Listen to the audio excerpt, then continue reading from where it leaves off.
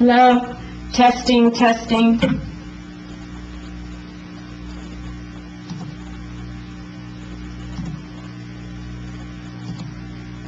Testing, testing.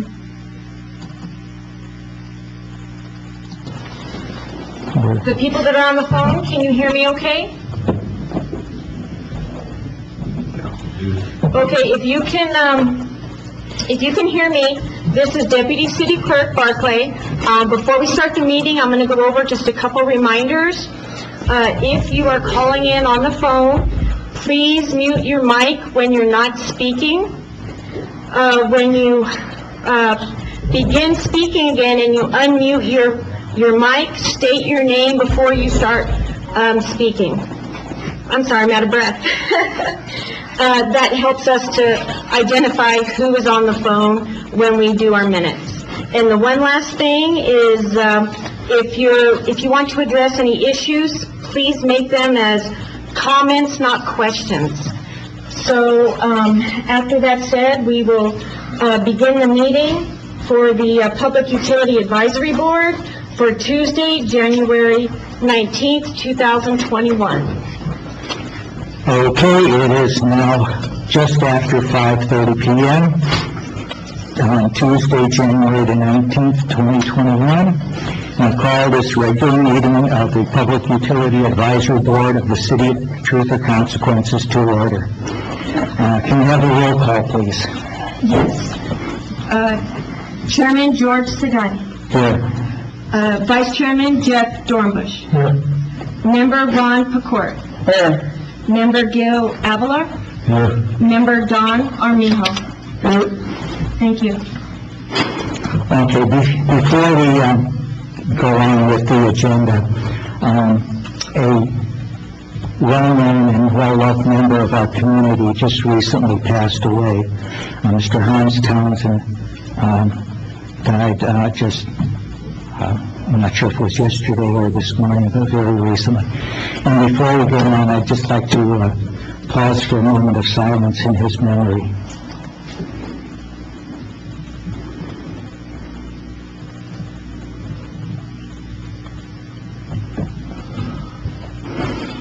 Okay, thank you.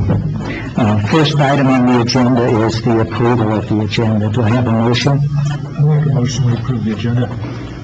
I second it. Motion and second, now, all in favor, say aye. Aye. Opposed? Okay, carries unanimously. Next is the approval of the minutes. Anybody have any corrections or changes that need to be made to the minutes?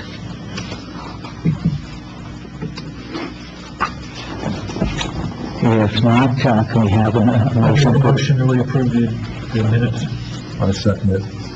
Okay, all in favor? Can you clarify who seconded? Again. Thank you, Carol. Okay, all in favor, say aye. Aye. Aye. Opposed? None? Okay, and it's approved. Next item is comments from the public, and we have a few people online. If you don't mind, Okay. Yeah, if anybody wanting to speak, let us know. We are not keeping the time here, but please keep your comments short. If you start to drag on or go off subject, I will cut you off. Okay. Ron Fan. I'd like to speak to the board. Okay, go ahead, Ron. Okay, one thing I would like to know is why none of your video is on. We are on video. You can see us. Part of communication is visual. I would like to see the board. I would like to see the people who are in attendance. There's no reason why you can't have your video on. This is one-way communication this way. You can see my facial expressions. You can see what I look like. I want to see the rest of the people who are at this meeting. I think it's a perfectly good suggestion and an offer. It's your technology. And if I can abide by it, I'm sure that the rest of the meeting can do the same.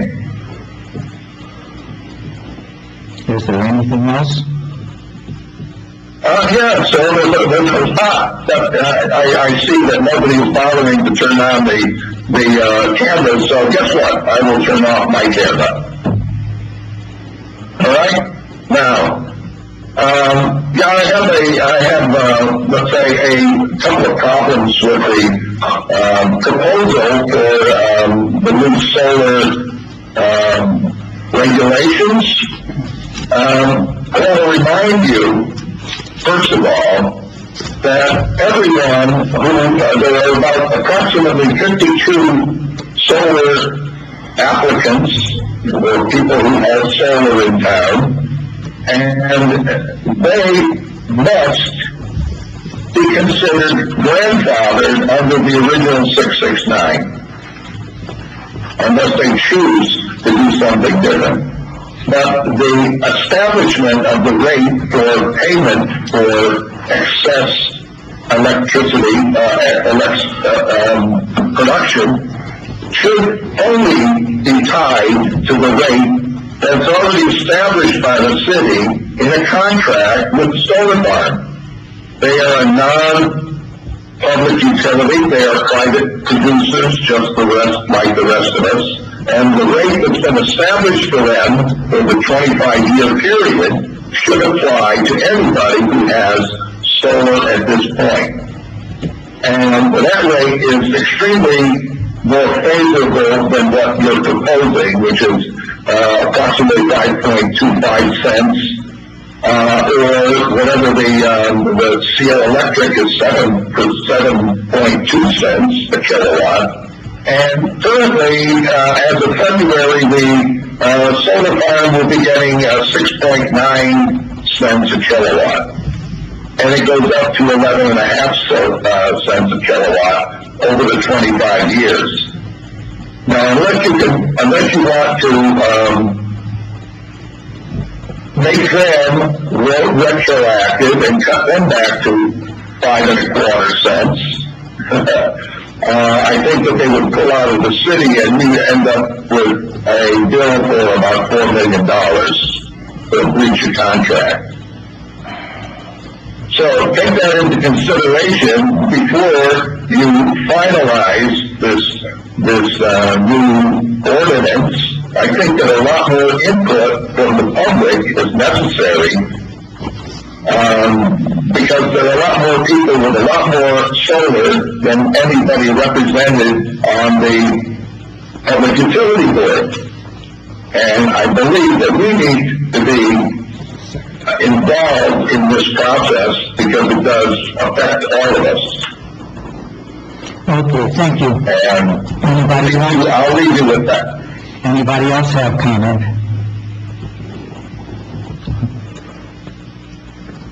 Oh, Ariel, we can't hear you. Ariel, if you can unmute your mic, please, if you can hear us, we can't hear you.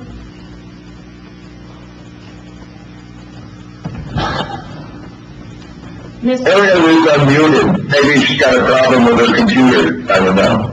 Okay. Okay, yeah, I'm sorry, Ariel, your audio is not coming through. No, she's still trying. We can't.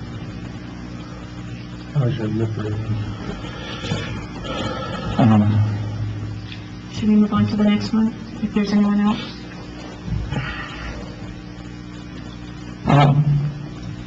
Ariel, I'm really sorry, we can't hear anything you're saying. Could you, Tell her to call in. okay, what number do you need to call in? Ariel, would you like for me to give you the number? If so, can you nod? I can see you. Okay, let me just read you the number. Ariel, can you hear me? If so, nod. Okay, let me read, can you write this number down so you can call in? Do you have, I'm gonna, yeah, okay, I'll give you, okay, awesome, here we go. 1-646-749-3299. 122. There's going to be an access code. Are you ready? Okay, 222-663-693. Give me a thumbs up if you got it. Awesome, thank you, ma'am. Will they actually hit the button or what? No, don't. No, don't hit anything. Don't hit the button. Okay. We got the deer in the headlight. Yeah. What's this? Technology,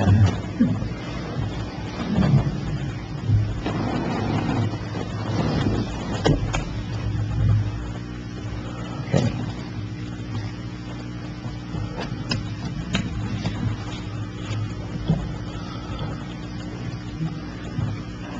Ma'am, would you like for me to read the number one more I time? think you got it. You got it?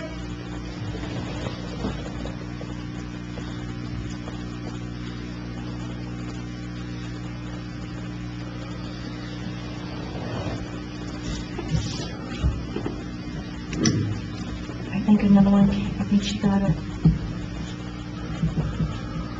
Okay, can you all hear me now? Oh, good. Yeah, loud and clear. Okay. Thank you very much for moving forward this idea that I proposed over a year ago. It would have actually been helpful to me if someone had communicated with me that you were going to have this meeting about this issue instead of just finding out about it less than an hour ago. I guess I'm going to turn off my audio here. It's not happening. In particular, I'd like to say that I have a number of questions about this draft change. Overall, I would really recommend that this advisory board hold a public meeting on what solar means for our community and get better and fuller input from members of the community prior to finalizing any ordinance change. Further, I'd also like to send this to Solar United Neighborhoods, an expert in this field, to get some input from them. One recommendation is that I think a preamble to this ordinance about why solar is important would be a good idea. And now I have some specific recommendations. Under Overview A, you still have in there size for the most recent 12-month average usage. I think that needs to change. Under B, where you've made I think 10 watt for residential systems is a very good change. But I question why there are any limits at all. And then the other suggestion is, or 100% of the recent 12-month average of customer usage for non-residential systems. I think this does not still cover the issue, for instance, that the brewery would have had. Didn't have 12 months of prior use. Moving on to the AMI meter mandatory issue, I think this is litigation, and you don't think you can state this at this time. Moving on to the next issue on the next page, under E, I think that this recommendation of 40% is a violation of the fair, equitable justice use of what the city pays the solar farm. For F, I think it's the same issue. So for those reasons, I would re-examine this or take a closer look. But I think a public discussion is a really good idea at this point. So I hope you all can move forward with that.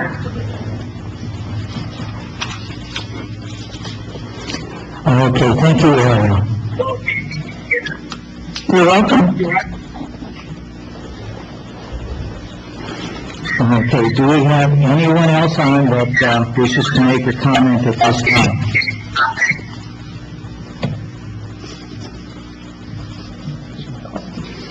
Okay, so that, take that as a no.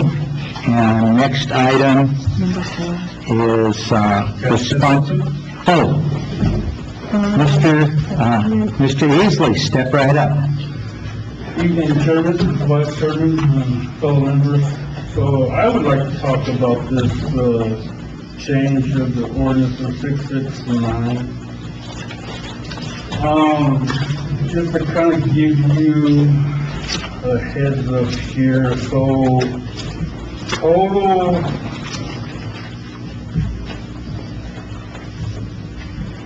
solar customers that we have now in the city is 54. We have 46 residential and 8 commercial.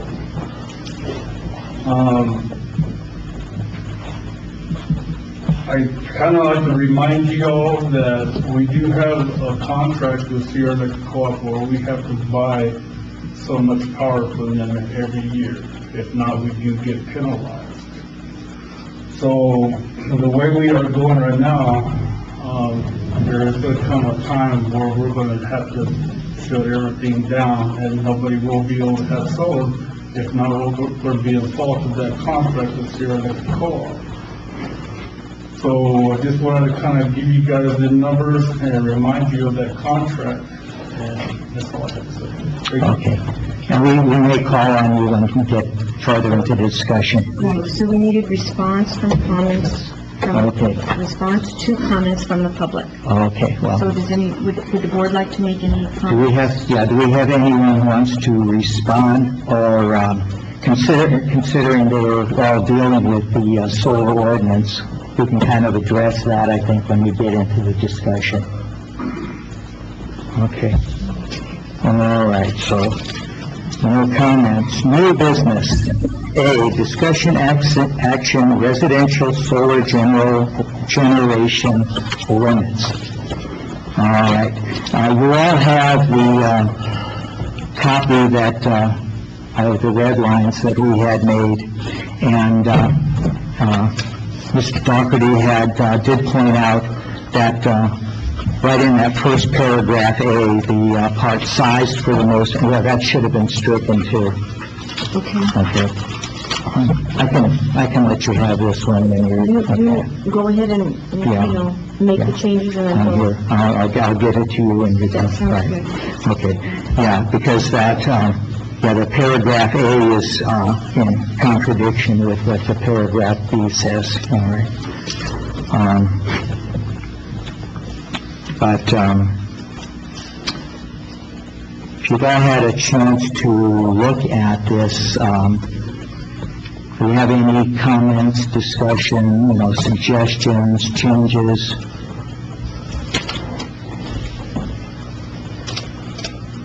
Well, when I'm reading here, should it say, in paragraph B, this is on court, for oversized systems, renewable energy generation system be sized such that it inverts rate capacity exceeds 90%? Okay, 90% is crossed out. Right, Right, that's the old language. okay, right. But it says, but you can go to 10 kilowatts for residential. Right.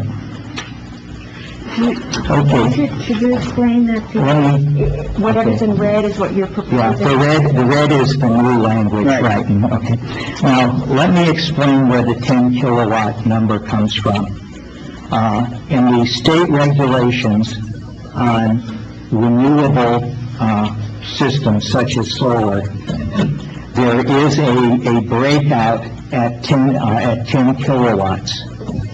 Anything below 10 kilowatts they have a simplified approval process. And they do that, that is designed so that residential, homeowners, individual homeowners can get their own, system, put it in something that's, of an appropriate size for a residence, and do it with a minimal approval process. If you go over 10 kilowatts, you go to the full approval process. There's a lot more paperwork, a lot more information that needs to be brought up and or needs to be submitted, and the approval process becomes much more complicated. And again, the state did that to allow homeowners to put their systems in without all of the fuss and bothers that a full-size system would use. And that's the reason that we have that there. If a homeowner, if you've got a large home, you've got electric heat, air conditioning and all that, and if you think you're going to be using more electricity, okay, this doesn't stop you from putting in a larger system. But if you're going to go above 10 kilowatts, then you're going to have to justify it by your usage, okay? And again, it's not putting a limit on a larger system. It's just that you have to, for something like the brewery, or for a very large house, if they want to go to that size, you can, estimate what your annual usage is and size it that way. If you go, 5 kilowatt hours production over what you estimated 1 year, nobody's going to jump all over you for that. But this is to try to keep that at a reasonable level. For some place like the brewery, when they come in where they don't have a 12 months usage, well then, that is something they would have to go work with the utility department and their solar installer to try to determine that. Again, I don't see anybody quibbling over a few kilowatt hours one way or the other on this. It's just that we don't want somebody who needs 15 kilowatts putting in a 25 kilowatt system, So that's the reason for that.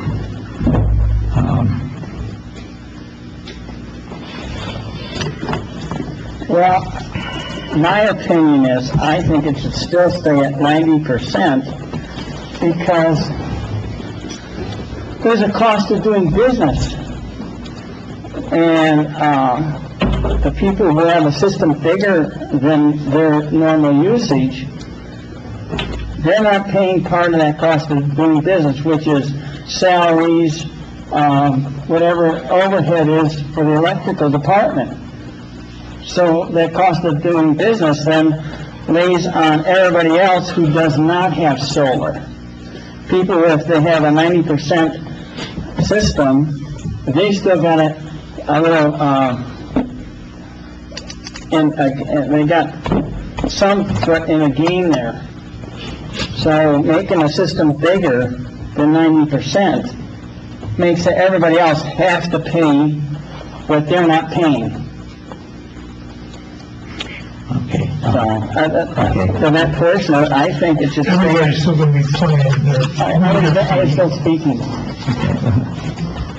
So I think that making a system, even 100% would be fine, but nothing bigger than 100% of what they calculate their need is. Thank you. All right. Anybody else have comments before? I think they're still 90% also. Those are down because they still need the electric department for the middle of the night stuff and storm days, this, that, and the other. And they will produce whatever they want, or a bigger systems where they don't need the city except for bad times, if you will. The upkeep of the system and order for them to go in and out still costs money.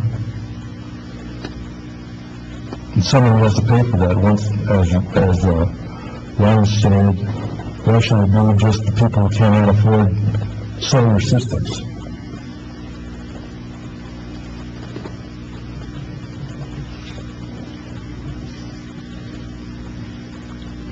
Anybody else? People that have bigger systems, wherever they figure out the storage, I'm sure the people that have the bigger systems are gonna say, see the city.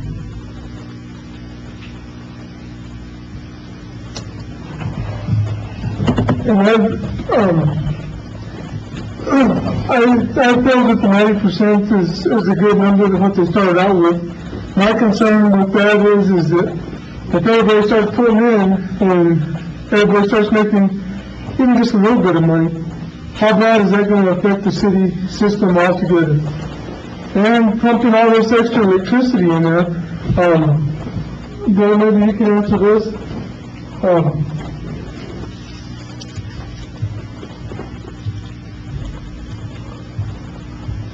If we add more electricity to the system, not only what's coming in, but going back to the system, is that going to affect anything in any way? Yeah, it's gonna affect what we buy from Sierra Electric Co-op in Walmart. Even the solar array out there, because we buy all the power that the solar array generates out there. How about the electric system itself, like It's gonna affect the revenue that we get coming in also. I'm thinking transformers and stuff like that, will they have to be bigger? Any change in the line, any change in, anything like that? No, sir. Okay. Thank you. Before you go, I have a question. How much electricity do we purchase total? I couldn't give you the numbers right now. Just a rough estimate. Kilowatts, I couldn't tell you. I don't mean to interrupt, this is Deputy, are we supposed to keep, comments? Are there only supposed to be comments, because all the questions? No, for us, for this is okay. Okay, thank you. Jeff, I would have to get you the numbers. Because I want to know what the difference is between how much we purchase total and how much we are contracted to purchase. Because that difference, then we can figure out, is this going to really affect our purchasing? Down the line. I mean, how many people, we have, 80? You said 85? I forget what I said. 46 and 8. See, that's the thing too, is we have a company right now called Yellowbird, and they're coming to town and they're going door to door to door. I'm getting applications from Yellowbird, I'm getting probably 4 applications a week from them. They're selling, for selling. We just got one for Chevron up at, North Dave, we just got one for El Faro, the restaurant. I understand. What I'm asking though is what is that ratio? I mean, what's the difference that we would need? I would have to get you the numbers. I don't have the exact numbers, but I've looked at that contract for the minimum purchases, and the minimum purchase is somewhere under 10% of what we purchase now. Okay, so It's, theoretically, you'd have to put in one heck of a lot of solar. theoretically, any change towards reducing that surplus purchasing through solar application, if you worry about it happening in a 1-year period, if we have to renew this contract with Sierra Electric every year? There ain't no renewing that contract. Oh, so we're stuck buying X amount for Probably another 15 years. and what are the consequences if we don't? We penalize it, and plus, their rates go up too after a certain amount of time. So, we can't put ourselves in a hole, because I understand, it's just, why are we being forced to purchase this electricity?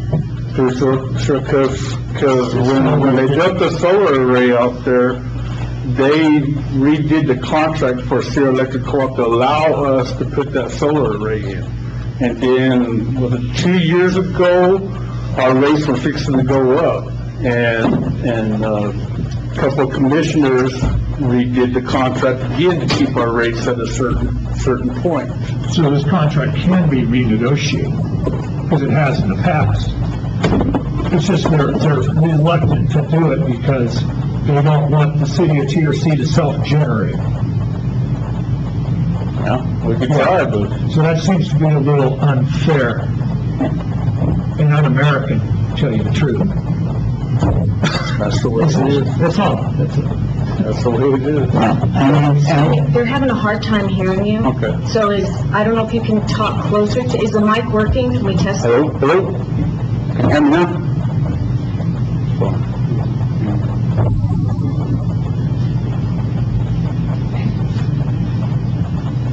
Any other questions?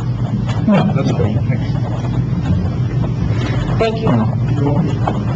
Well, I'll just hit some of these points. First of all, $8 a month per customer connection fee is still there.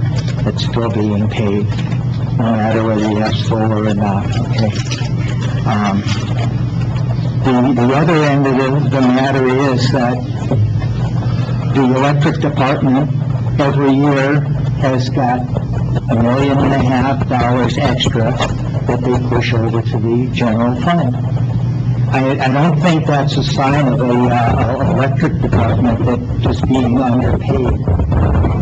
All right?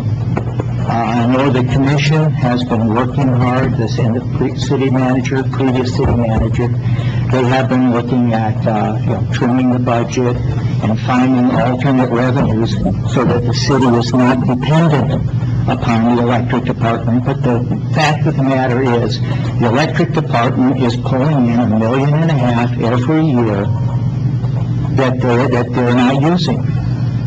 And I don't see that the small difference in revenue that's happening here is making a big dent in that $1.5 million. With all of these solar customers, that surplus is still there.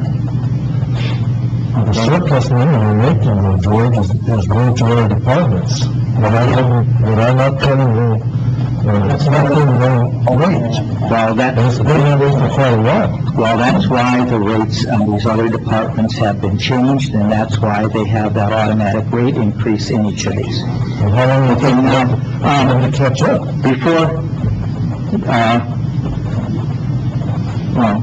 We'll cover that in the next, under the next item. Okay. Just go ahead. I have one more question for you, Bo. I'm sorry. This is a little bit off of the subject, but it's still pertinent. The new meters that are going in, you said they're like 95% installed? I would say, 95, 96% all are installed. So next month, we should have pretty much a new reporting from these things? I would say maybe next month or the following month. Okay. I would like to see in 2 months, if the city would provide this for this board, a increase of the efficiency on the meters, what that equates to in dollars and cents. Because everything the way it is hasn't really changed except for the meters. And the quicker we can do this little C, be more accurate. So I would really like to see, if we went from 80% efficient meters to 100%, that'd be a 20% increase in our revenue. If it's 95, it's still a 5% increase. That'd be really nice to see that, in 2 months. Could you do that? Yeah, we sure the utility department can get that. Okay. Thank you very much. The other thing I had is that, just an example, the state of Washington, there's a lot of people buying electric cars, okay? And because they fix their roads with the gas tax, they are now charging people who have electric cars more money to buy an electric car to offset that money to replace those roads or fix the roads. That's the same situation here going forward. If we put more people in and are producing more electricity, that means that Sierra Co-op is going to raise the rates eventually to offset what their bottom line. Think about that. That's why I'm getting this system installed next week.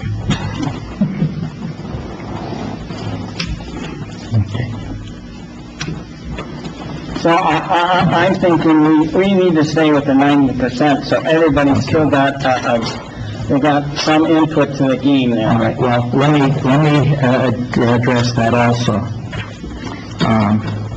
If you look at paragraph E, where we're talking about the reimbursement for the yearly excess generation, all right? We're talking about, if everything up to 100% of what you use is balanced off, okay?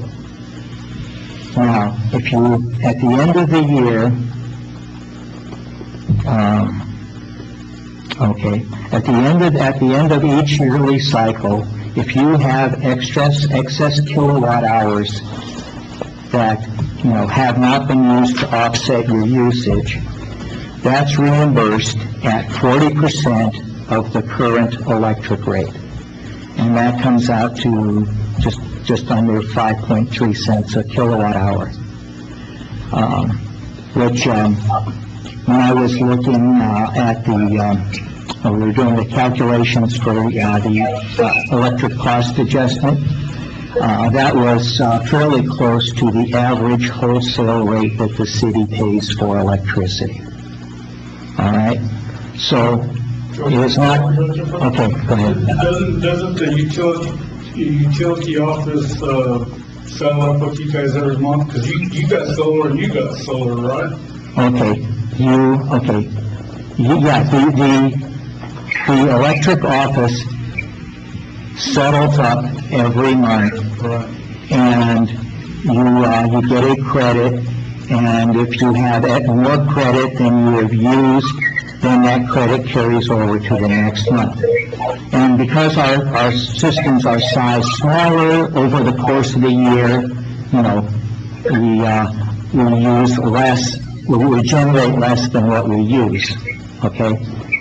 That's because we were forced to have make our system smaller. Now, if somebody, if I were to put on, 3 extra panels, and now I'm generating more than what I would use, at the end of the year, I may have 200 extra kilowatt hours, okay?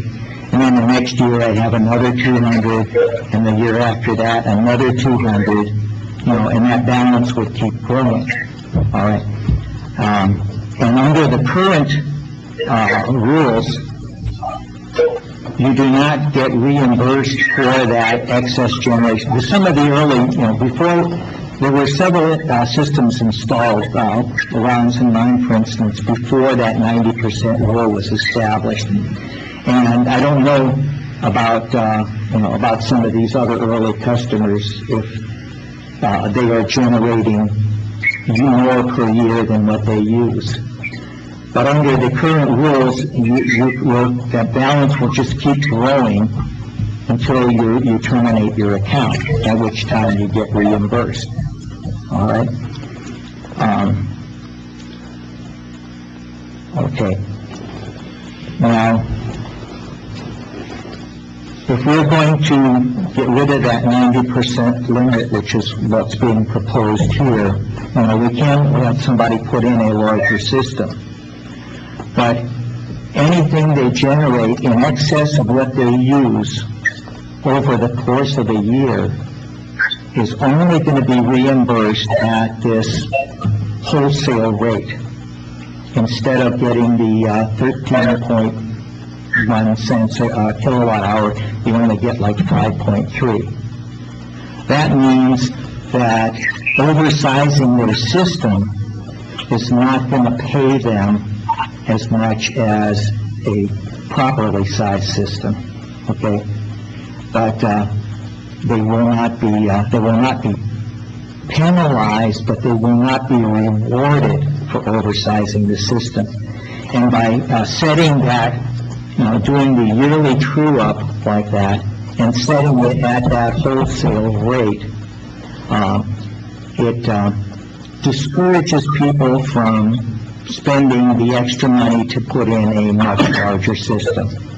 Okay, the payback, our electric rates are low compared to many other places in the country, and we don't use a lot of electricity here.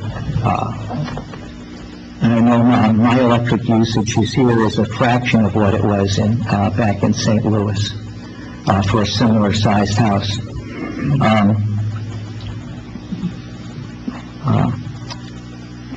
So the payback for installing a solar system, it takes a while, and particularly because we can't issue renewable energy credits like people that are subscribed to a large utility company. They can get these renewable energy credits.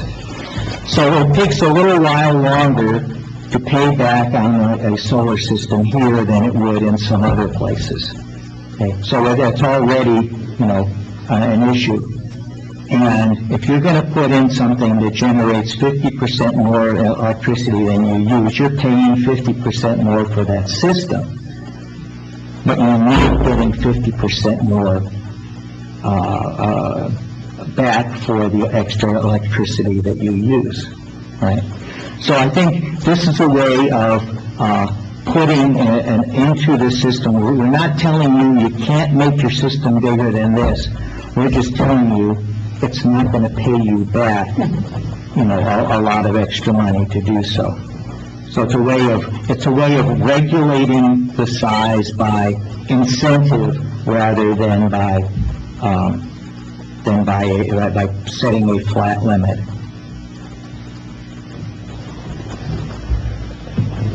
There's other things, and there's people who put systems in, they get that credit, for your taxes, at 30%. I put my system in 2014, and 3 more years it'll be paid for. It'll have paid for itself. Okay?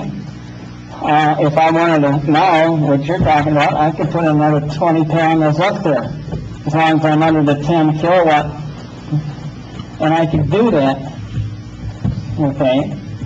So the incentive there is to put more in. So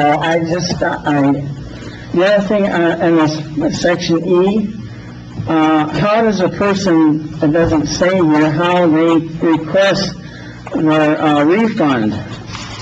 I thought that maybe that had to be put in writing to the utility office that they would like their refund based off October's numbers. The way this reads is that would be calculated by the utility office every year in October. It would be automatically refunded. So you're creating more work and cost of doing business for the utility office then. Cost of doing business. I think the person, if they want the money, otherwise, it's been going on for me for, 7 years now, and you too, that my amount of, right now, I have my bill, I just got today, I have $110 credits. That's it. Okay? That's not a lot of money. So what's it going to cost for the utility office to write a check to me in October for that $110 or the, whatever that calculates out to? Do real quick. What $100 am I going to get? I got $100 credit, and at what, 5%? Más o menos? What's that cost? I know from my experience where I came from, retired from, to place an order on a company, it cost $75. At that time, that was 25 years ago, to go through the process to get that order to the customer, bring it back. What does it cost the utility office to go through this process, to calculate what your money is, and write you a check? Cost of doing business. Well, the cost of figuring out what that credit is already in the system, okay?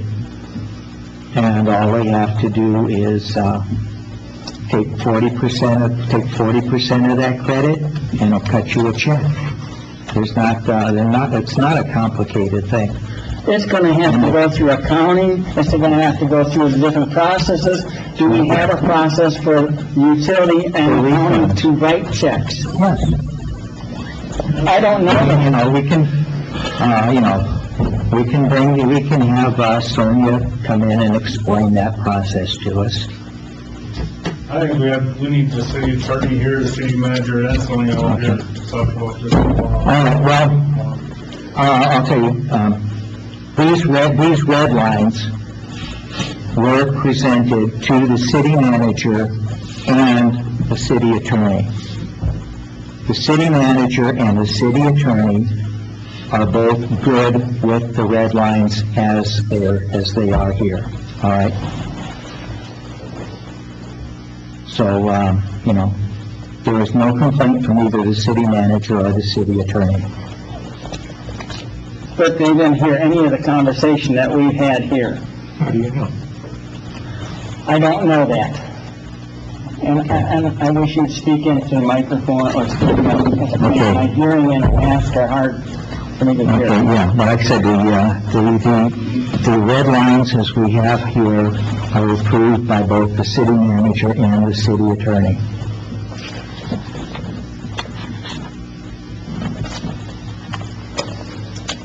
Well, I make a motion that we table this until we have more further discussion on this with them present for their input.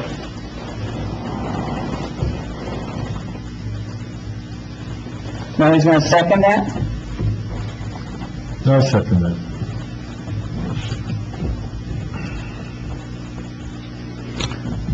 Okay. You want to take a vote? Just, let me make a comment before that. I had also, and it was mentioned during public comment, and I have heard from a few, other people who, wanted to have, a public meeting to discuss this. All right. Now, if it goes up to the city commission, there will be a public hearing on it anyway. But part of the approval process for ordinances is to have a public hearing. However, I think the consensus was that people wanted to have a chance to have input before the final wording is decided on and before it takes the form of a formal ordinance. All right. Now, we have the option of having a public forum on this issue before it goes up to the commission, or we can send it to the commission and ask that before they consider it, that they have a public meeting on it. So there's the two options there. But if there's, where it sounds like we're having some contention on this issue, so maybe asking for a public meeting on this where more people that have solar or are interested in solar, can input to it, we may want to do that instead.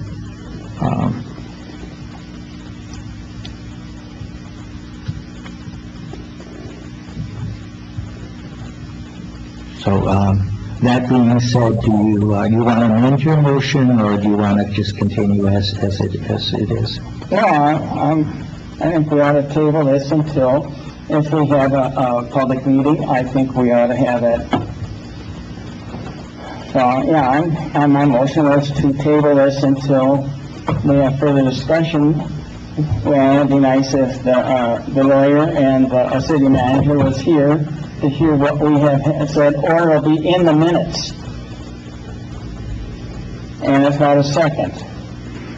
Okay, we have a motion and a second. All in favor, say aye. Aye. 3 ayes. Okay, and opposed? Nay.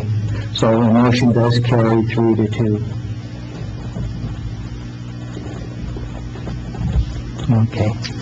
So we'll pass that information on to the city manager, and we will see what we can do about scheduling a public meeting on this, and see what other input we get, and some feedback from the city manager and from the city attorney.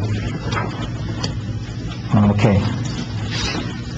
The next issue, discussion and action, type of utility reports to be furnished to the PUAB. Now, I know, Bill, you remember the reports that used to be given to the PUAB. They were pretty detailed. The electric department. Yes, I do remember them, and I appreciated those reports. And I really wish they would come back. So it's so helpful to us. I don't I had a specific question. Right, yeah. I think that's something that because we are responsible for providing support and advice to the utility departments and to the commission on behalf of the departments. And if we don't have a good grasp of what is going on in the different departments, it's very difficult for us to do our job.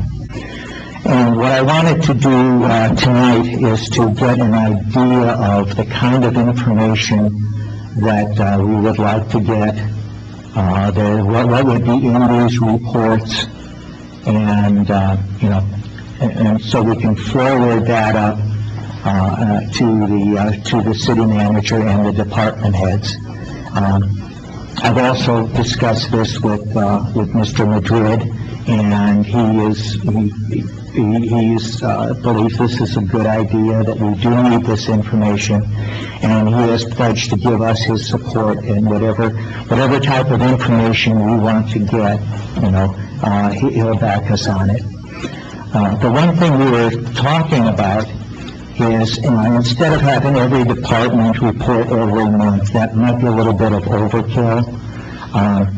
If we rotated between the departments, each month a different department would come in and talk about, their production, their revenues versus expenses, the costs, and that type of stuff.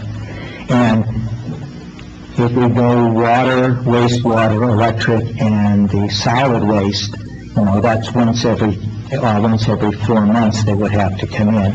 It minimizes the burden on them, and it doesn't overload us with information all at one time. So that was the one suggestion that was made.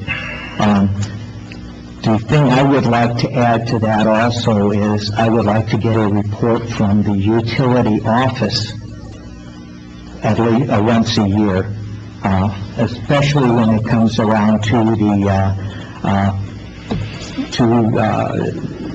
right around June, when the rate changes come in.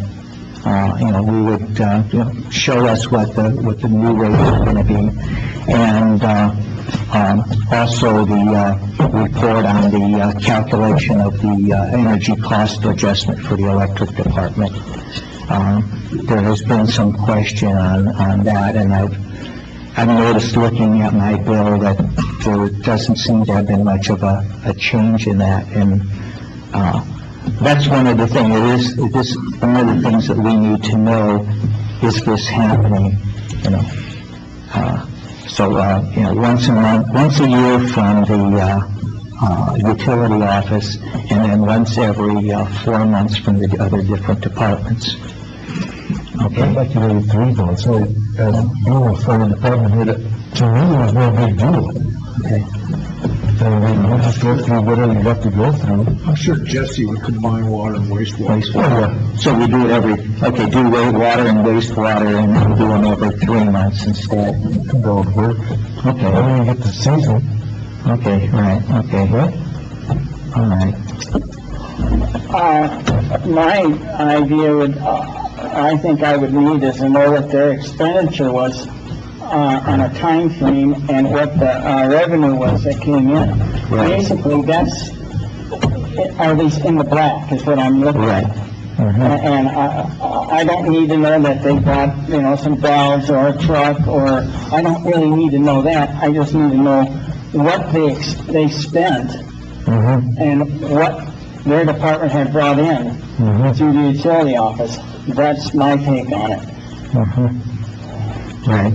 And, we now have these automatic rate increases every year that go onto the utility rates. And, you know, people, they are concerned because the rate does go up. And in the report, at least, you know, the end of year report, you know, we should get, something from the, department head saying that, yes, you know, we do need to continue this because these are our expenses, this is what we need to do, and yes, we do need that rate increase for the next year. I mean, it will happen anyway. It's in the ordinance, you know, that it will happen. But I would like to hear, you know, or see for myself that, you know, that it is still needed and that they can justify that continued increase. Because all of a sudden, if everybody's, you know, making a lot more money than they need, then we need to revisit those rate increases. But unless we get that information from the departments, you know, we can't make that judgment. And again, that would have to be a commission decision, but I think it's our responsibility to be monitoring that. Yes. And actually, if you look at in the ordinance, working with the departments with their budgets is one of the responsibilities of the utility board. If they ask us for help with the budget, they can ask us for help with the budget, and I think we need to be a little bit more involved anyway. And not telling them how to do it, but just be aware of it. Do you think quarterly would be enough, or do you think every third month? Well, I'm saying every third month, so we don't have all of them coming in on the No, I same month. understand that, but, okay. Well, okay, if you mean by quarterly, you know, March, June, Right, September, you know, like I said, that way they all come in at the same month and we kind of get buried. Well, and it wouldn't be that big as saying that, okay, this quarter we spent X amount of dollars and we did, you know, whatever they did. And this is the revenue we came in, so we got money to cover what our expenses were. So that's simplicity. If there's a problem, then that should be highlighted and brought to the surface during that period. That's my thought. Okay.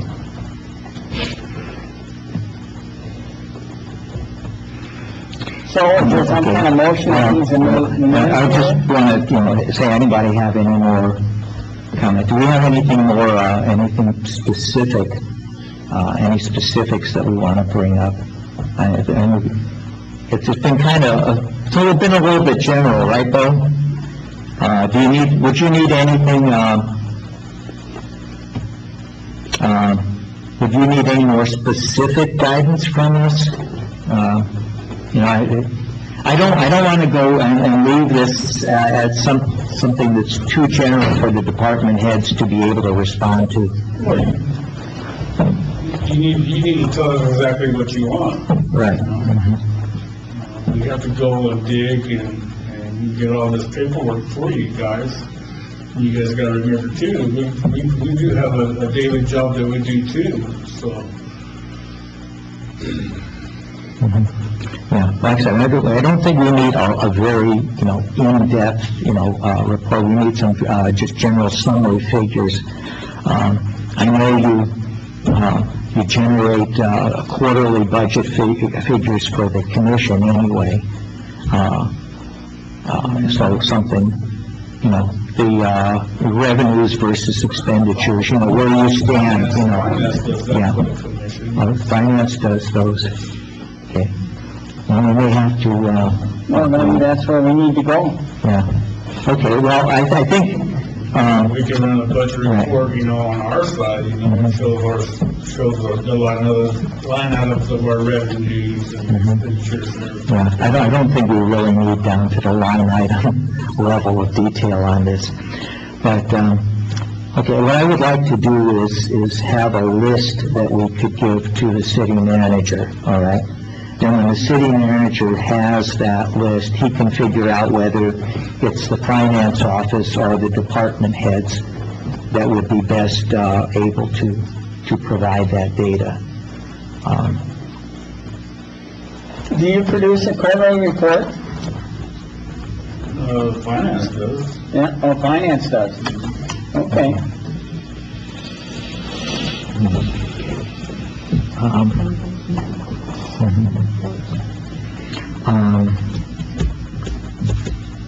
Well, I wanted to introduce this. It's not vital that we, you know, come to a decision on this at this meeting.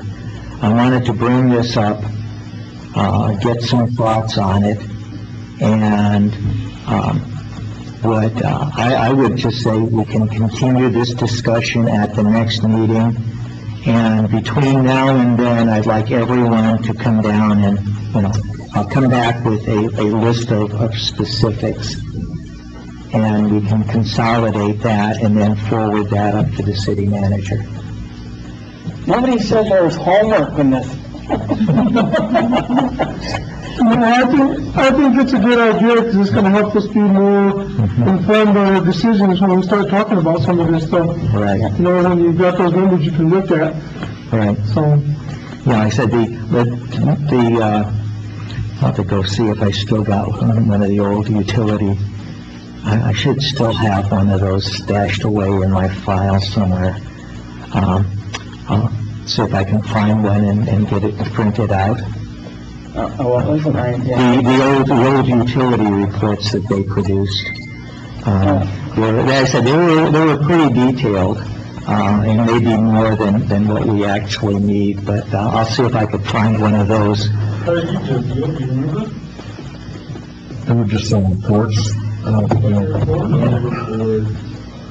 kind of what we were doing, our newest projects, kind of like what we're doing right, you know, how we're doing now. Well, they had, What's the latest thing going on and finding problems. I remember that one. well, they had the number of kilowatt hours purchased, the number of kilowatt hours sold, you know, the cost of buying it, the cost of the revenue from the sale, you know, that, it's a very basic breakout, you know, on what's going on, say for the previous 3 months, you know. And latest projects. Yeah, and, you know, any issues that are coming up, you know, that you see coming up, that will be, can affect your budget, you know,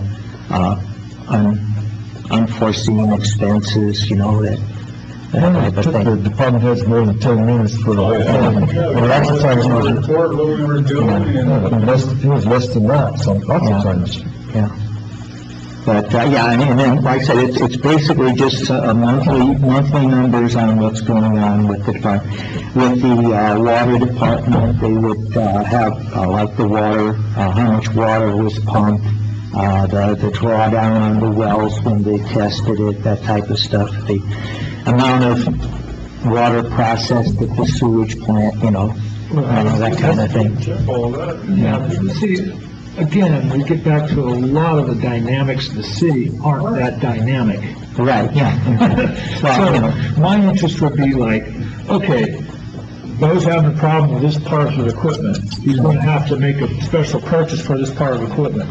You know, that kind of information, that's what I would like to know, is not just the black and white, are we making more money this month? Yeah. Well, I'd like that's, to know, you know, are the LED streetlights turning out to be cost effective? Could we possibly make more money if we got rid of all the other lights and put in nothing but LEDs? I mean, would we worth the money? Where do those lines cross? yeah, that type of thing also, yeah. So for that, we need information. Right, Some of our customers, I think, really like that also, just a rundown. right, I've been getting people asking if there's any way they can find out with these new meters on their cell phone, when they're not at home, what their electric use is. you should be able to. I know, that's what I'm told, you should be able to, but people want me to tell them how to do it, I don't have Yeah. a clue. So that would be something I'd like to hear. Yeah, and I think, once, I think we should have everything installed and up and running by next meeting, right? It's hard to say right now. They are using the AMI meters for billing, right? Yes. Okay, There's still a few out there that, like I said, there's, some demand meters out there that we have to change the meter can before we right, can retrofit the new meter, Yeah. fit in the old meter can. right. So, Yeah. and then there's a couple other revenue sources that we're still Well, working on. I did notice now, we're using the meter readers. It was 2 weeks or more after the meter was read that I received the bill.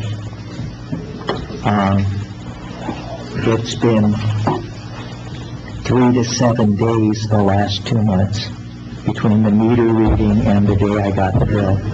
And I didn't know I moved that fast. I could get from the utility office to my house in less than 4 days, but it did. God, just escaped me. I'm sorry.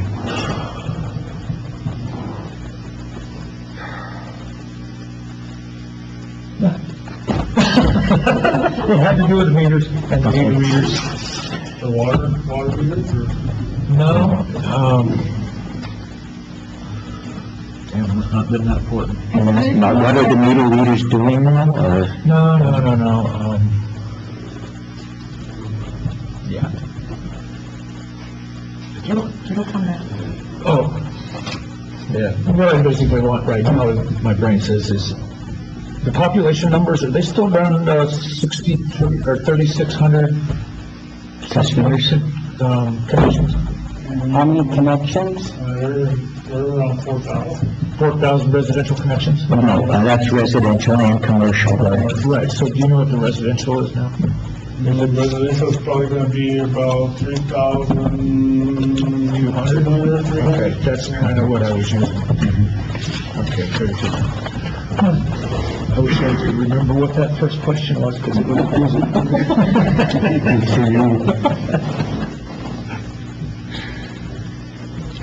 Okay.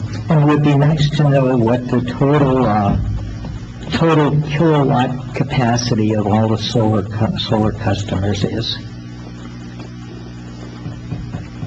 Do you have that? Can you, is that, He's gonna make some happy, okay, yeah. Because actually, I would, there's a very interesting statistic that is used, looking at solar, and that is the number of kilowatts of production capacity per capita, per person. All right? And when we started on this back right after, there's like 7 of us residential, there was Walmart and the solar farm, and I think we were up around 400 kilowatts per person of solar generating capacity per person, which is, for the city of Truth or Consequences, which is higher, at the time, which was higher than any major city in the country. At that time, Honolulu had like 300 kilowatts capacity per capita, and we were in excess of that. Well, I mean, it is a small population, but we have a lot of solar generating capability per capita, and I think if we would get that figure, that's a nice bragging number.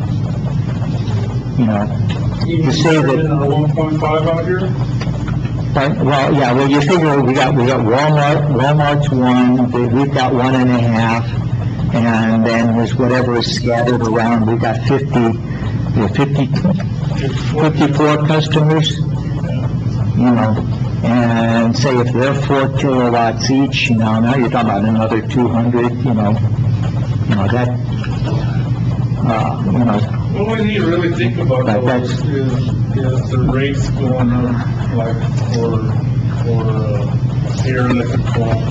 It's just like the solar array, those rates are going up every year, and we're gonna be paying a lot of money for that solar array out Good there. luck getting out. It's blocked? No, you can get out. Hey, we can get out, now you You remember that spreadsheet that the rates go up every? Right, yes, For the solar, Mhm. and we're going to start paying more for electricity out there. That was a bad deal.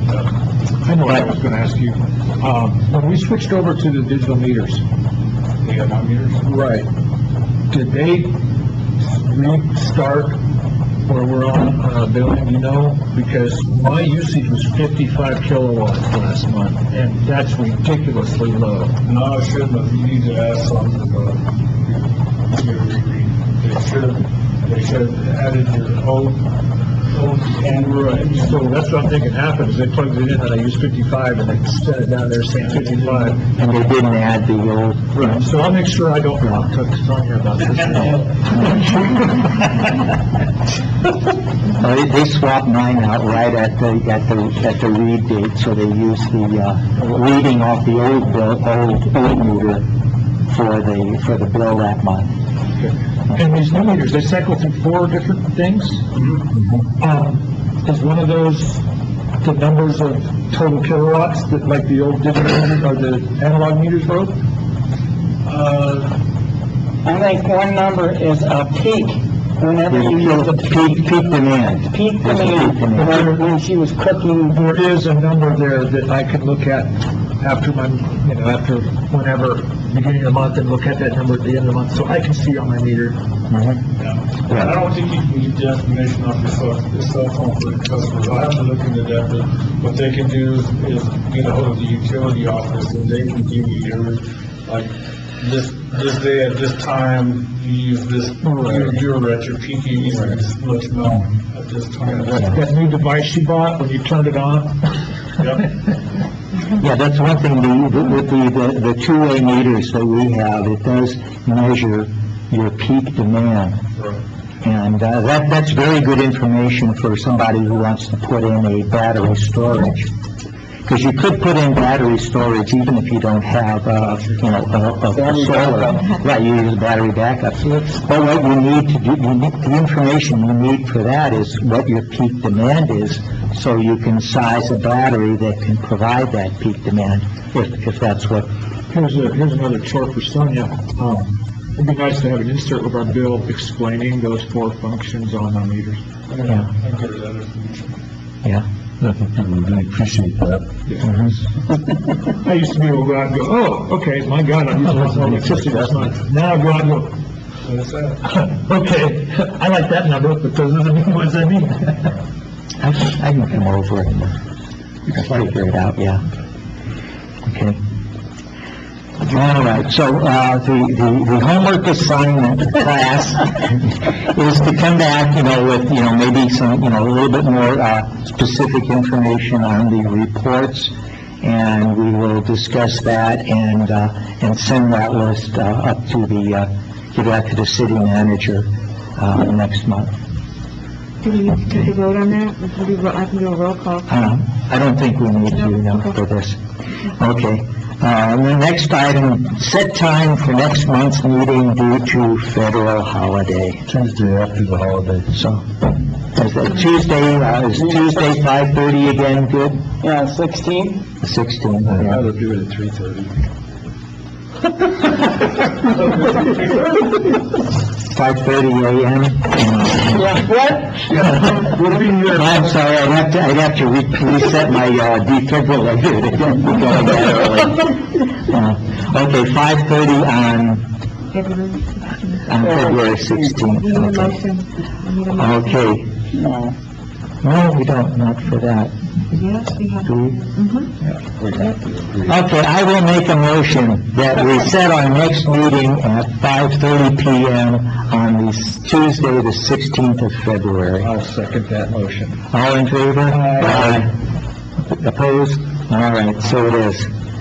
All right. Comments from the board? Yes, I do. I have my electric bill I got today, and it's interesting. The reading, my electric reading, is still from 10/27 of last year.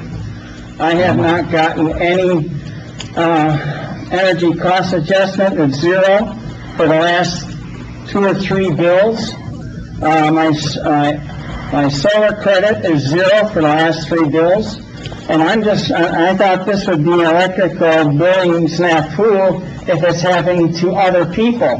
When the gentleman came out and pulled out my meter, he did not read the numbers on the old, I don't know what he did with it, with the old meter or what the readings were.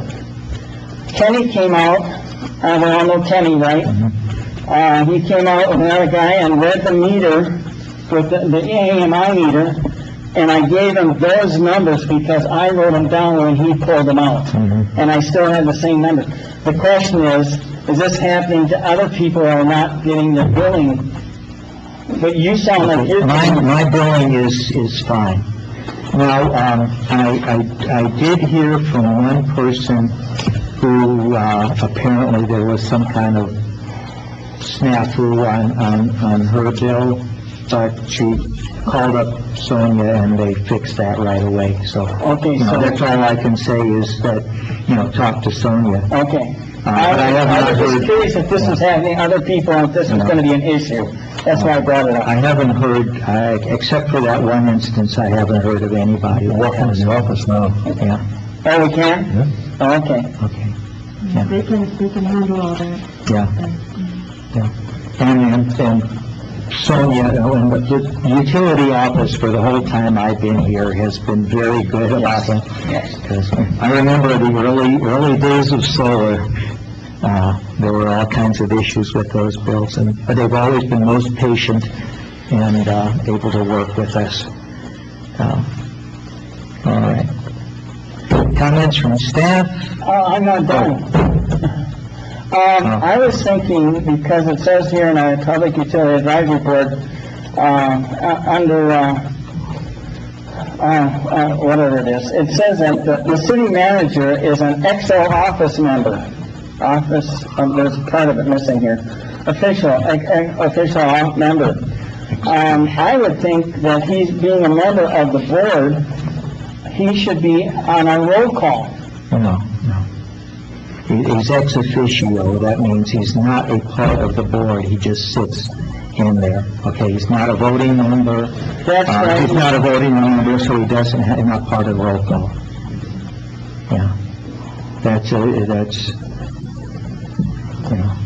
just the way it, Well, there's another part on here, and it says that he is a member of the board on our... The other thing I wanted to bring up that, Goodbye. This is going on too long. that when we have things in the body of the minutes that are not on the agenda.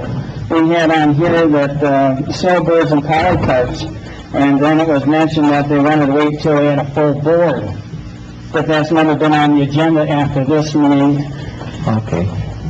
So what I'm saying is that when there's something in the agenda, in the minutes, that should be on the agenda because we're looking for an answer for something, or, it should be related, because it just gets lost. Do you want that to be do you want that discussion to be on the next meeting, the next Well, meeting's that was agenda?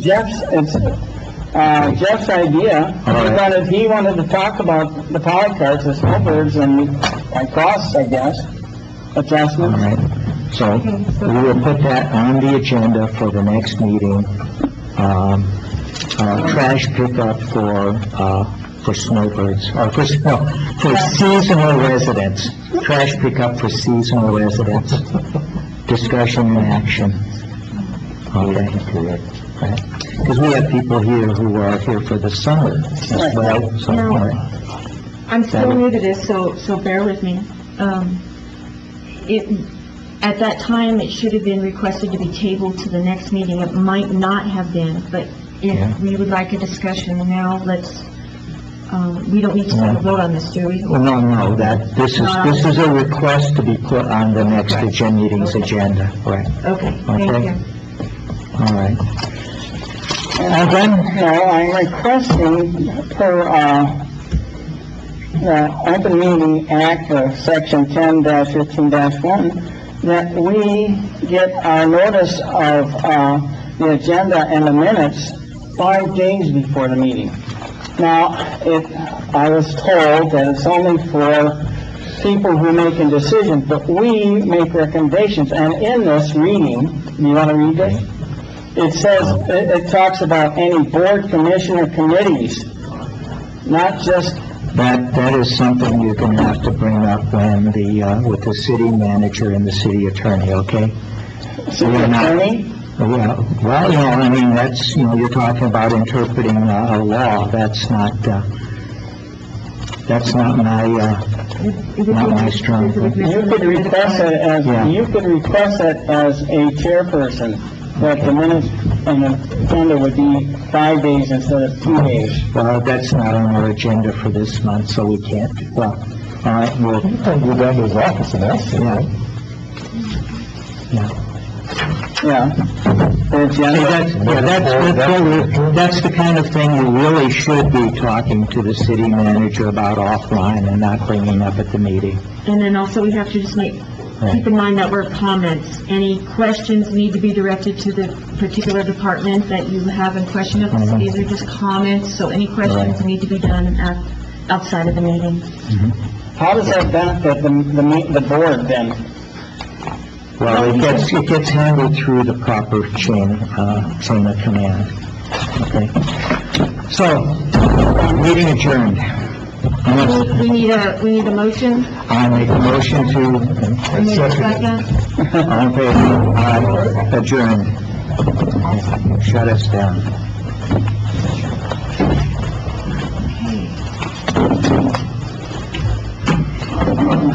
Thank you so much for...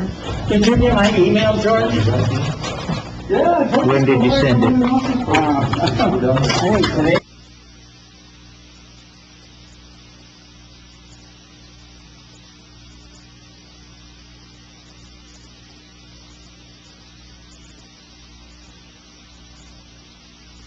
Testing, testing. Testing, testing.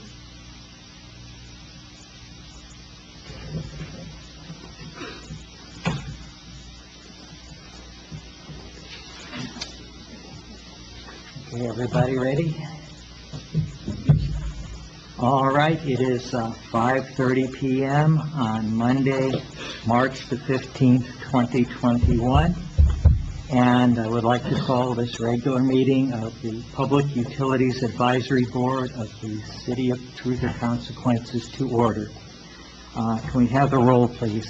George Spaghetti, Here. Jeff Brumba, Here. John Clark, Here. Phil Avila, Here. John Armijo. Here. Mr. Chair, you have a response. Okay, first item is approval of the agenda. Anybody have any, Yeah, on the agenda, I was wondering why, Mr. Thornbush's items that were in the minutes of the previous meeting was not on as old business. In reference, he would like to know how much electricity is, contracted to purchase, wanted, if the meters were, how they're close, and the efficiency of them. That, I thought that should have been on the agenda. He had asked 2 questions.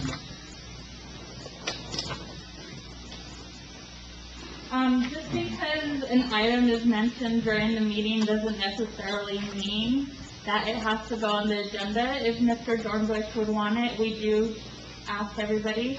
You have the opportunity to contact us to let us know if there's something that needs to be on the agenda.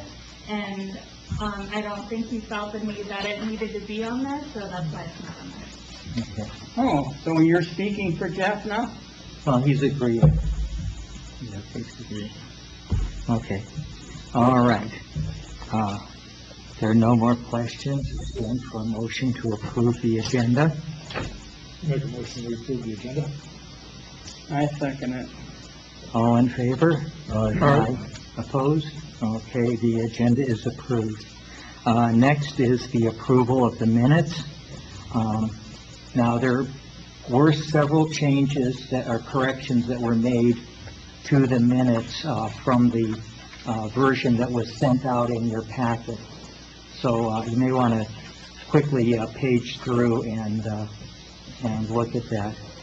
And I would note that the changes to her comments that Ms. Doherty submitted have been incorporated into these changes as well.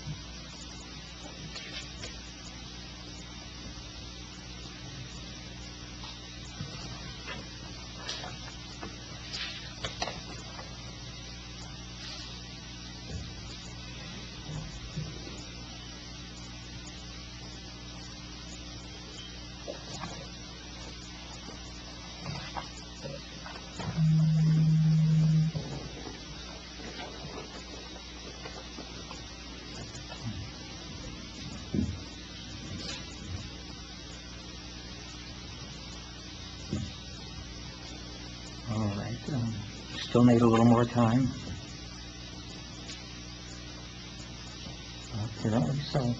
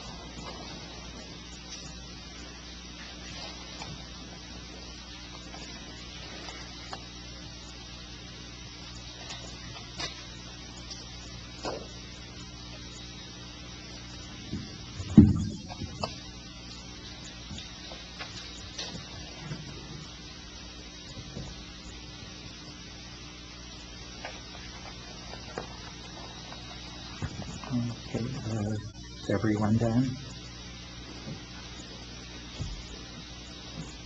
Okay, would anyone like to make a motion? I make a motion that we approve the minutes. I second it.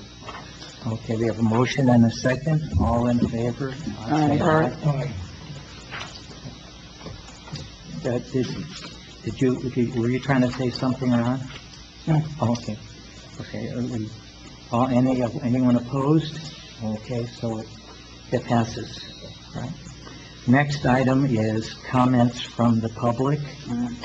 All right, we have a 3-minute rule. I'm not going to slam the buzzer at 3 minutes exactly, but, do not carry on much beyond that. And for those who have submitted information via email, you do not need to go, we've all read that, you don't need to go over it in detail. Just summarize and make any emphasis points that you want to make. Okay. It looks like we have Ariel and Ron Fenn on there. Who would like to speak first?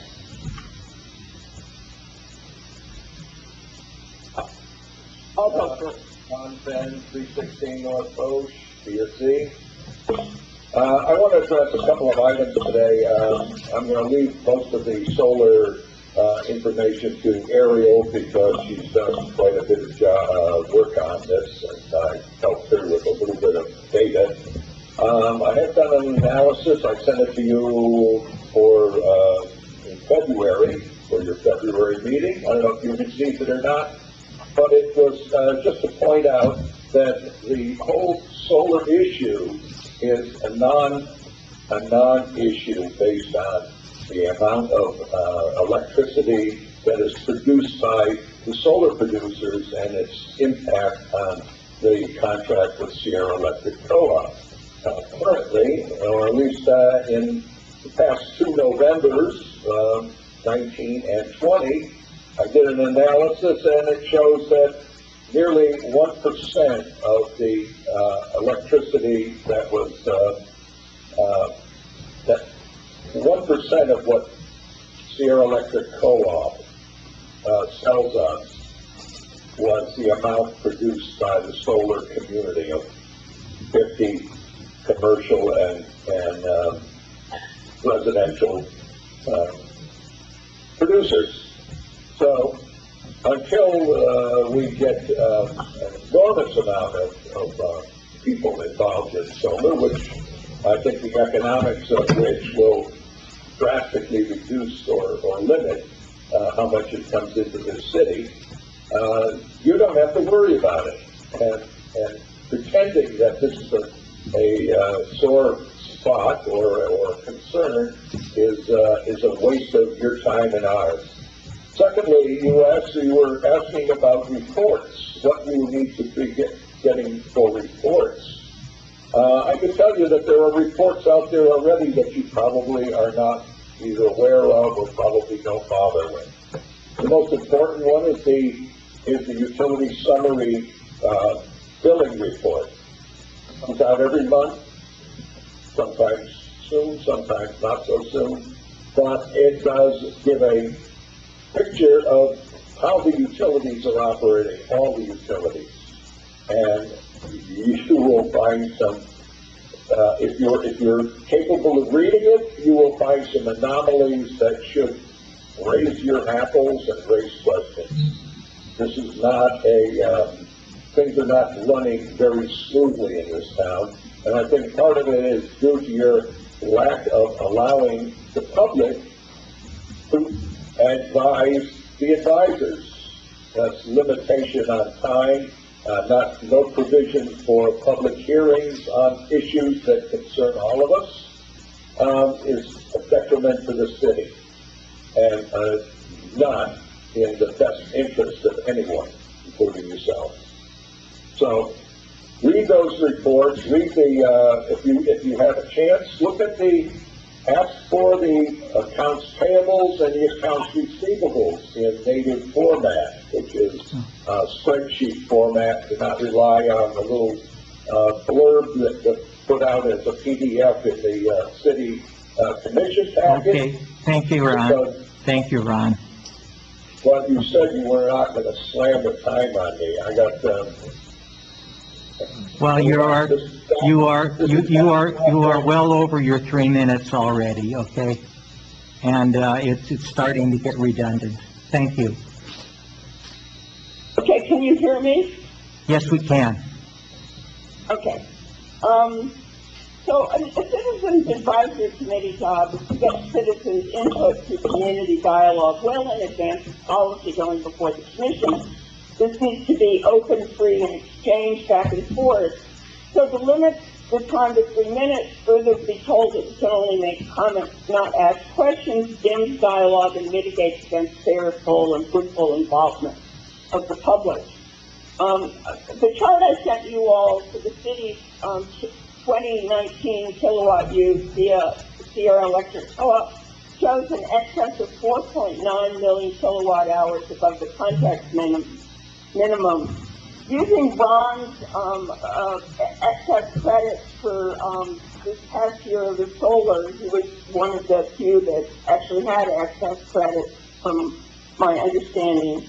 It would take 780 solar users to produce that level of excess impact for this, affecting this contract. So I think the 90% limitation in any list that solar producers will affect, the Sierra Electric Co-op completely falls and moves.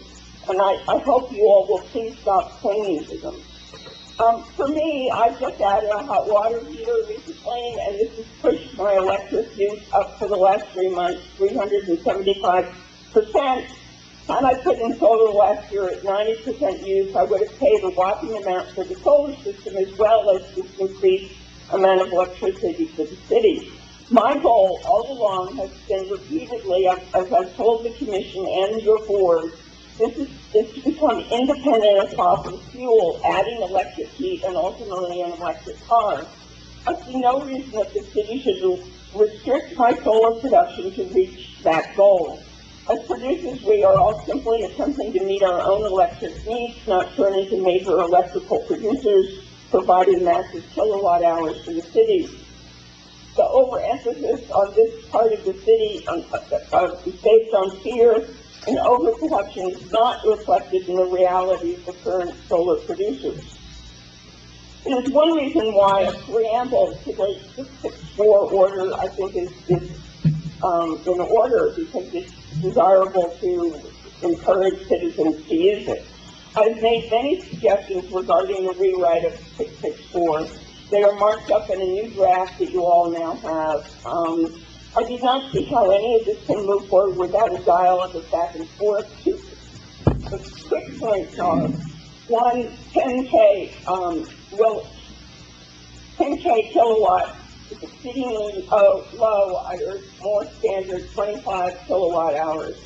The annual payout of 40% of the tech contract is absurd. Further, the city cannot discriminate and pay one solar producer one thing and another. On the AMI issue, I think this was written prior to the city's January 29th meeting, and it's an unnecessary addition here. I'm thoroughly dismayed to see the city move ahead with an RFP to make the city's, i.e. us citizens, pay for the installation of 4 or 5 electric car fueling stations across the street from the city's offices. From an IPRA I received on this, I see absolutely no public input on this issue. It went before no advisory boards for discussion. It is not in the comprehensive plan, and there is no need to substance. How does such an idea blossom full force into such an expense for citizens, especially when you will not allow by the 90% restriction and the possibility of 10K limits for us citizens to have enough solar panels to supply electricity for our own future electric cars? Contradictions abound in this. Okay, thank you, Ariel. I will supply my written comments so that I'm not misquoted in the future. Thank you. Okay. All right, is there anyone else who would wish to make public comment? I don't believe so. Okay, next. Hello? Hello? Hello? Oh, that's My right. name is Martha Rimmel. I'm also interested in the issue that's in front of the board right now regarding the solar panels.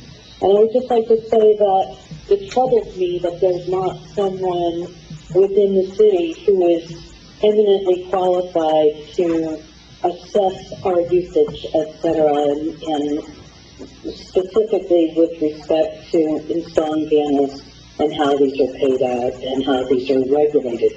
I find it troublesome that we pay a consultant a huge amount of money and don't exactly understand why it is that we can't have someone working in the city who is qualified to make those decisions. Okay, thank you.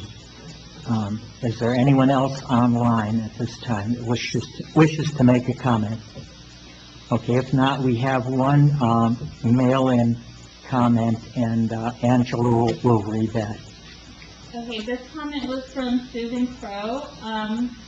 It says, fees for keeping our analog meters. Any demand of extra payment to avoid having privacy, security, or health infringed upon within one's own home is extortion, particularly in light of the fact that the microwave radiation, including that emitted by smart meters, is classified classified by the WHO as a possible human carcinogen. Even if $5 monthly fee represents 20% of my monthly electric usage, which is a usage fee, our community is primarily low income, with many of those retired and on a fixed income. Making opt-out for trip fees discriminates against low-income customers. We should not be penalized for our choices. The 2005 Clean Energy Act was intended as an opt-in program. The phrasing that stated that advanced technologies are to be offered, it is a violation of the intent of the law making them mandatory. Additionally, the New Mexico Regulatory Commission set precedent April 11, 2018, case number 15-00312-UT, by denying PNM any form of opt-out or trip fees as punitive and a hardship to the customer. Please recommend those choosing to keep analog meters be responsible for sending an image of their meter reading monthly by email, and change the policy that requires a utility employee to go out and read the meter when we have visual confirmation of the reading in a photo. This is an unnecessary waste of our taxpayer dollars. Any fee that is imposed should be waived when the customer provides any form of self-reporting, be it photos, by email, or documentation sent or dropped off at the office. An opt-out trip fee discriminates against those with medical conditions and violates the Americans with Disabilities Act. Please take these concerns into consideration when you make your recommendations to the commission. And thank you, Susan Crowe. Okay, that's it for today. Do we have any response to comments from the public? We will be discussing the solar ordinance in depth later on, so I would not respond to any of those comments at this time. On the last one,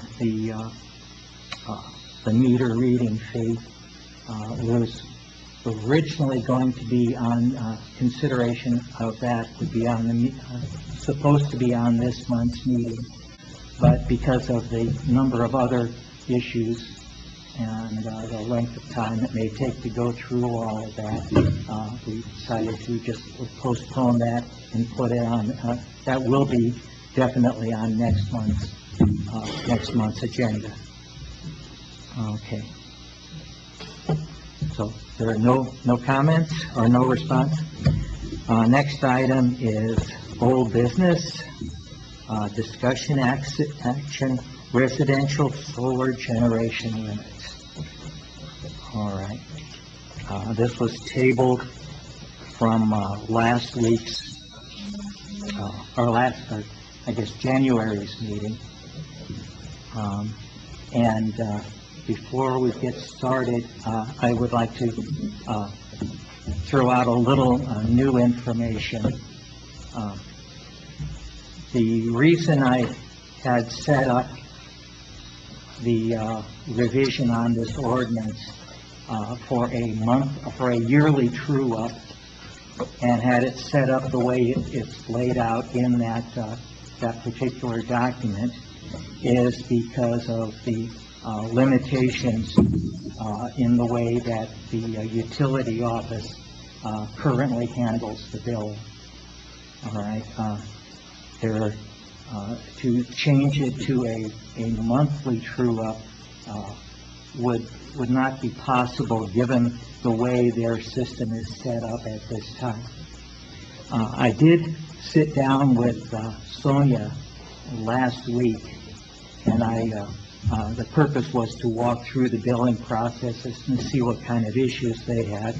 But at that time, I learned that she is asking for money to go in and to revise the format on the utility bills. so that we can include such information such as the billing date and some other things that would help the customers to understand what's going on with their bills. Okay. And since, every time we change anything with the utility bills, we have to pay Tyler to come out and to do that work.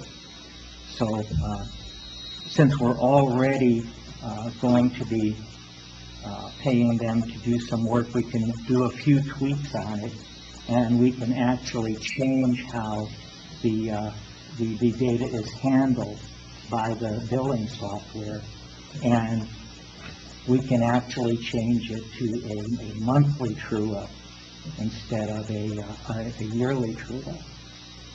And this is in fact the most common way of handling solar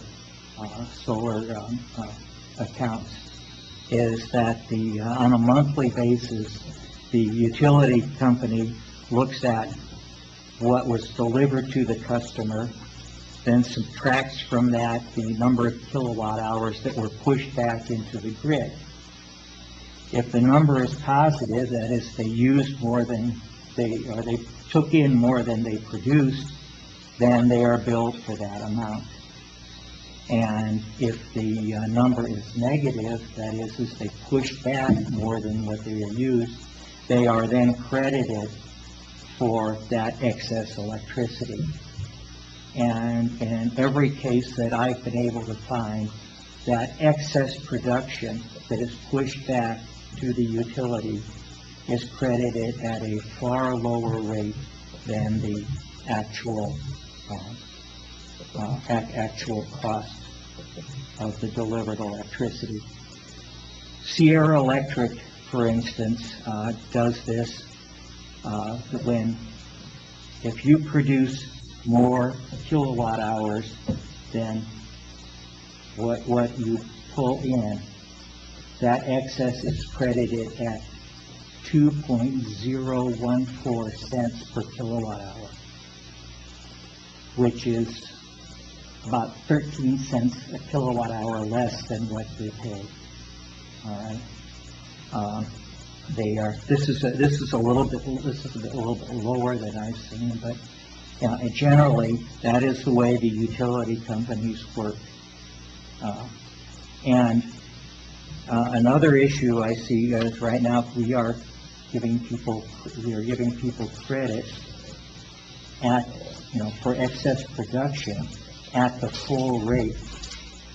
All right, and in no case should we be giving credit at anything above the wholesale rate that we pay for electricity. And what is the wholesale rate now? It's around 5.5 cents per kilowatt hour. Again, I don't know. That figure is calculated when we figure out the electric cost adjustment. But you have to look at the total cost of electricity divided by the total amount paid. And when we were talking about that before, that figure was coming in around 5.5 cents per kilowatt hour. It fluctuates a little bit. All right. So when we were looking at that, I am proposing that we drop back over here and do a monthly true-up and use the model, the same model that's used by other utility companies. And we can then recommend that we use, say, 5.3 cents per kilowatt hour for the credit for the extra production every month. Okay.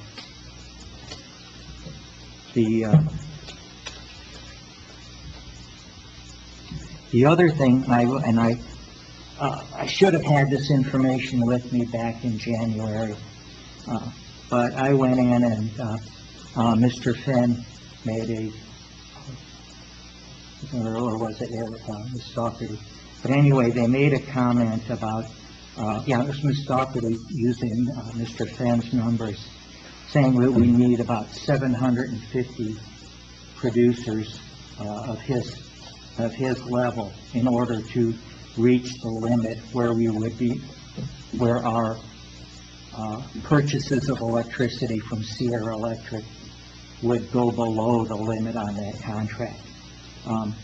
I used my own system, which is smaller than Mr. Finn's, but I figured that, again, depending upon whether you're looking at the monthly minimum purchase or the annual minimum purchase, I figured that we would need between 1,100 and 1,300 new systems the same size as mine in order to reach that.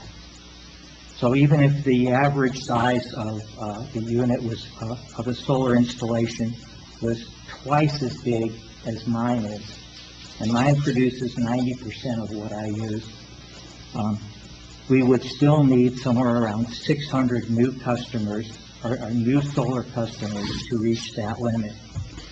Now, it's taken us 8 years to get up to 54 customers.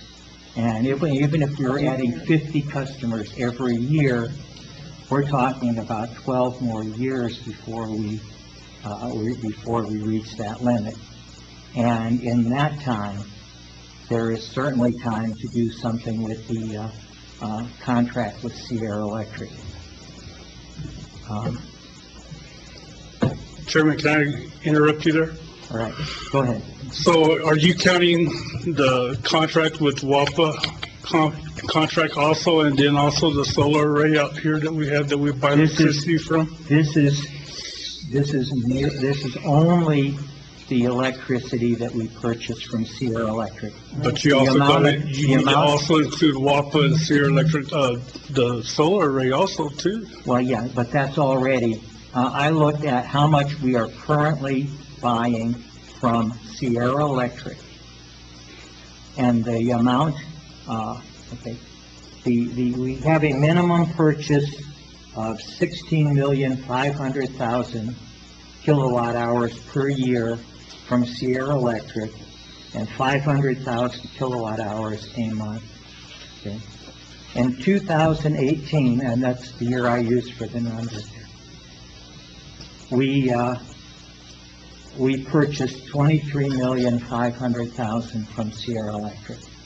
And the difference between 23,500,000 and 16,500,000 is the figure that I used for my calculations. Right, but you also need to include... No, we do not.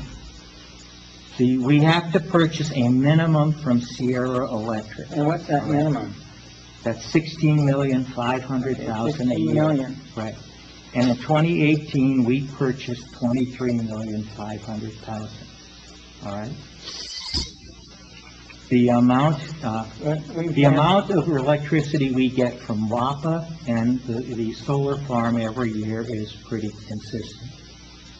Okay, we're not going to see any great spikes in production from either one of those that's going to affect how much we get from Sierra. We have to purchase from Sierra Electric or other sources. So one of my questions, Mr. Chairman, is, what limits does Sierra Co-op have on for their customers when they build their system? Or they say They have no limit. So you can just build, and so part of my concern is as we start putting these systems in and selling this electricity to, one of the things that we talked about that Mr. Madrid was going to look into, that we still need to look into, is at what point do, we got the solar company out there, but there's I imagine there's all kind of paperwork and stuff set up for them to be vendors and to do things. To go into individual people, are we going to have to do contracts and all that to become a business that's selling it back? And so that's one of my concerns. At what point do we have to start doing all this paperwork to ensure that everybody's set up as a business partner to be able to do this stuff? My other one is that as we start using less and less electricity and paying people for making more electricity, I understand it to be that it was set at 90% so that we didn't overproduce and didn't have to worry about paying all these people back at the end of the thing. And so, if we got people that are set at 90% and they're producing all this extra electricity, not only are we not selling the electricity that they're saving, all this goes through, and in the long run, that money is going to affect the city of TRC and the monies that they got. So, and then I have some other questions, but as we get to that on the contract, I'll bring that up. All right. Okay. The first, solar residential and businesses that have their own cogeneration facilities, whether they be solar or wind, all right? We have a contract, and the contract with these people is the interconnection agreement, all right? Now, the rates that they are paid are set by the city commission, just like the regular utility rates that everyone else is charged. So the rates they pay and the credits they get back are set by the commission. There's no need for any other contracts or any business setups or anything like that. It is an individual agreement with the standards set by the decision of the city commission, right? And this is completely and totally separate from the solar farm. This comment has been made a couple of times that, well, what about the solar farm?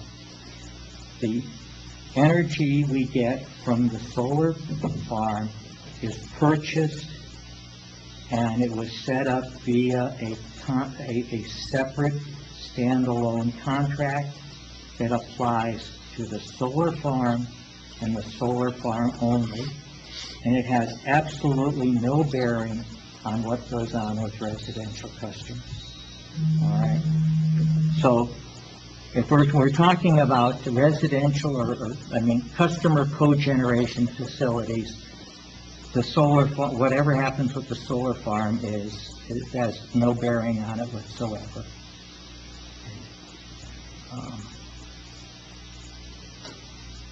What about the cost? What about the cost that goes up every year that we have to pay for electricity? Well, and again, that's why this board recommended and the commission enacted the electric cost adjustment, which would theoretically be calculated twice a year and would take into account any changes in the cost of electricity. And we would maintain a consistent profit margin for the electric company if the cost of electricity goes up. All right, that is in place, and that is there as a protection for the electric utility. Mr. Chairman, Mhm. you mentioned the energy cost adjustment. When's the last time it was calculated? If it's supposed to be calculated twice a year. It is supposed to be calculated twice a year. When was the last time it was calculated? That I do not know. Because It hasn't the current energy cost adjustment is exactly the same as it was when that ordinance was passed by the city commission. So either our electric rates have been extremely constant, or it has not been recalculated. So what do you think it is? I would leave that up to the city manager to pursue that. Well, I had a sit-down with Mr. Morse before he left, and he said he was going to look into that. And of course, he left and I never heard. Because as far as I can see, it's never been adjusted since it got implemented. Ms. Alvarez has I made a made a note, and you'll see what's going on. But anyway, I said protection from rising electric costs is already built into the system. And again, that should have no effect on this. I thought you said it was gonna affect the calculation of what the city was gonna buy back. Okay. You made Okay. that comment. Well, okay, let's look, okay. We have two options. Okay, we have two options, which way we can do it. We can set a set monetary amount. We can just say, all excess solar production will be credited at 5.3 cents per kilowatt hour. Or we can say the excess solar production will be credited at the current average wholesale cost of electricity. In which case it would change every month, and I think that puts a kind of an undue burden on the utility office to have to calculate that every Why would month. it change every month? Because If every they're not month we doing- buy, If they're not doing the energy adjustment, the cost adjustment, then it's not changing. no. The cost of the electricity changes every month. Because you buy different amounts of electricity from the different producers. And as the balance that you buy from one producer or the other changes, it will adjust that average a little bit.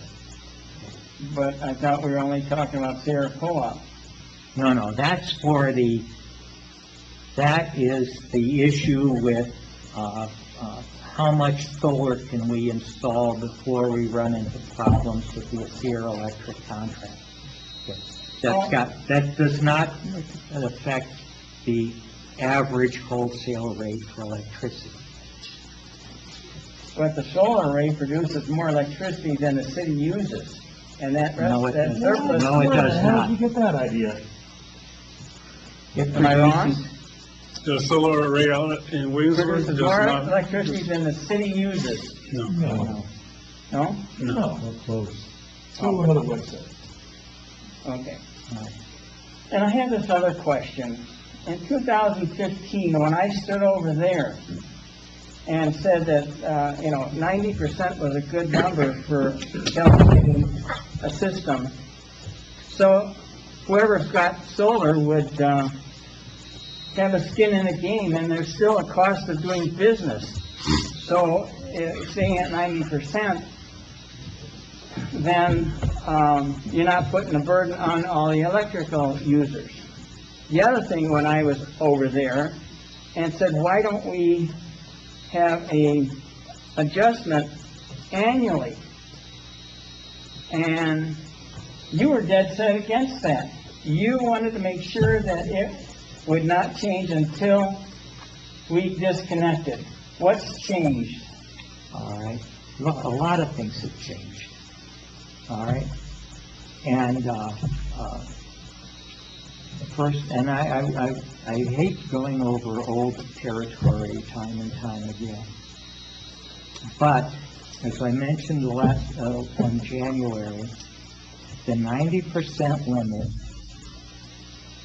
was put on there, and this was the only way we could get the solar ordinance passed, is to keep the size of the installations at 90% of usage. Otherwise, the electrical department was not in favor of it. All right? It was done to appease the electrical department and get their support. It was never my intention, it was never my personal intention to limit the size of solar installations. That's not what I said. All right, now, yeah, and like I said, things have changed a great deal. If, again, with a 90%, if all of the installations that were put in were sized so that they didn't generate more than 90% of the usage, there would never be an excess credit at the end of the year. All right? So there is no need for an annual true-up if nobody is producing excess electricity. That's it. However, over the past 8 years, there have been many systems put in, and out of these 54 systems, and they've all been blessed by the electric department. However, some of the systems that have been put in are generating more electricity than the customer is using.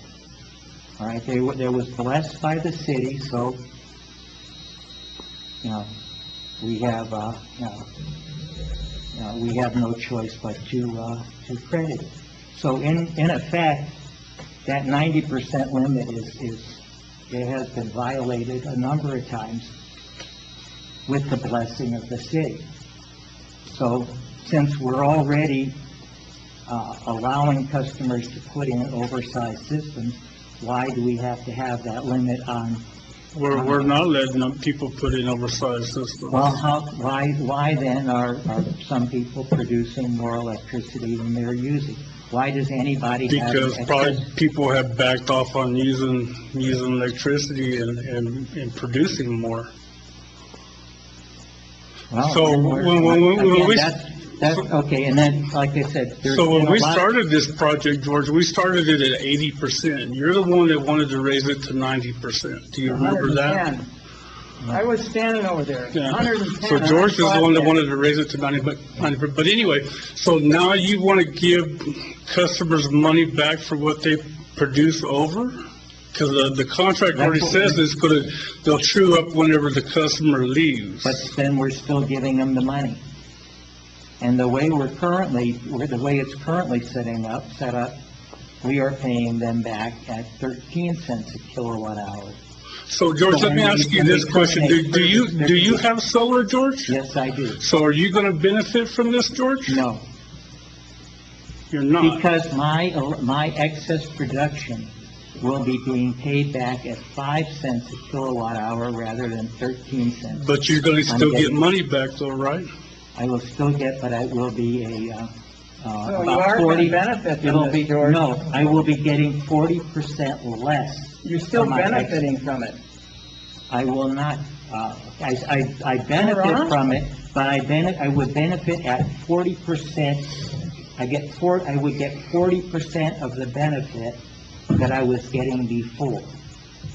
Right now, the city is paying me 13.12 cents per excess kilowatt hour that I produce every month. All right? If we change it to the way I had outlined earlier on, I would be getting 5.3 cents. That's a difference of almost 8 cents a kilowatt hour less that I would be getting.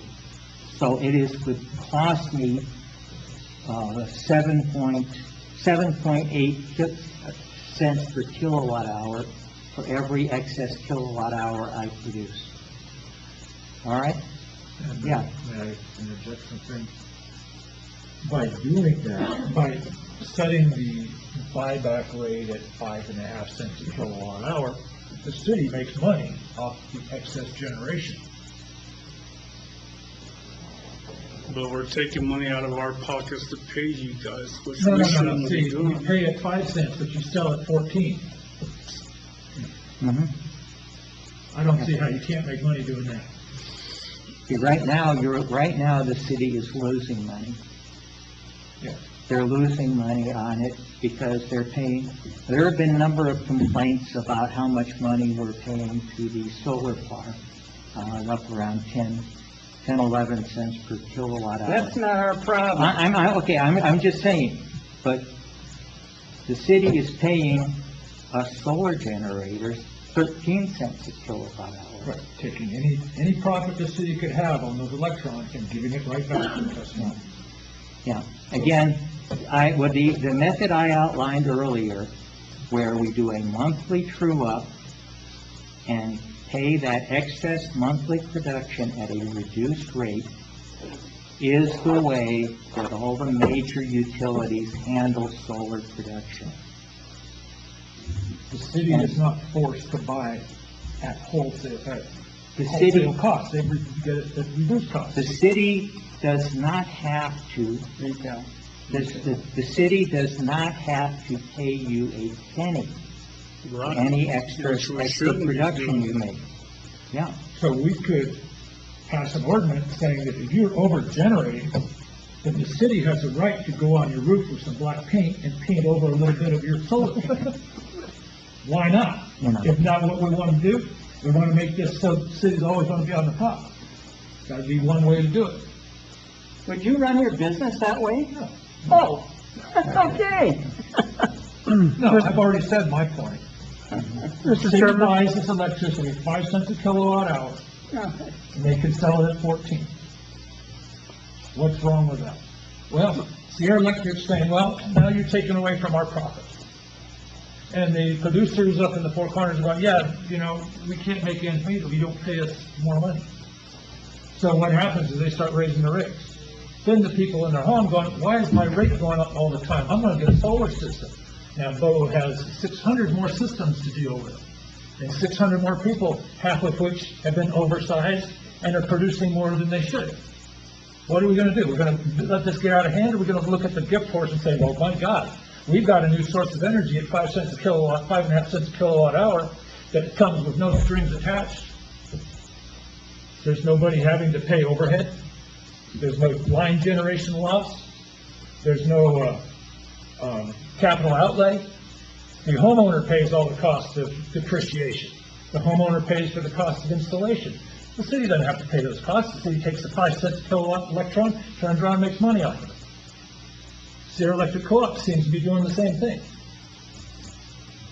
I mean, where's it going to go? When the price of the electrons generated by the Four Corners power plant becomes so high that everybody who does the math goes, my God, I can put a solar system in and not have to pay as much. We're headed that way, eventually.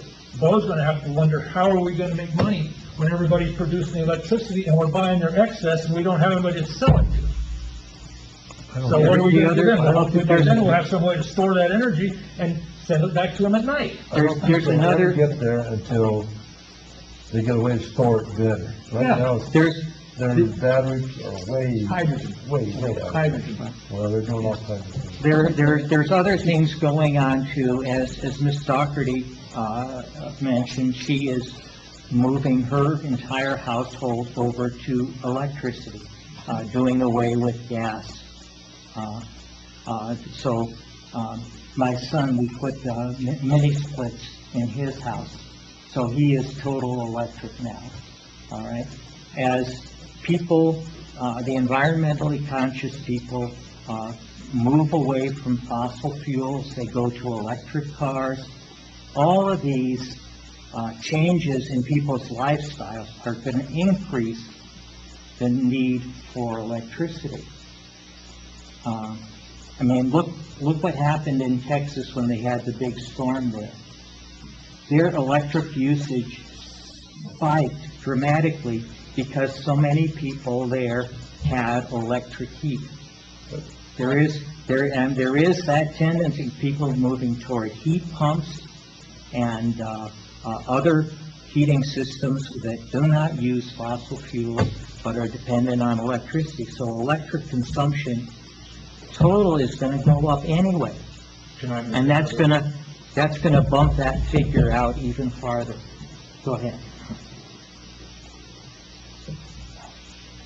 The last bit, that same last. Well, let me, all right, here, I'm still sticking with the 90%. I believe that there's, like I said, there's a cost of doing business in the utility office. But in 2015, when we did the ordinance, I wanted to have a reconciliation at least annually, because we've had so many snafus in our utility office, that once a year would be reconciled if a customer wants to. So my suggestion is, if they want to do it once a month, once a year, maybe in March, before the big sun-producing electricity months, and they have to go to the utility office and request it. Either email, in person, or whatever like that, once a year, if they choose to, but to do this automatically, what kind of burden is that gonna put on the utility office, the financial folks, cutting those checks, mailing them out, paying Okay. postage, and the whole part of doing business? All right. If we do it this way, except the Do it which billing, way? the billing system and the bills, okay, that will be, the programming will be changed so that calculation is done automatically and it places no additional burden on the utility office. That's not true, George. There's envelopes, there's checks that gotta be printed. No, if you are given, you are given a credit. You're given When a it's already monetary happening, we're credit. getting credit, that's already happening. Right. Mhm. But when you want to give people money back and you have to give them a check, that costs money. That costs a lot of money. And I have said this before, We have- 30 years ago, when I placed an order on a vendor, through our company, to that vendor, it cost $75 to place that order through all the departments to get to that vendor. There is a cost We have associated with electronic, business. we have electronic Transfer billing. cost. We have electronic billing, which happens automatically, and we can have an electronic payment of credits, which happens just as automatic. I want to hear that from the utility office Okay. and the financial department. All right. Now, the other thing is, okay, go ahead, This is kind of going astray. We have some issues here in front of us, and we are just going around them, and we're not dealing with them. One of the issues we have is how in the hell do we figure what 90% of somebody's usage is? And in the case of Ms. Doherty, I put in a new electric hot water heater and a new heating system that's electric. So, are we gonna have some mechanism where people can come to you and say, I have just upgraded my home and I'm using more electricity, so I want to reevaluate my 90% usage? So it's in the ordinance, so we go off your 12 months usage, if somebody already has solar, and they add something else like a refrigerator there, or a electric water heater, they need to let it run for 6 or 7 months and submit another application. It will go off of their 12 months usage again, and then they could add another panel or something. But they have to pay that $25 application fee and resubmit another application, so I hope that answers your But there is a question. mechanism. Yes. Yes, there's a Yes. process in It's an place. ordinance. So, when we're doing new construction, So, new construction, so somebody's building a new house, and they So- want to put a solar system on it to sell it. they have to wait 12 months for their 12 months usage. But nobody's bought the house yet, because they're not gonna sell it without the solar system on it. So now people can't build a spec house with a solar system on it without having somebody occupy it for 12 months first? Yes, I mean, sir. this is an issue that's gonna come up. This And why already was have it come up, and before? we've already told them, no, they could not have solar until they have a 12 months usage. Really? Yes, So sir. now you wind up, you wind up retrofitting, whereas it would be cheaper, it would be more economical to do the installation right up front when you're doing the building. Say somebody wants to, use one of these Tesla solar roofs. So what are you gonna do, come in and tear your roof off after a year and put a new roof on? All right? The other You're thing is... hypotheticing all Now, this. then the other thing is that putting in a larger system to begin with costs less than coming in and adding on to a system afterwards. All right? This is supposed to Now, be a win-win. okay, yeah, like it or not,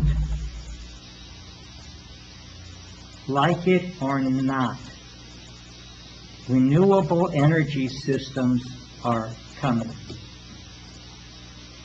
We are seeing the tip of the iceberg right now.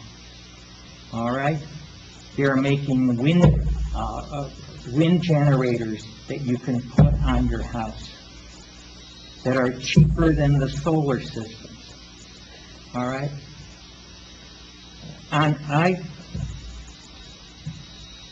all utilities see this coming. And I personally don't want TRC to be the only electric utility in the country that puts a limit on the size of a system that you could put on your house.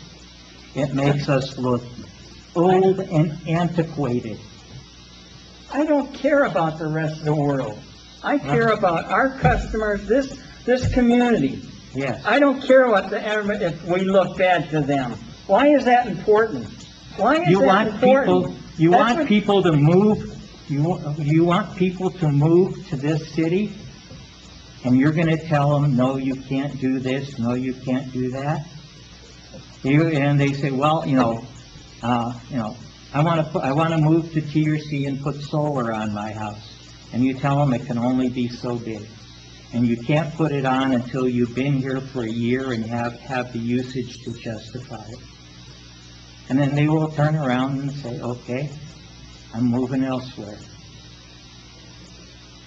My next door neighbor bought my neighbor's house. They're new. They moved here. They, put in a solar, and they haven't been here a year yet. But yet they went down and Bo, I'm sure, or whoever, went through and looked at the billing, and they put in a 17-panel system right next door to me without even being there a year.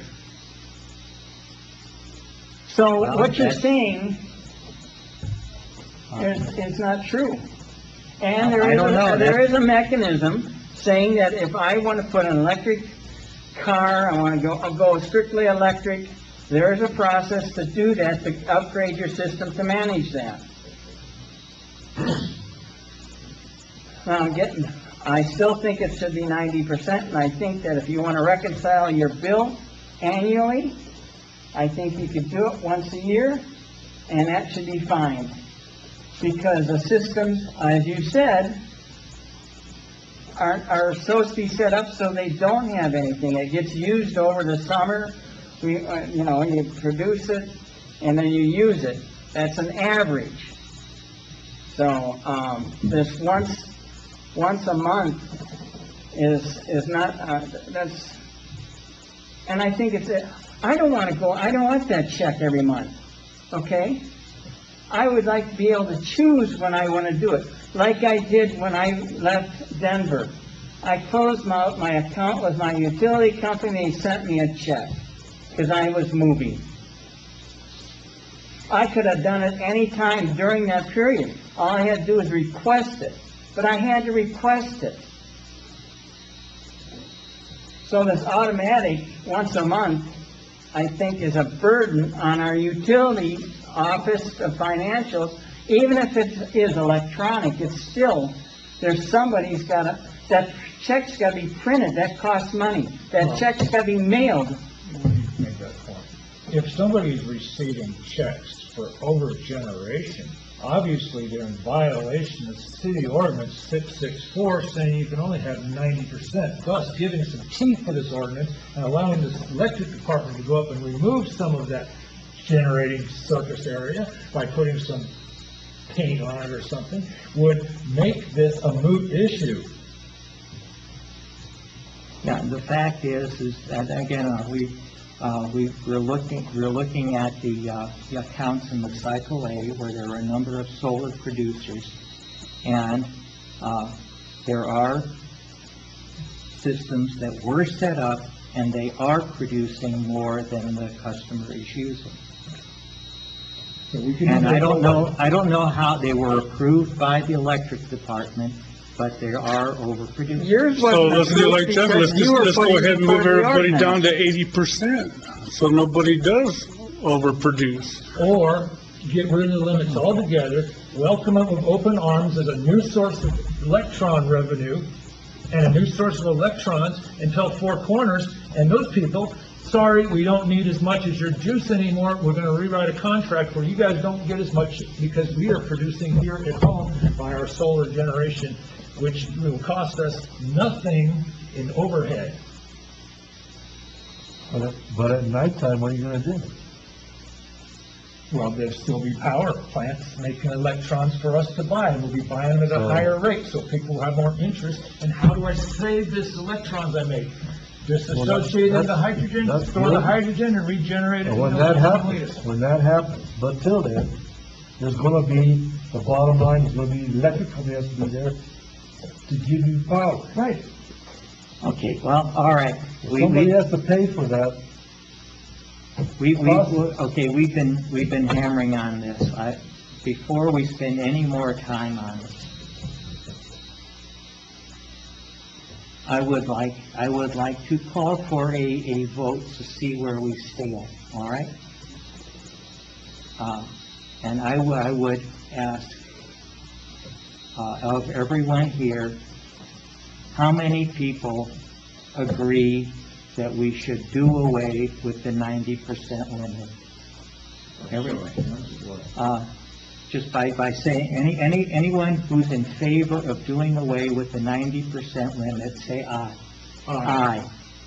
Those opposed? Aye. Okay.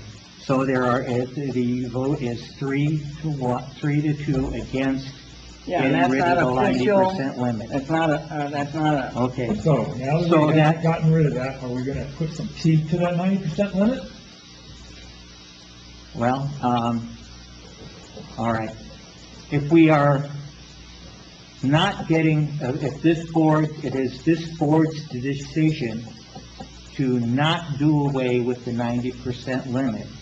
Therefore, any further discussion on this ordinance is really unnecessary at this time. there's a second part of this. No, there isn't. Yes, there is. All right? No, we are not, Because of, what's the word I want? When there's errors, a snafu in our utilities department. And that's happened. It's happened with the electric meters. It happened with the cut of the system. If they put a new system in, that was screwed up for a year. That's snafu. Hey, I'm talking just like you were talking, hypothetical. There's a problem. And I think Oh, you just got your way. if there is It's a not what I'm talking problem, about. if the problem, any problems with the billing system are irrelevant to this discussion. The purpose for this ordinance was to do away with the 90% limit. This board, by a vote of 3-2, has decided they do not want to do away with the 90% limit, so end of discussion. It's a dead issue. Okay? So now the issue is, how do we enforce this 90%? How do we deal with people That who would- overgenerate and demand to be paid? Because So- that's where it's gonna go. So, And if that, more people get more systems and more people cheat on their Okay. systems, yeah. that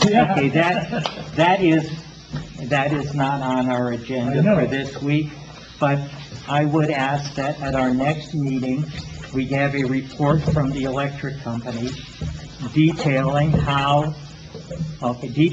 one, how solar systems are approved, how that production is calculated. Second piece of information, how many of the solar systems have produced more electricity during the year than they have purchased, as the date of And- the ordinance. anything installed after the date of the original ordinance was passed, right? Because there were a couple before that, You and I. right? Okay. So are we And- making an official, motion on Yeah, this are you making a- item?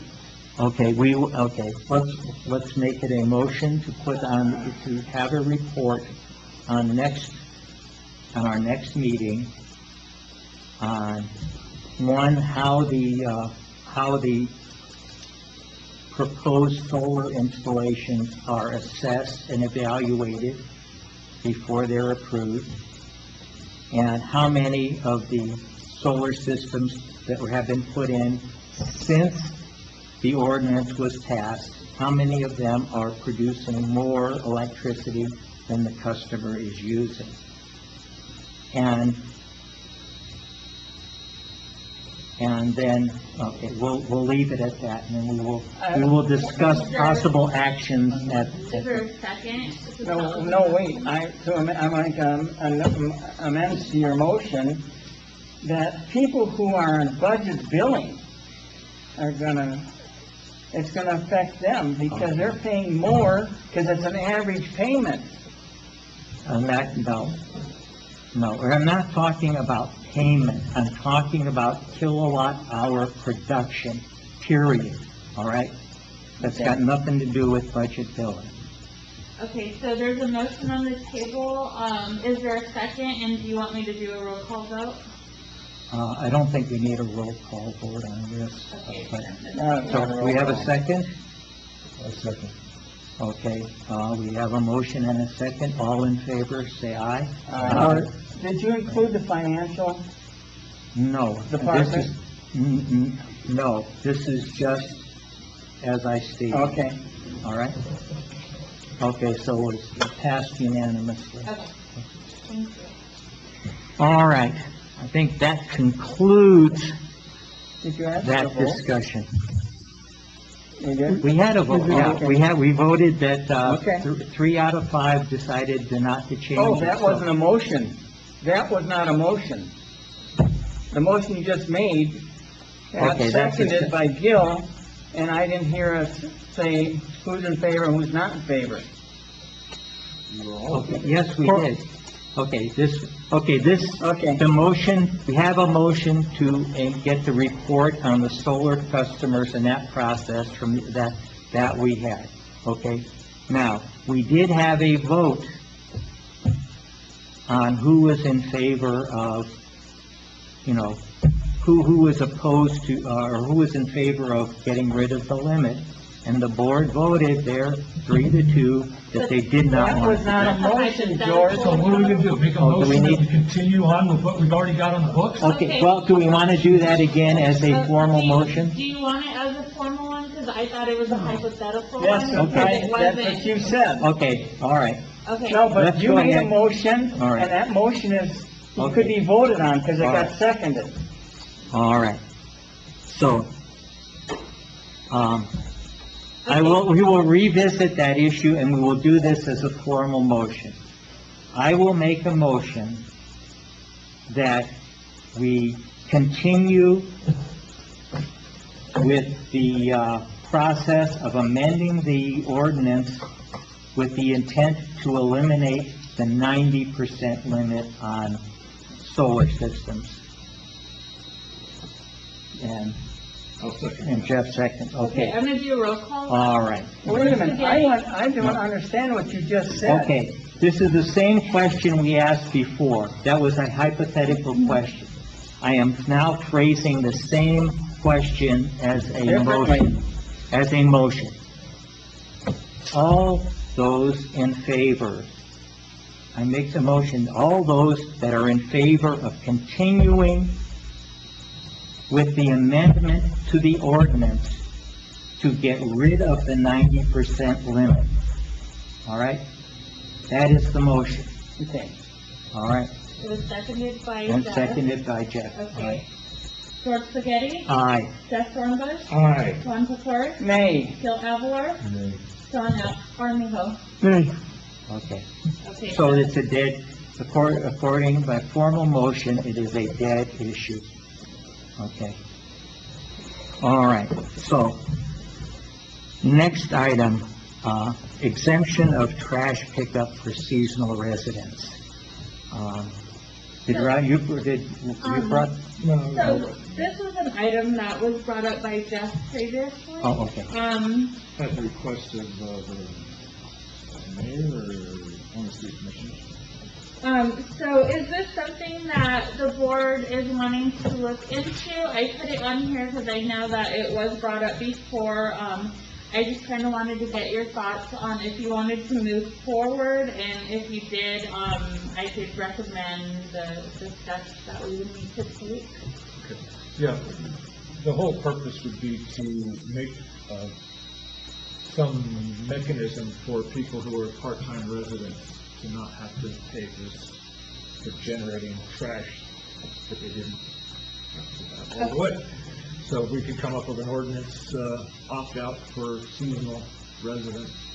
Okay, so what I would recommend on this is, maybe you guys pick maybe one member to maybe get with, Andy, and then, who else would you recommend? Maybe the utility office to get? Yeah, I think it would be a combination of utility and solid waste, look at, what the existing contract is, the annual increase it may have, what the, implementation of, if we take away those fees, how is that gonna impact the solid waste budget? How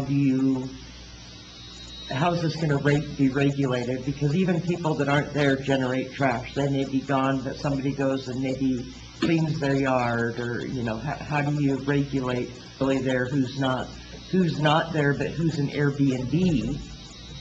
I mean, there's a lot of Take the rollout things. away. That's the only way to do it. Yeah, you take the rollout away. That will guarantee they don't generate So you any take trash. the rollout away, but I guess the concern to look at, or things to look at is, if you take that away, and they are an Airbnb, or somebody's going and cleaning their yard, where is that trash ending But up? see, Airbnbs aren't gonna be temporary part-time residents. It's gonna be a full-time residence if you're renting it out to somebody else. No, That's no, not no, I gonna have, meet the criteria. I have Airbnbs that we've approved that are some people that are snowbirds, and during the times of the year that they're not here, they have the option for people to go in and rent their places when they're not in. In other words, they will be generating trash and they will not be eligible for that. Right, I would say that, yeah, if you're generating trash, even if you're not there, but you're renting it out to somebody, that doesn't exempt you, so you're not eligible. Yeah, You're only eligible if nobody's living there. Yeah. And then that's the only purpose for it. I mean, it's not some way for people to get around paying trash. Everybody wants to pay their bills, to be honest.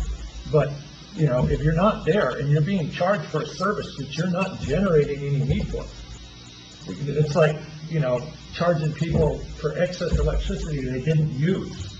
You can't do that.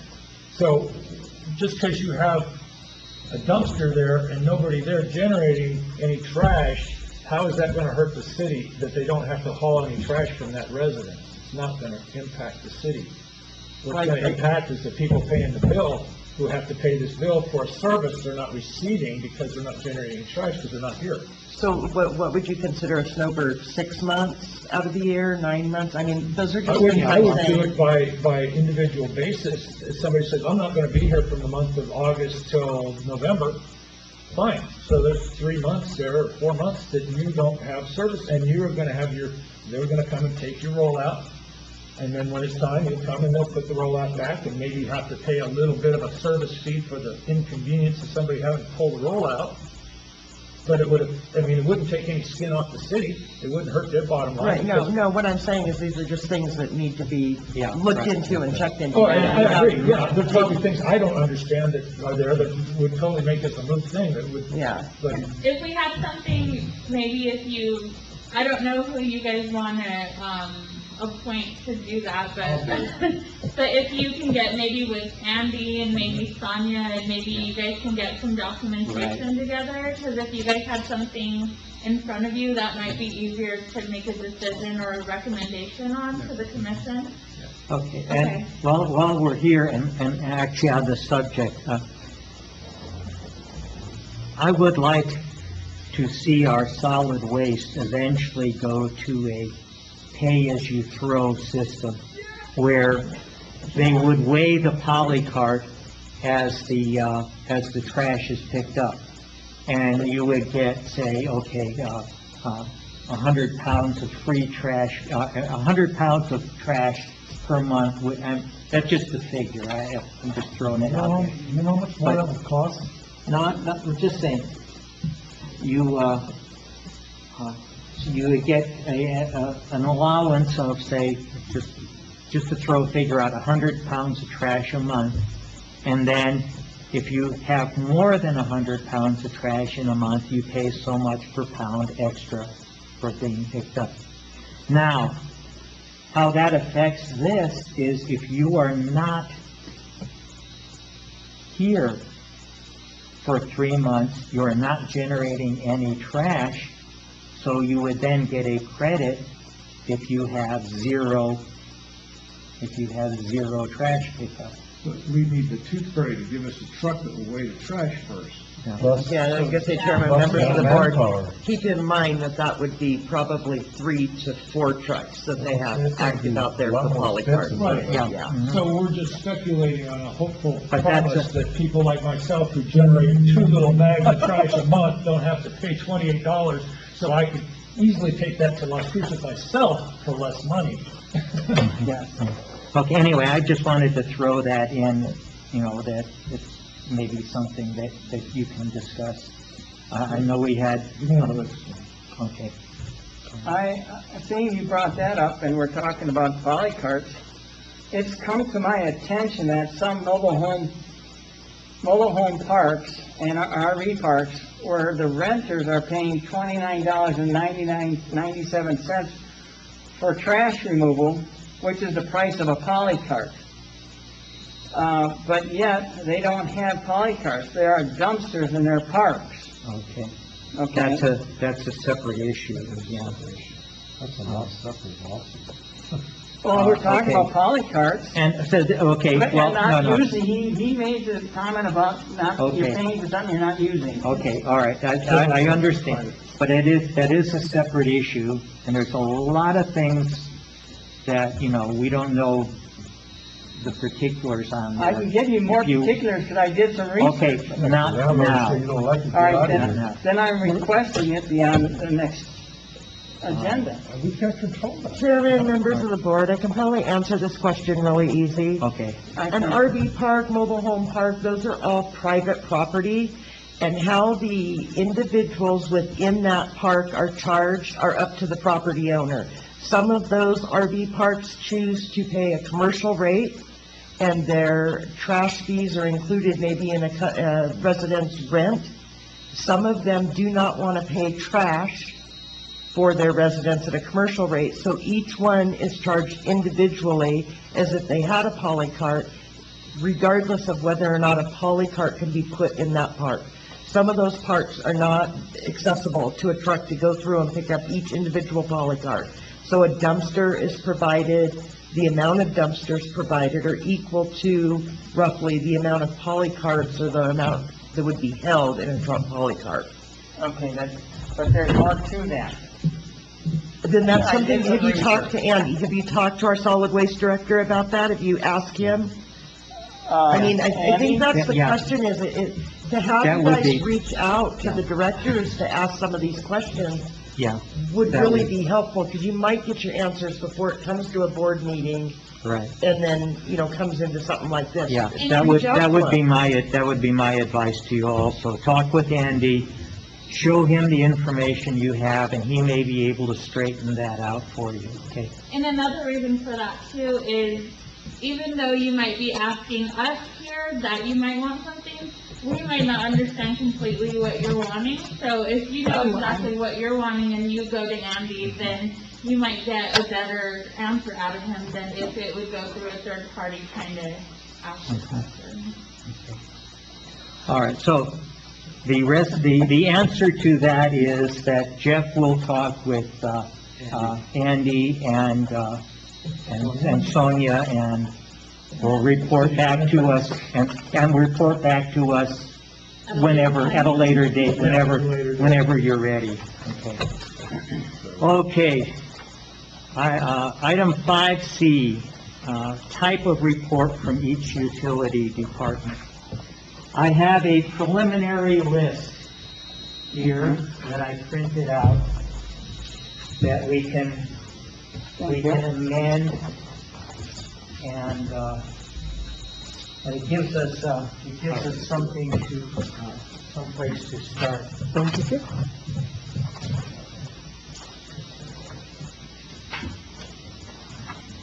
So,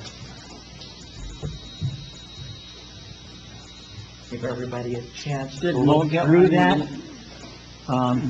Yeah. And I have, Okay. This is something we're looking for from the city? This is the, we were talking before about getting quarterly reports from the different utilities. Right. All right. And this is broken down by the 4 departments and the utility office. And I think I have things, the appropriate things in the appropriate, appropriate utility or office.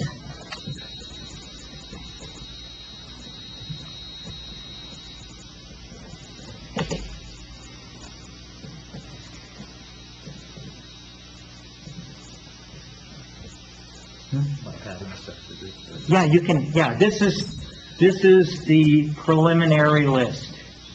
Feel free to add to it, or if you think something on here is not necessary, you know, you can comment to that.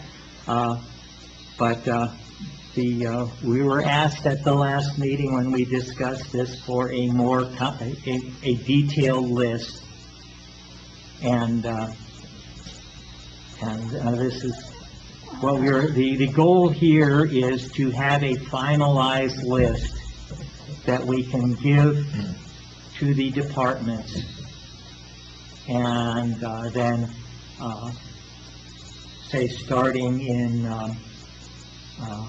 and maybe in June, we would get the first quarterly report.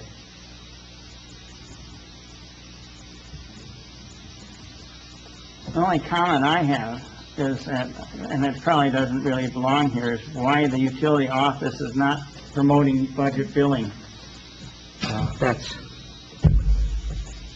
That is... That's a win-win situation. Okay, it's irrelevant, I'm Yes, sorry, you know, I said that. all right, yeah. That's,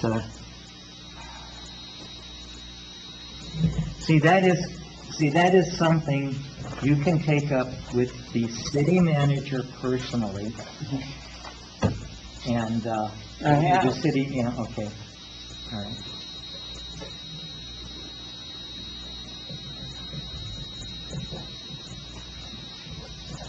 Chairman, members of the board, would you have any objection to me also meeting with the various departments on this?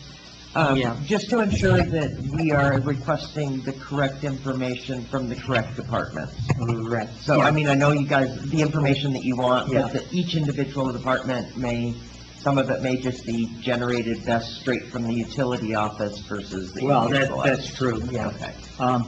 What I am looking for at this time is a agreement on a list of items for that report. And then, you know, the utility offices, each of the offices would then determine how best to present that information. If we have our first quarterly report in June, that gives them 3 months, you know, to put things together and tweak it, to come back to us with questions or possibly samples, you know. If you're wanting to do them quarterly, would it be beneficial to maybe do that first report in July? If we're doing a, you know, So January, that, February, yeah, March? so you're right, April, May, yeah, June. July would be, yeah. Yeah. Pretty much comes together every month. Right, that's what I'm basing it on. I've added a few things on there.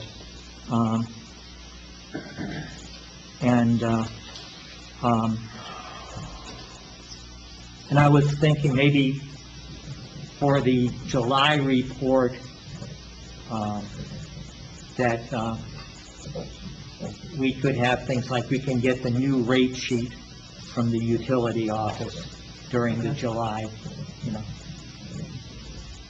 What kind of department heads when it is, comes to pass, we might have actual meetings, where you guys present their own departments. Right, yeah, that's the idea, is they would come in and present their own information. what do we have here? Water leak update, yeah, okay. Okay, all right. Yeah, okay. Okay. All right.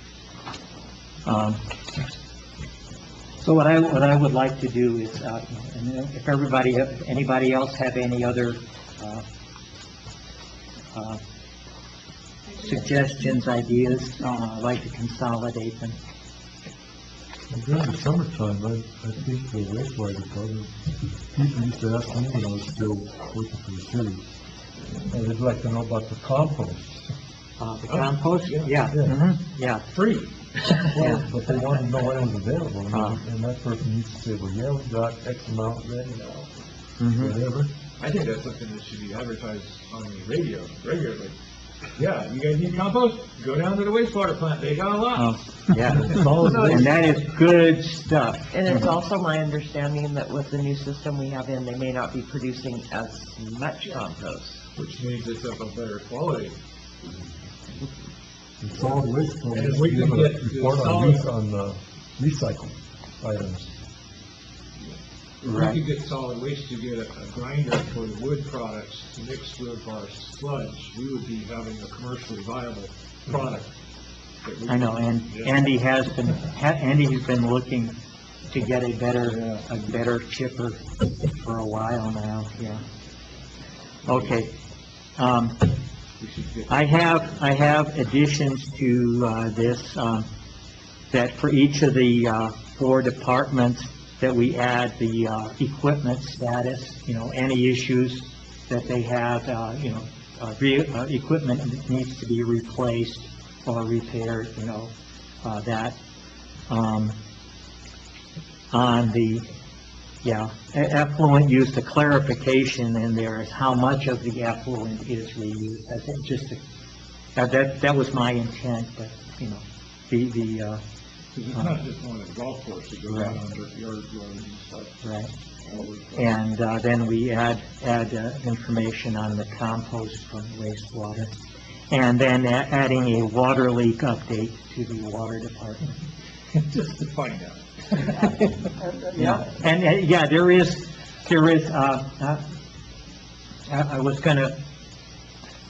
I was gonna save this for the reports, but, Jesse Cole took myself and Commissioner Aragon out last week for a, kind of a tour, and showing, but he filled us in on a lot of what was going on with the water leaks.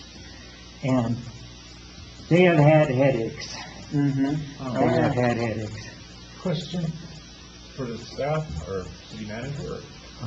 What is the status on the USDA water line replacement project? Are we on schedule to start breaking ground? Is that, how about if I do that during, Let's do, report from staff. Okay, we are out of order on All right, anything. yeah, you're out of order. Welcome to my Okay, so I have the list, and, So you Let's- update it and get it to us, or? okay, I've got it right here, okay, and I'll explain it You to want you. to email it to us? Well, yeah, we'll have her printed. Okay, what I would like to do, we have the report as stated. We've added water leak update to the water department. Effluent use has been clarified to say how much of the effluent is used. A report on compost availability. And then, equipment status, for each of the 4 departments have been added. All right, and I would, just to keep it straight, I'll make a motion that we approve the list as stated here, and that we, pass it on to the, city manager and the departments. Don't forget the recycling materials. Recycling totals and revenue, that's on there, yeah. Okay. Okay. Right. So, Need a second? I would make that motion. Is there a second? I second that. Okay, we have 2 seconds. Either way. All in favor, say aye. Aye. Opposed? Okay, it passes, and here it is. And I'll go over that with you after the meeting, just to make sure you understand the changes. Okay. All right. New business, change PUAB meeting time. Okay, this was brought up. I do not have any issues with the current time, but I thought, Ron, was that you? No, I brought it up. Oh, you brought it, okay. And I'm bringing it up in consideration of the people who have to work for a living, who work for the city, and don't really want to be here because they don't get overtime for this. So could we do this during business hours? So that when they come to give our reports, they're not waiting to get home. Is there any problem with doing it during business hours? I think that's a direction for the board to take, and then it would just have to coordinate through the city clerk's office on whether or not the building is open, I mean, for what other meetings that we may have. As of right now, when I looked at the calendar, there's nothing else that will conflict with it if you guys choose to do it during the day on the same set day. So I think it's just up to the board right now if you guys want to change it to another You guys time or... know what it's like to have to be dragged to a meeting. Didn't bother me. Didn't bother you. Not at all. Burned me up. I didn't know I had a choice. Well, I think the whole purpose of having this in the evening was so that business people could That's attend what I these thought the meetings. purpose was. But since we haven't had very many business people coming to these meetings, Nobody. right, so most business people will be able to take an hour off in the afternoon if they really need to once a month to come to the meeting, so I don't see where we have to do it in the evening. So I would like to see this moved up to like 3 o'clock or 3:30 or something, so that at the end of the day, on once a month, the city people can go home like any other day and be off the clock and not have to worry about how long is this meeting gonna last, like, do I have to sit here for this whole thing, whatever. It's a consideration for the working folks. Try it out till we get backlash from the private sector, and then we'll meet again. Tracy, were you going to say something? I was just gonna say, if you guys were taking into consideration the overtime issue, do remember that some of our departments, utility-wise, start at 6 or 7, so their end of day is at 3 or 3:30 in the afternoon. So, if you're wanting to avoid the overtime, you Yeah, might well, look I'm at it. willing to work with it. I mean, I just don't wanna do it at 8 in the morning. Agreed. So whatever would be best for everybody is what I'd like to see. I mean, I'm happy doing it this time of day. It's just, I don't want to have, 3 utility people sitting here going, well, they could be home enjoying their time off. Or the city can pay them for their time here, and it wouldn't bother me a bit either. Is this something maybe you guys want to think about, or do you guys have anything in mind right now? Well,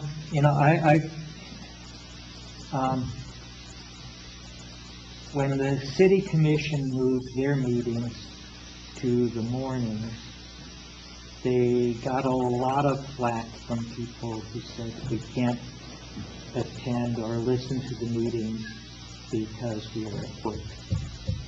And the thing is that the people that our normal audience are retired, and it would not make any difference to them. But there are other people who work during the day who may not be able to get here if we had. That would be my primary concern. But personally, I can be here anytime later than 8 in the morning.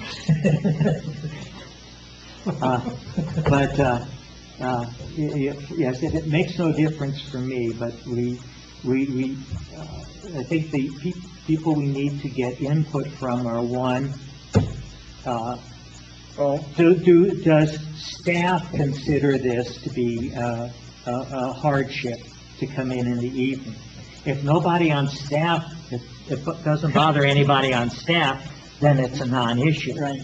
Okay? And then the other thing is, I would like to hear from the people that like to monitor the meetings, as to whether it would place a hardship on any members of the public who regularly, right. What time is Ron Penn take a shuffleboard? Chairman, members of the board, something also to consider is that the city commission is in the process of hiring a new city manager. Right. So it might be something that you might want to wait until after we have new city management. He may have different direction or different ideas, so. Are they willing to pay you guys extra money? Yeah. But, yeah, and if we could, at least, put a feeler out to the departments. Yeah. Yeah. Yeah. Is there anybody on staff that considers it a hardship to come in in the evening? We can have an open bar or something. I think I need it after. Meaning swimming. Yeah. Okay. I make a motion that we have an open bar. Okay. Okay, so, yeah, I think it's a good idea. I would like to hear a little feedback from staff on that, and then give those that are not here the opportunity to voice.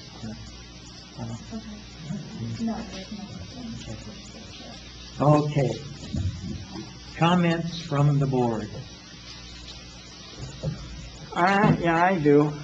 I've been looking to see where I can find where it says that solid waste had to be increased every year by 5%. Yeah. And I didn't find anything in the USDA. And then I heard maybe it was the contract between for the people who haul the solid waste down. And I found an error in here. The contract said the cost charge transferred, now this was done, it was signed by Morris on June of 2020.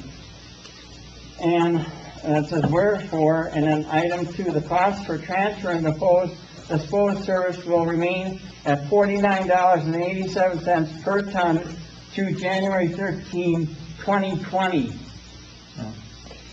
Should be 2021. And I have a copy, I was gonna give it to Tracy. Okay, well, I can answer that real quickly. The annual increase in the solid waste charges was voted upon as an ordinance by the city commission, and that's why it's there. Right, I know that. All right.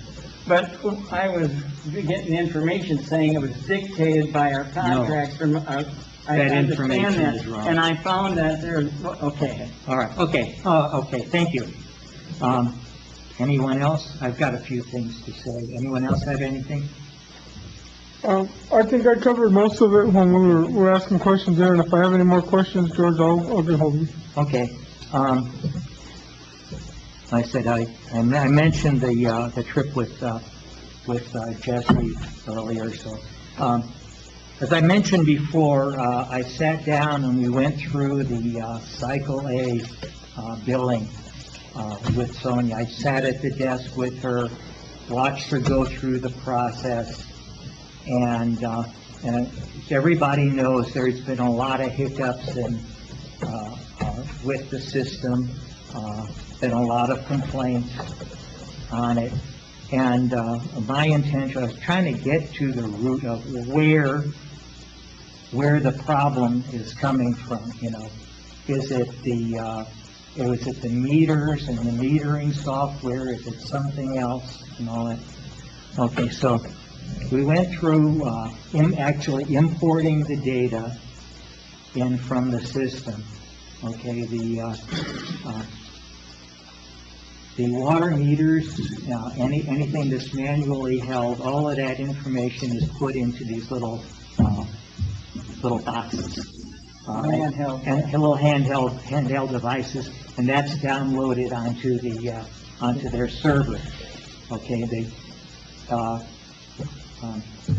information from the AMI meters goes to its own server, and it is recorded there.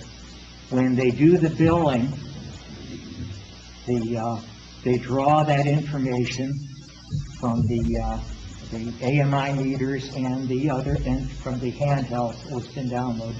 They pull all of that over, and it gets input into Tyler, and then Tyler generates the bills.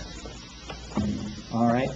And from what we observed, the main issue is that Tyler is not handling the information correctly. Tyler is actually aware of this. It's been presented to them, and they are working on fixing the issue. There's a snafu. Now, one thing that happens that this is what I saw, when the bills are generated, it generates a list of, errors in which we have to correct before, before it can go forward. But there's also warnings, unusually high or low usage, things like that. The thing is that out of the 1,700 accounts in Cycle A, there were over 1,000 warnings. It's really picky. But what Sonia does is she's able to sort through these, and look like, well, what are the biggest anomalies? And you address the biggest anomalies. There are other things, because differences in the weather and your electric bill, things like that come up.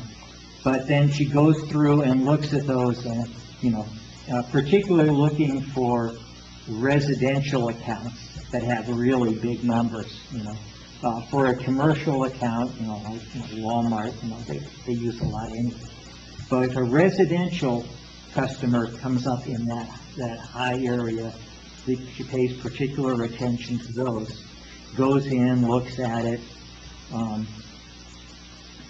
She can go back, query the AMI system immediately, and it has daily records on electrical usage, so she can go back to them, at any time in the past to find out what was going on. All right. Now, one of the things that happens is and Tyler has made some adjustments to the software, and it has somehow thrown an unusual number into certain accounts. So when the report comes back on that particular customer, there is like a meter reading on there that was generated when Tyler did tweak the software, and it's got nothing to do with what that person actually used. And if you don't catch that fact, the person may get a bad bill because this number was inserted into the system without the utility office doing it. So that's one source for these errors. Again, and there are other issues with the way that Tyler is processing the data. And if they are working on that, we did find, interestingly enough, we did look at one account, and it was the water reading.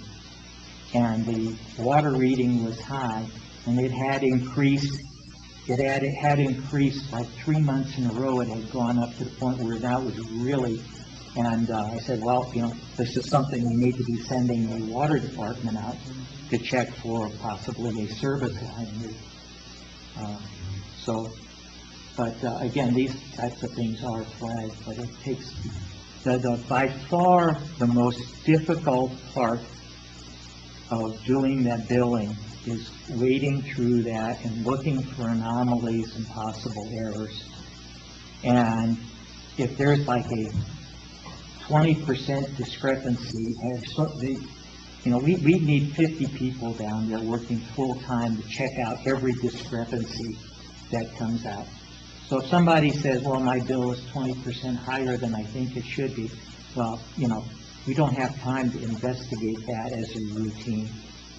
If a person has a problem, they can call up and they can check and they can double check their readings and all of that. But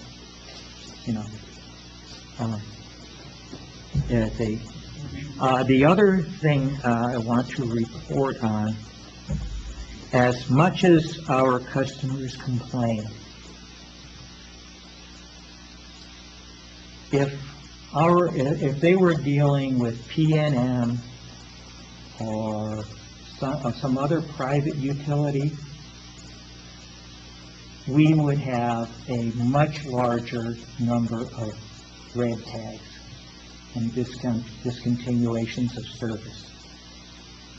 Our utility office is way more lenient with customers and past due accounts than any private utility would be. She showed me the figure, and this is something that I think, we do need to be more strict about, because there's something like, we have $218,000 in past due utility bills. That's not the way you do business. There are, and we discussed one particular customer that every time they go to, it reaches a critical point where they're going to do something with it, the city backs off. We cannot, there are hardship cases. I'm not talking about hardship cases, but there is a, couple of chronic issues. One individual, I think Bo probably knows who it is, won't let anybody in the yard to read the meter, chronically late or chronically delinquent on their payments, being a total, and with the new ordinance we passed years ago that demands, that says we have to have access to the property, this person should have been taken to task a long time ago.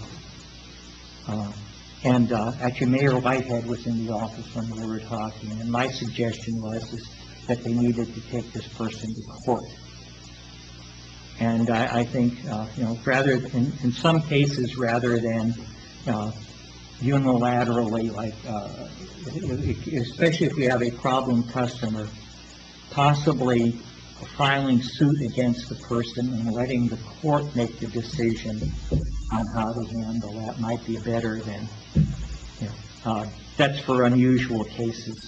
I could talk with you later about it, Tracy. I look at my planning and zoning stuff, and a lot of times the court may somewhat rule in our favor, but they remand it back to the city, so. Yeah.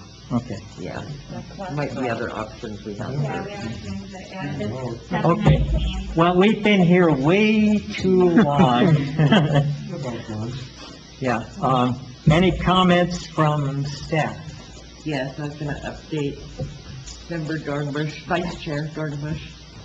I'll actually send you all out, I have a capital project sheet that I used at my last commission meeting, and I'll send that out. It's got an update on all projects, not just water, wastewater. It'll include everything in there. But we are between 90 and 95% complete on design for the downtown water. So we are moving through. We're hoping at this point, as long as we get through all the approvals at the USDA level, to hit construction no later than fall. So that's our goal. Now, do keep in mind that in federal, since this whole COVID, they have not been in their offices. They have been working from home for over a year now.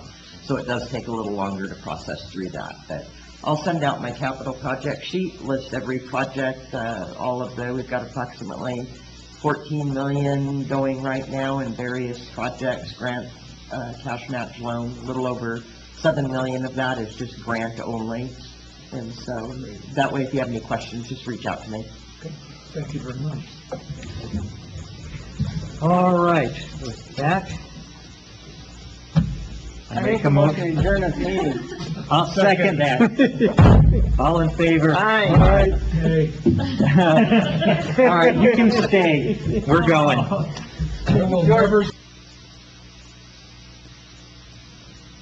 Testing. 5:30 PM on Monday, the 17th of May, 2021. And I would like to call this regular meeting of the Public Utilities Advisory Board of the City of Truth or Consequences to order. Can we have the roll call, please? George Sagati, Here. Jeff Dornbush, Ron Pecoric, Here. Gil Avalar, Here. Don Armijo. Here, Mr. Chairman, we have a quorum. Okay, first item is approval of the agenda. Do we have any changes, or can I have a motion to approve? Under old business, we should be calling, I would think, talking about the polycarts and snowbirds. That's been on our agenda, but it's never been really addressed or followed up on. The pass-through or energy adjustment cost, that was brought up, and that's not been followed up on. Okay, if those are, And, if they're on the agenda, we're looking well, at that's what I'm changes saying, they to it. should have been on the agenda from past meetings. Okay. They haven't been, so the follow-up of that has not been done. And on old business of the item 5, maybe we just not here, but a report on the catastrophic utility forgiveness program. That's not on here either, but it's in the minutes from last meeting. Okay, some So of those things should be followed up on as Some a of those things could be commented on during the reports. They don't always need a specific agenda item, but, And if they're not carried over, a motion. they should be carried over, and that's Okay. his. all right, we will, if you want to, we will discuss this, any other items after the meeting, and we'll see about if they need to be added to a future agenda. So the question right now is,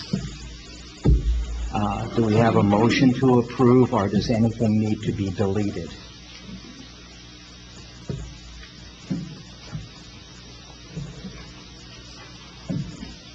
I make a mo- go ahead. I make a motion we approve the agenda. Second.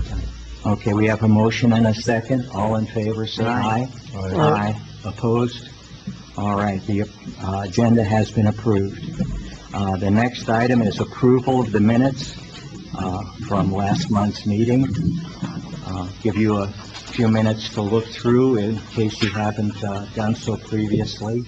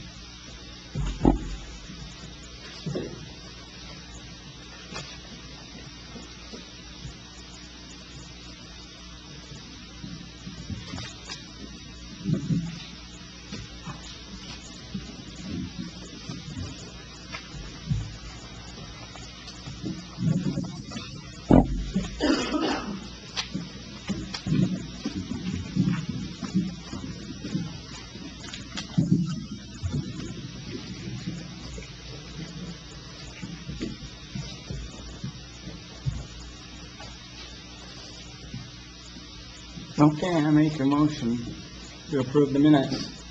Second it. Okay, we have a motion and second. All in favor, say aye. Aye. Aye. Opposed? Okay, the minutes are approved. Next item is comments from the public. Do we have anybody dialed in? There's Susie. Okay. Susie, can you hear us? Susie, can you hear us? Okay, Her I'll mic's off. I will open up the floor for public comment. I was gonna let our online go first, but since we haven't heard anyone else like to make a public comment. All right, come on up. Okay, I want to say, we will be timing it. I will say 3 minutes, at 3 minutes, and that time I expect you to quickly wrap up, okay? Greetings, thank you, Ariel Doherty here in Truth or Consequences.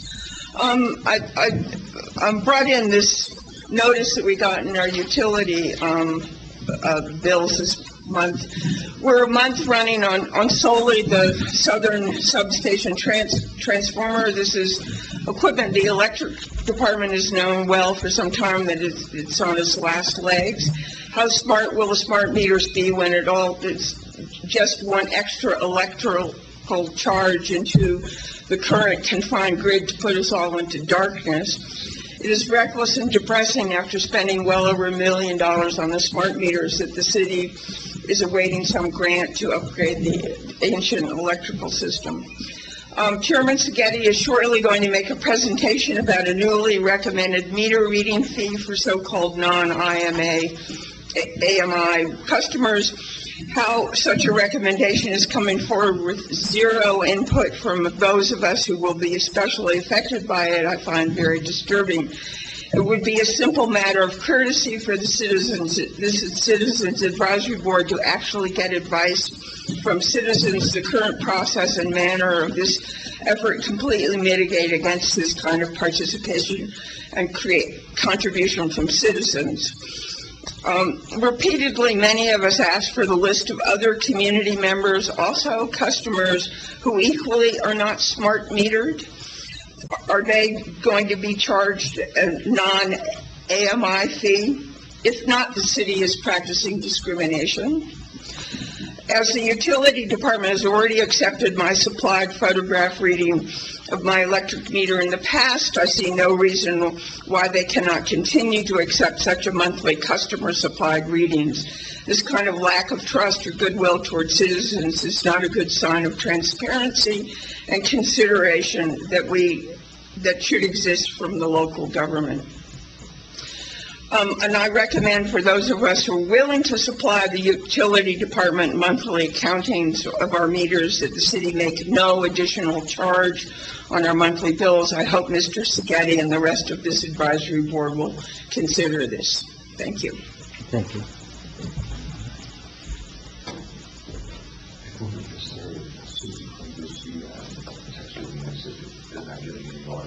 Right, and I just responded back to her that, and she confirmed that we are. So they're all good to go. Yes, thank you for pointing that out. Why don't, your call, what would you like to do?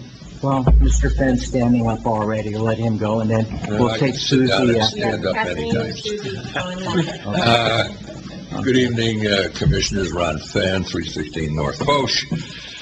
There's two issues that I want to talk about. One of them is this charge for not having a smart meter. And I have sent you all a copy. I hope you've received them, the copies of my modified contract agreement, in which I agreed to pay a fee, not necessarily $50, certainly not $50, but a fee if I fail to provide the city with my meter readings on a timely monthly basis, as I have been doing for the last 3 or 4 months. And I will continue to do so, and hope that I don't have to have 2 meter readers and a police officer come to my house to read the meter the day after I read it and send in these readings. This is, as Ariel pointed out, a sign of total disrespect for people, and it has no place in a city where I'm trying to live, okay? I hope that, City Manager, you have a copy of this contract, and I hope that you folks will look at it and take it very seriously, because this situation is getting untenable as far as I'm concerned. The other thing that I want to bring to your attention, I also sent you copies of a utility billing proposal. I don't know if any of you saw it, but I would like to be put on next month's agenda to discuss this in full, because 3 minutes is hardly enough time to try to resolve problems with utility billing that are ongoing and have been going on for some minimum of 5 years that I've been following it. And this is serious. This is extremely serious, and it's a breach of trust in the city when people do not receive adequate invoices, and they need to be itemized, as I point out in my proposal. And I will work with the utility department if they would accept my help in developing the proper billing protocol that everyone should be able to read their bill and figure out where those numbers came from. And right now, nobody can figure out what's going on. And you're using blind faith to think that people are just going to pay the bill. And with the numbers of violations and overcharges. 3 minutes. Okay, I would like to be put on next month's agenda. Thank you. Thank you, Mr. Finn. All right. Okay, So so if we we have Kathleen and Susie. Can you hear me okay? Deputy Clerk Dawn? Susie, do you have your mic on?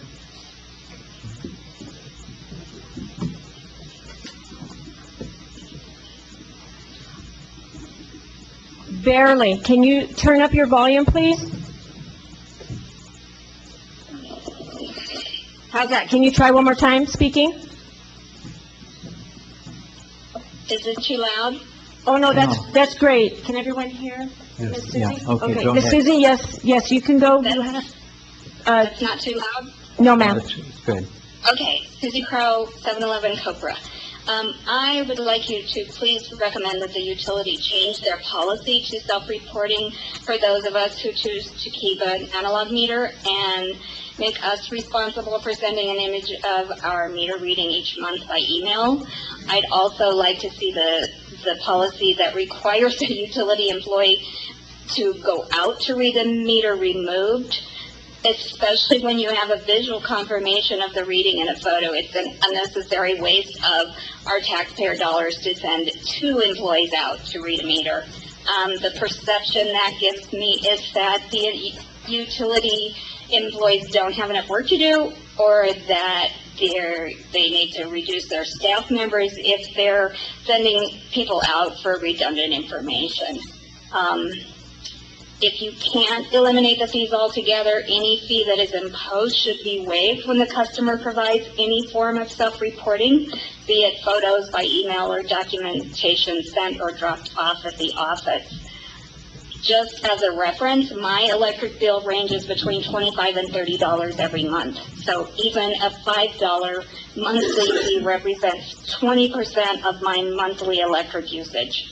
The New Mexico Statutes Chapter 62-8-1 on rates states that every rate made, demanded, or received by any public utility shall be just and reasonable. So how can a penalty that is twice my electric usage be considered reasonable? Please recommend the policy be changed to accept self-reporting and eliminate this onerous trip fee. Additionally, the 2005 Clean Energy Act was intended as an opt-out program. The phrasing stated that advanced technologies are to be offered. It is a violation of the intent of the law making AMI meters mandatory. Additionally, the New Mexico Regulatory Commission set precedent April 11th of 2018 by denying PNM any form of opt-out or trip fees as punitive and a hardship to customers. It is most certainly a hardship. In my opinion, any demand of extra payment to avoid having privacy, security, or health infringed upon within one's own home is extortion, particularly in light of the fact that microwave radiation, including that emitted by smart meters, is classified by the World Health Organization as a Class 2 carcinogen. Please take these concerns into consideration when you make your recommendations to the Commission. Thank you. Thank you. Okay. I don't believe we have anybody else. Well, There's Kathleen. she's she's usually just recording. Okay, then I guess we're ready to move on. Okay, right now, okay, go on to, old business. Okay. Setting a time and date for our, public workshop to discuss the revision of, the ordinance 664 on electric cogeneration. My schedule is pretty open, but it all depends upon, what our city manager can manage to squeeze into his schedule. So do you have any times that are better for you than others? Mr. Chairman, members of the board, how far out are you looking? It doesn't have to be immediate. Well, the only thing pushing it is I know, Sonia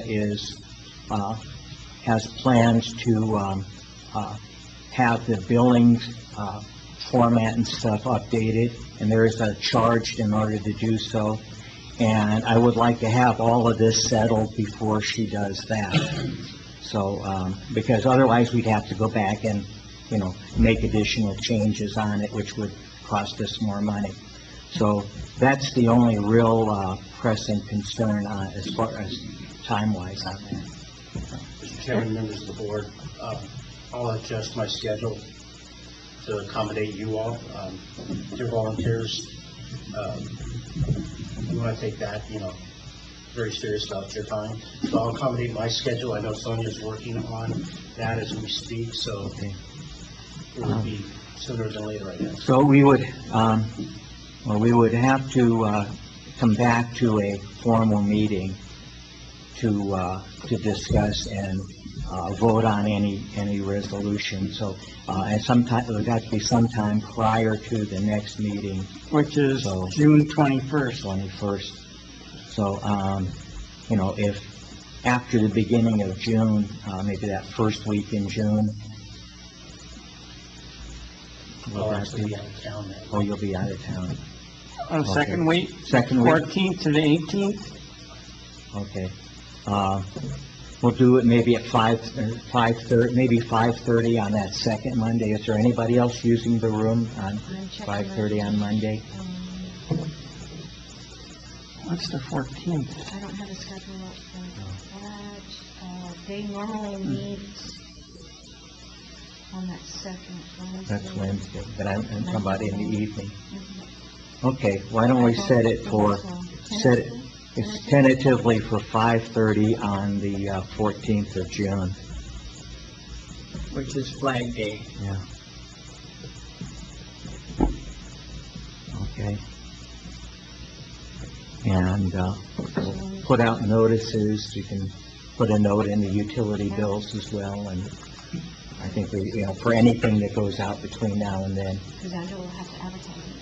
And we'll have to advertise it, right? That gives us plenty of time, right? Okay, and I will have a red line, at least a preliminary red line on it available, to hand out at that time. Okay? So you have to have 2 weeks' notice in the newspaper. So you got the 21st, the 28th. Yeah. And we got lots of time. Yeah, and the 4th. Those are all Fridays. Fridays, yes. So we got plenty of time that way. And then we'll put it on the agenda for discussion and action at the next meeting, the June 21st. On June 20th, you're going to meet those June? No, it's a public workshop. Public workshop. Right. Okay. I want to put the results on that. Yeah, and we will discuss the results, the comments from the workshop, and then we will actually vote on it, discuss and vote on it at the meeting. Perfect, thank you. All right, 5, new business. Just to go back, and I apologize, it's a discussion action. Do you want to take a vote on this, or do you want me to? I don't think we need to take a vote on it, do we? I don't think so. Okay, all right, thank you. All right. Next item, new business, discussion update, water wastewater project updates. Ms. Alvarez? Chairman, members of the board, at the last meeting, I let you know that once we had our new city manager in place, I would come back to you and give you guys an update on where we're at with all of our projects. And so I have brought in Alfredo with Wilson Company as they're heading the majority of all the water projects. Yeah, and I'll step up there just so everybody can see me. Mr. Chairman, members of the board, thank you for having me. Alfredo Holguin, I'm with Wilson and Company, so we are working on a lot of water and wastewater projects for you. One of the handouts I provided today is the active projects. This is what we are currently working on. So that first project that we show on there, that's the citywide water system improvements PR. The PR was the preliminary engineering report. That's where we looked at the city system as a whole, evaluated the system, essentially the condition, where some of the shortfalls might be, and then made some recommendations for improvements. That one looked at the entire city as a whole. That one was funded through the Colonias Trust Fund. That one is actually, we're currently addressing the second round of comments from NMED, Construction Programs Bureau. They're the technical oversight agency on that project.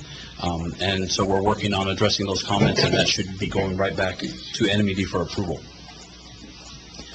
The second project, also, and I guess maybe stepping back, these are all in what we call a planning phase. So the second project we have on there is the Municipal Water Improvements Phase 1 PR. As I mentioned, the first PR looked at the city as a whole. In order to go after USDA funding, we actually took that initial PR and trimmed it down into more of a manageable piece, a manageable project to go out for funding for USDA. That one has actually been submitted to USDA and has been approved. And so we are working through the funding application process on that particular one. The third item, the Municipal Water Phase 2, that was with the same intent, is to break up the citywide improvements into a smaller manageable piece as a second phase that would essentially follow up Phase 1 improvements through USDA. And so that one we did submit to USDA. We received comments.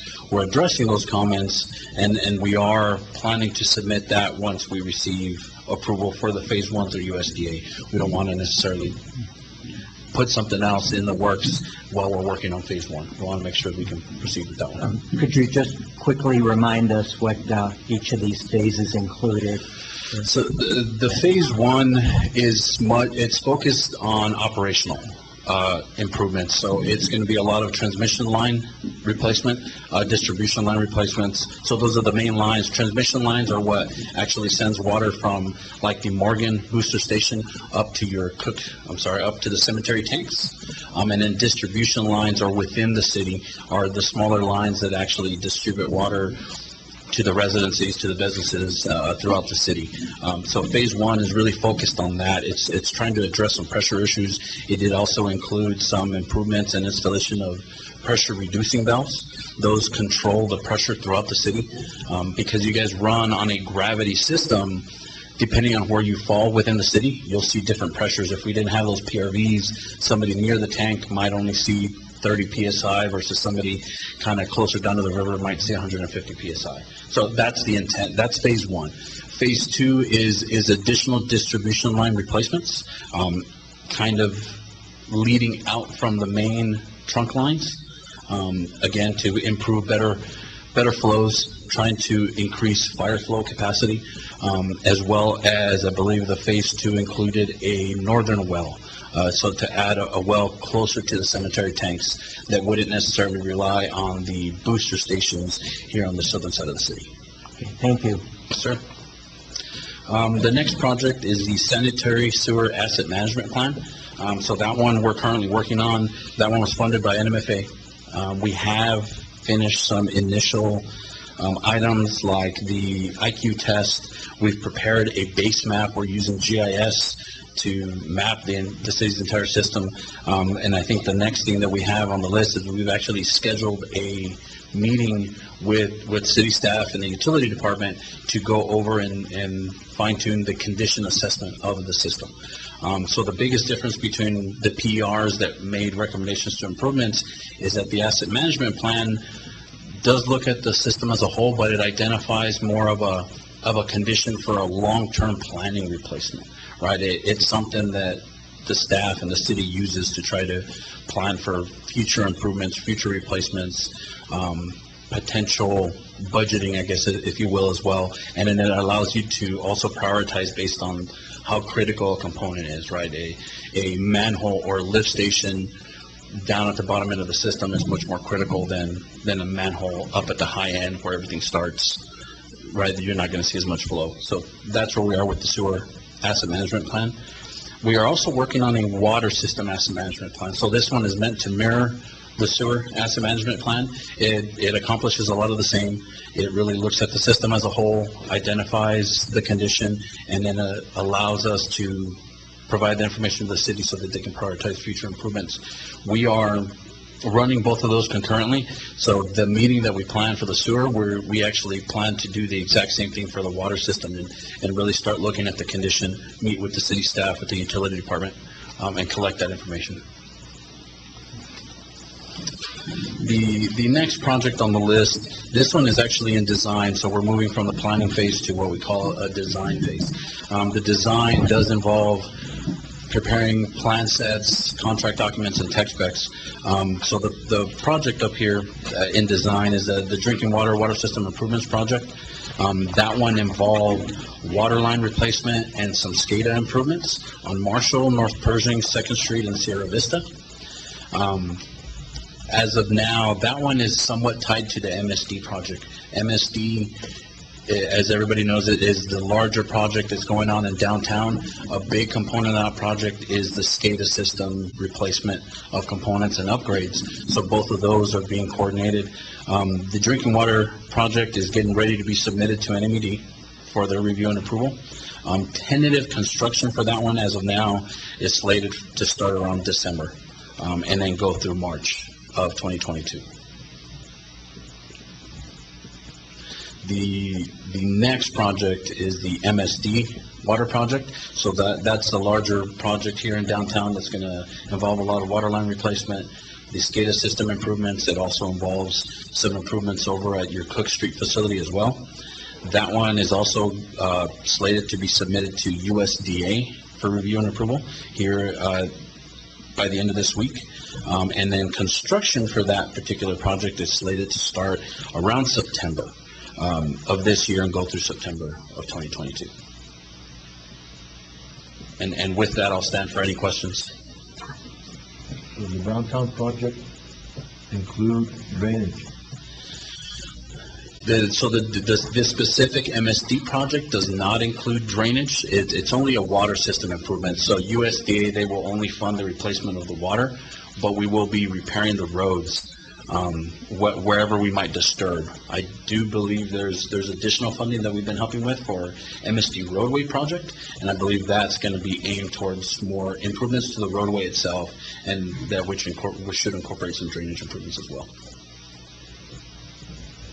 Yeah, that is a separate, yeah, I believe we've already obtained the funding for that. Yes, we were awarded $1 million. It won't do all of the streets, but it'll do some. We're prioritizing. Any other questions? Okay, thank you, Alfredo. Thank you all. All right, next item, electric pole replacement project.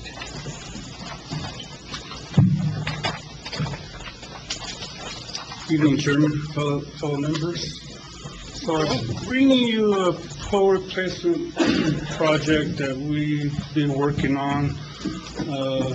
Bohannon Houston is about 95% done with this project. It is in the final stages. So on y'all's handouts, sorry about the small picture here. There is one vital pole that we want to replace, and it's right here on 9th Street between Date and Pershing. It is a wooden pole that they will be replacing, and also replacing some conductor.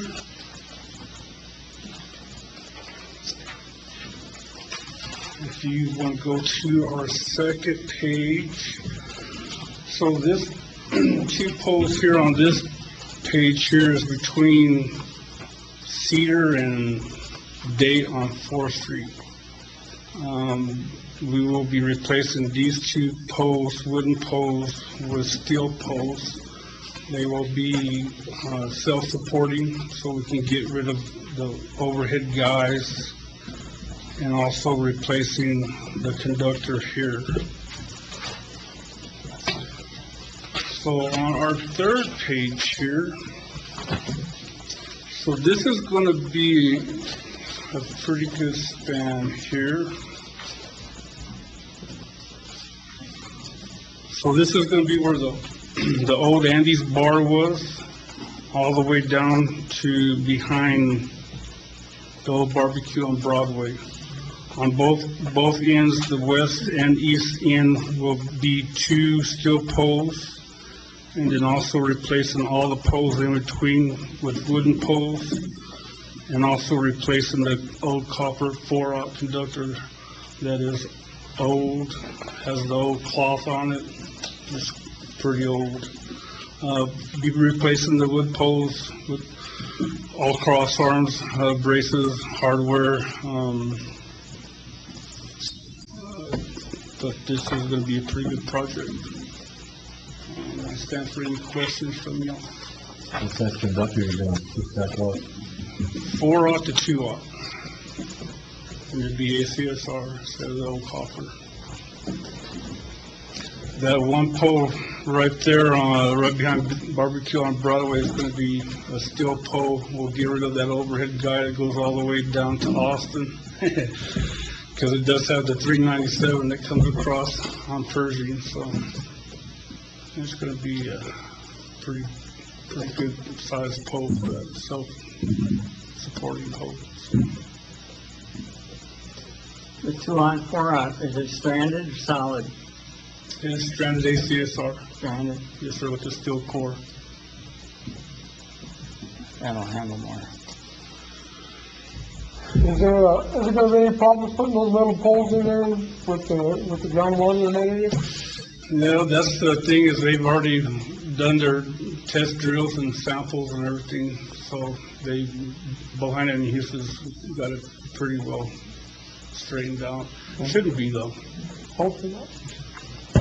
I know what we have to do, we pretty much use a vac truck and we'll suck out the hole, and then go ahead and have the pole standing up, and right away pull out the vac truck and stand the pole right in right away. So back in the day, you used to have to use 55-gallon barrels to keep the hole from falling in before they can stand the The pole. water's still about 3 foot? Yeah, 3 to 4 foot.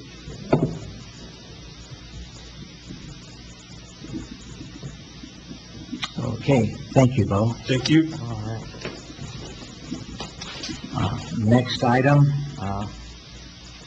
last but not least, recommendation of meter reading fee for non-AMI customers. All right, back when City Commission met on this issue, in order to get the system up and running, they proposed a value for the meter reading fee based upon the cost that Sierra Electric charges for a service call, which is $50. With the statement that, you know, this, just to get it going, something on the books, and we can adjust it at a later date, you know, if we wish to. At this time, I wanted to bring it up for discussion, look at what's going on, make sure everybody has an understanding of what's going on, and then if the board wishes, we can send a proposal forward to the commission on changing it. All right? Let me start out with just throw some numbers at you. I had discussed with City Manager Morris on another issue.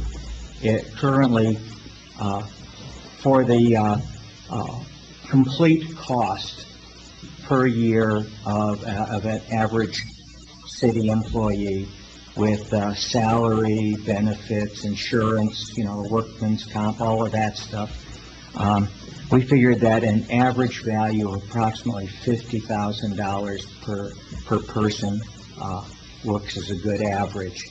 We have about 2,000 hours in a work year, so you divide 50,000 by 2,000, that gives you an hourly rate of about $25.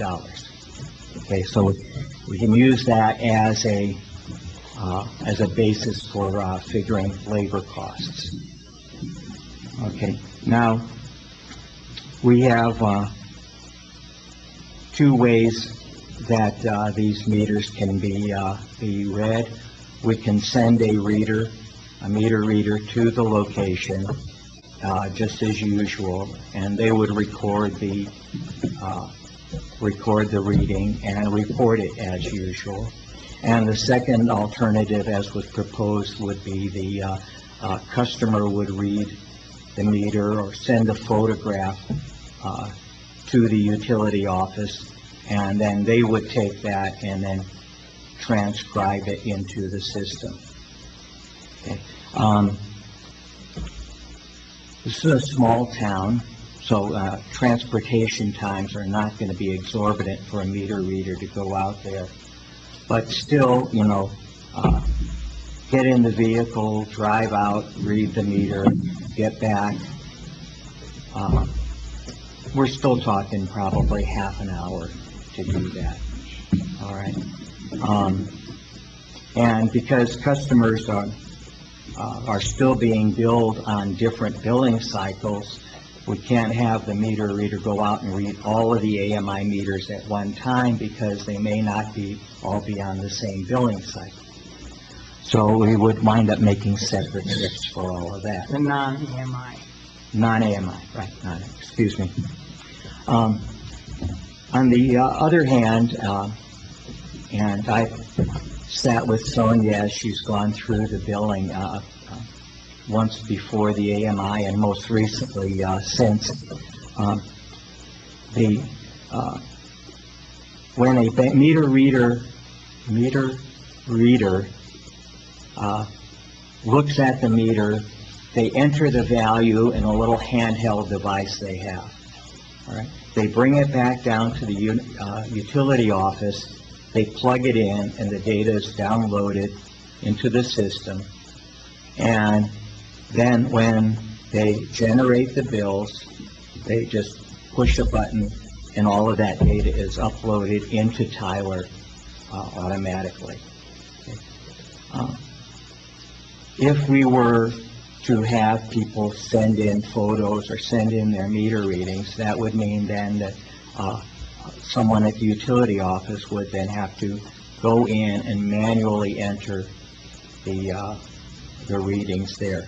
So there would be an increase in labor time that way too. Not as substantial as that required by the meter reader to go out, but still it would be an additional task. The one thing I learned when I sat down with Sonia is that she has, there were 1,800 records in Cycle A that we looked at? Is that right? Okay.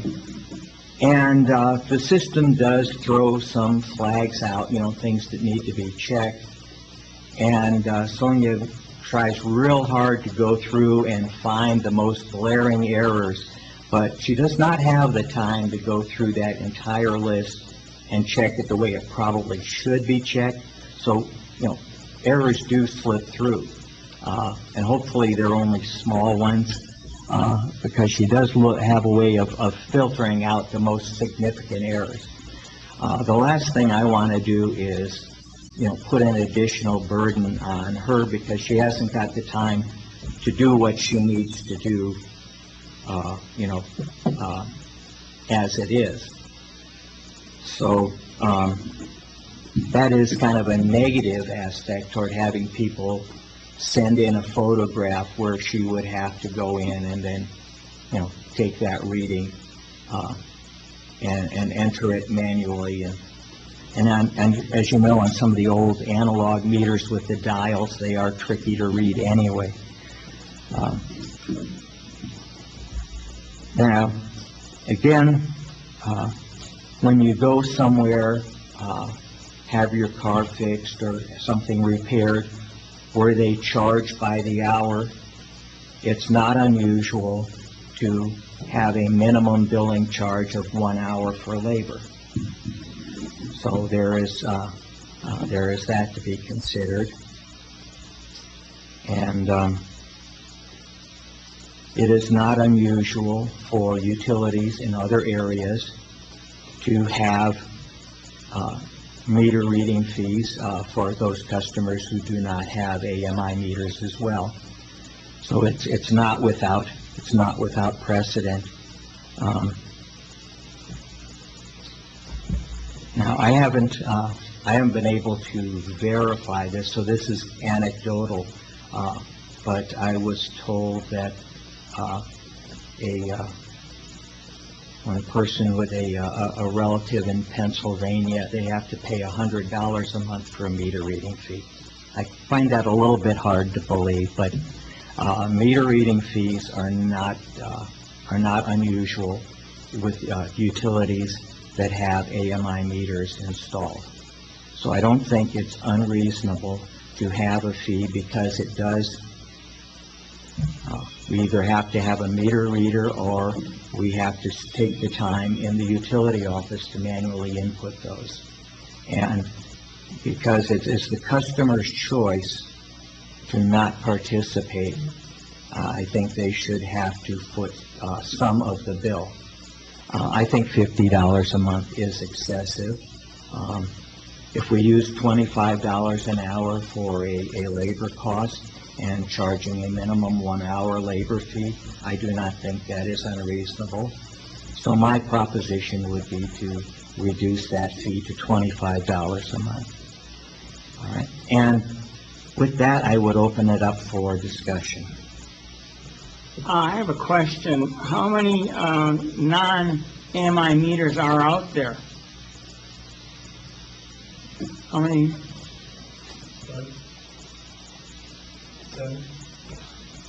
Seven. Okay. I think $50 is excessive also. But you try to get a plumber to come out to your house, it's $110 for him to show up. Mm-hmm. You want a mechanic to work on your car, it's $80 an hour. Mm-hmm. You want to get a haircut, it's $15 for 20 minutes. Okay? Mm-hmm. So, but I think actually $25 is a charge. I don't know what it would time or cost per, well, you said 25 an hour, but that's taken in a lot of considerations for someone in the office to receive an email and input that number. I don't think it's worth $25 either. Okay? And if that's the way they're going to go, if they have to email a picture of their meter. The other thing is, if there's 7 of them, hopefully they're all digital instead of, the analog. So, I don't know, I thought maybe $10 would be more appropriate for someone to get an email and plug in that number. That's my thought. Okay. While we're at it, Bo, are those all like residential customers that have chosen to opt out? All 7 of those? Okay. And the commercial customers, at one time we were not going to put AMI meters on some of those buildings. Has that issue been resolved? So on the, excuse me, Chairman, Philip Member. So on the commercial, the reason why we didn't install any AMI meters in was the meter can needed to be updated. Yeah. So we have pretty much updated all the meter cans in-house, and they do have all AMI meters in there now, so. Okay, well, that was, that was, I wanted to bring that That was up. the only reason why there was ever said that some of the AMI meters wouldn't be put into commercial, because they still had the old style meter Right. can. Right. The new style AMI meter would not fit in it until we put the new meter can. Yeah, well, I brought that up because, that information was out there, and I had heard some comments that we would not be charging these commercial customers a meter reading free, even if they didn't have those. But they have already been replaced, so Yes. that becomes a moot point. Yes. So now it is only 7 residential customers who have chosen not to have the AMI meters. Yes, sir. Okay. So whatever we decide, I assume we're going to lower the rate. We will recommend. Recommend that, somehow we have to give them a notice, and hopefully they all have emails and smartphones so they can, transmit that information. Well, that becomes an issue there. What if the person does not have a smartphone Or access to the internet. Or, I think most people do, but there are a few customers. yeah, I And don't you have a can't- smartphone. You couldn't get my wife to touch a smartphone. So, so that would be an issue, that would have to be addressed. The other thing we would have to, we would want to set a deadline. If they are going to read their meter, they would have to know by what date that has to be submitted. And if it has not been received in the office by that time, then a meter reader would have to be dispatched. So then, at that point, any cost savings that you would have by, having Sonia do it, you would lose that because you would then have to dispatch the meter reader. So, Mr. Chairman, members of the board, just for clarification, when you're reading out the options that were available, the self-reporting was one of those options. Are you saying that's in the ordinance? no, it isn't. No, it isn't. Okay. This is just, one of the things that we It's can a viable consider. option. It is a viable. In fact, a number of years ago, that was back in Kansas, I believe. They did not have meter readers, a regular monthly meter reader. And this was back when everybody had the old dial meters. But the utility office gave us a stack of 12 postcards every year, and on a certain date, we had to go out, and because again, those things are tricky to read, all they had you do was put a mark on where the arrow was on the dials, and then you sent the postcard into the utility office, and at the end of the year, the meter reader would come out and verify that everything was in line. So self-reporting is not, Yeah, I did that up in Thornton. Yeah. And I had to draw the little lines on it. But I sent it in religiously, and I never had a problem. Yeah. So but there's another step again. Yeah, but again, then whoever is at the utility office has to decipher that and. Yeah, Right. But if they're all digital, that's not an issue. That makes it a And lot if we easier. made sure that all 7 are digital, that would be not a problem then.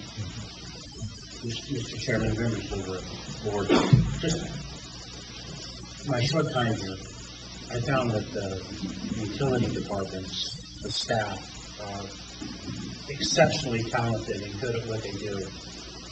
There have been a lot of issues, and a lot of it is inconsistency, in policy inconsistency. There were comments made in public comment about the electric department and the crisis that we're facing. These are not new issues to them. These are issues that they've been dealing with, and in billing, the issues they're dealing with. We talked about it in commission meeting, my first commission meeting here. They kept us informed. They know where the issues are. They kept us informed, and I'm not talking about, I'm talking about the leadership, not the executive group here, the leadership of the city historically. Whatever decision you make to recommend to the city commission, make sure that it can be applied consistently over time, not just with this 7 group. It's the 7 behind them. It's the 70 behind them that come up in the rears at some point. Consistency is where we're really struggling. The ordinance is the ordinance, and we have inconsistently from the leadership applied that. And I take full responsibility for that inconsistency. However, we need to make sure when you approve something, recommend it to the commission, it's consistent. And we can consistently apply it without a lot of extra effort, because as you pointed out, Chairman, they are busy. They are very busy. And inconsistency is leading to a lot of effort of operation. Right. And that is a very good point, because, say you open up an email, copy, look at a picture, copy a number off and enter it, 5 minutes. Okay, that doesn't sound like much, but we have 7 customers, so that's 35 minutes now, and so Sonia has lost more than half an hour of the time during the day, away from, doing what she should be doing. And like you said, so we have 7 more customers, now she has lost an hour, or, a good portion of the day already, and say we have another 7, that can easily balloon. And the same thing is going to happen when we install the water meters. So even if it's only 7 customers on water and 7 on electricity, we've already taken away an hour, more than an hour of Sonia's time. And she does not have the time already to do what she needs to do. So again, that is, an argument, against the self-reading. If we had a system where everybody did self-reading and we were set up and staffed to do that, that would be something else. Mr. Chairman, members of the board, I don't mean to imply that I want you to not recommend self-reporting. Particularly my first meeting here with you all. However, think it through clearly, and how it can be applied consistently, and then let the commissioners make the decision. Right. And I wanted to bring that up because, I had not actually looked at it collectively, so that, rang a bell with me, and, we don't need to be giving Sonia anything more to do than she already has to deal with. And adding a half an hour, how long does it take you to go through and look at, if you were to do it the way you wanted it to do, not how long it takes you rushing through. Now, if you wanted to do it properly, how long would it take you to go through one billing cycle?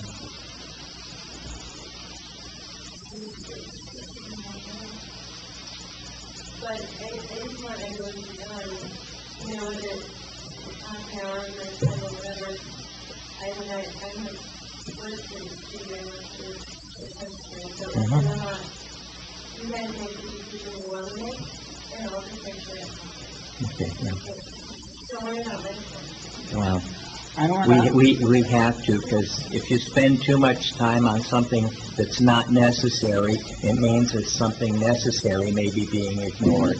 So that's my point in time. I would like to hear from Sonia if she has some idea or thought on how it would be best handled in the utility office. before we kind of make some kind of recommendation.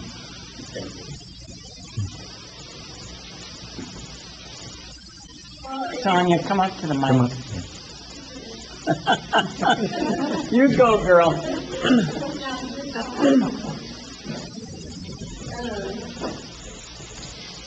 I think that, I can see both points.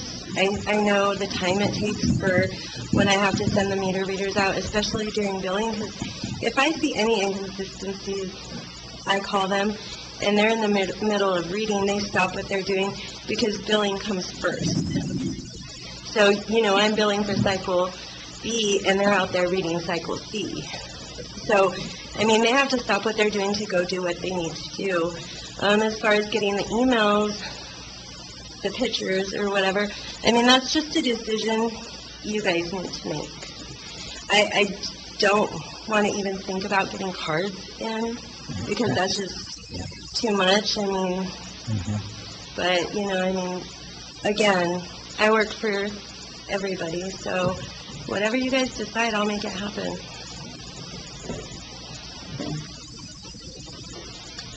Anyone else? Bill? I think she pretty much, the concerns that I had, pretty much talked about it. My concerns are that, it feel good in the world to say that you're going to sit down and in 30 minutes you're going to be able to do this. But then reality kicks in, because it's in any kind of planning that you have to do as a supervisor or anything, that you take this time out in the day and this is what you dedicate to. But you just as well know, just like you said now, if something comes in and they've got to send these guys off someplace else, a picture comes in, it's didn't print right, didn't come out right, and then now they're having to go back and read it, and it's still going to cost them, in an ideal world, you'll sit down, nobody will disturb you, nobody will be done. For that 30 minutes, they can sit down and do that, and it'll be done.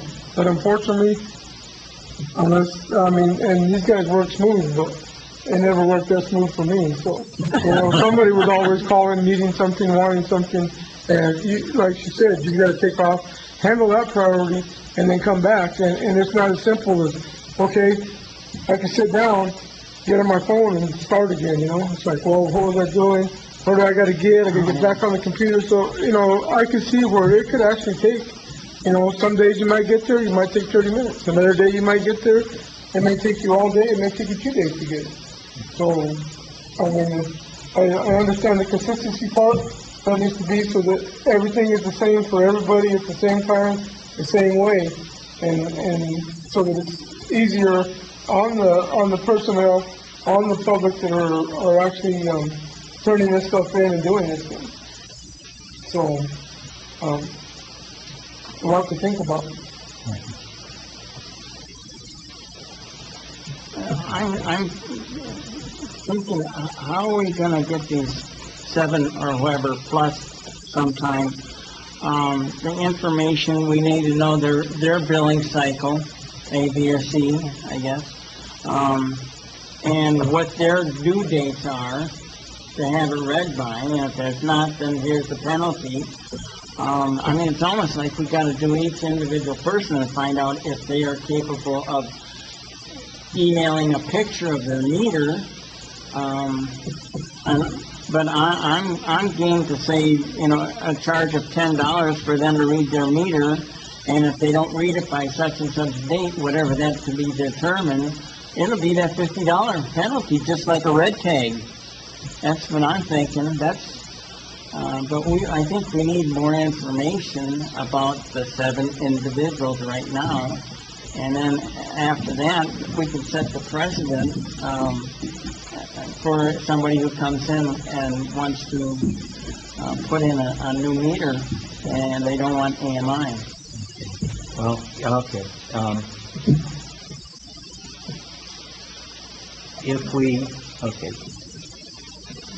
If we make a decision just to send a meter reader out to everybody, that's a pretty simple situation. We don't have to worry about this ifs, ands, or buts, all right? If we want to allow self-reading, if a customer wants to self-read, then they would have to set that up directly with the utility department. I don't think that's anything we need to get involved with. We would just have to have a policy there.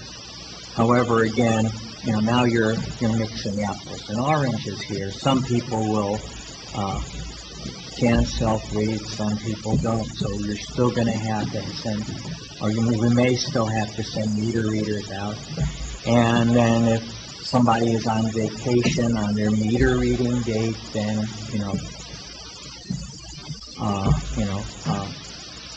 then how do you know?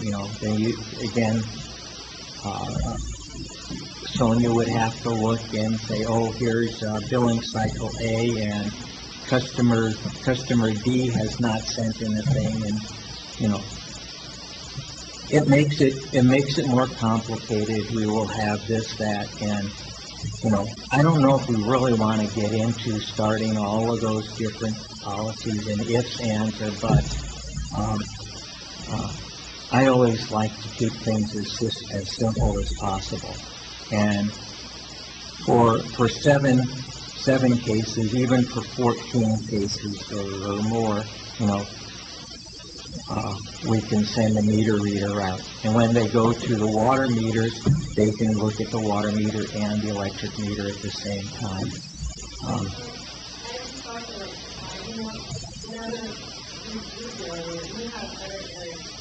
Right. It's not like we open a cycle and we just have 2 meters to do. Right. Right. And usually we have anywhere from 50 to 60, sometimes even more errors that we have to get straightened out. And usually, if they want to come through, they go out there and check out there. So, and then it's more than just a few meters and Yeah, you had about 4 that you sent the reader out for in that short time I was with you that one time. So, yeah. The meter readers will be going out there to check on these things anyway. Now, at other times they will have other duties because they won't be full-time meter readers anymore, but they will still be going out and visiting the houses. And like I said, I like to keep things simple. If we get into the self-reading, we're going to have a lot of other things we need to talk about and policies and stuff. And I personally I don't want to put that additional burden on our staff. So my recommendation is that we keep it as a set fee. Everybody gets their meter read by a trained meter reader, and we do it that way. Minimize impact upon the utility department staff, and then just have a flat rate for everyone. And again, my proposal is $25 for that. Is that in the form of a motion, Mr. Spaghetti? If I can make a motion, and then we can still discuss it afterwards, yes. Okay, I'll second that motion. Okay, we have a motion and a second. Is there any further discussion? I just think $25 is still too much. I understand it takes, I read off what a plumber and a mechanic and a barber and whatever. But gee willikers, and we don't need to send 2 people out. And we don't need to be sending out a big truck. They could all be driving Prius or golf carts. Golf carts. I suggested that a long time ago to read the water meters. Because we had golf carts out at golf course. I think $25 is still too high. I'm willing to say maybe $12.50 or $15. So, what do you guys think? Throw out a dollar number. Well, it's kind of hard on my part because fortunately I never had the pleasure of reading the meters.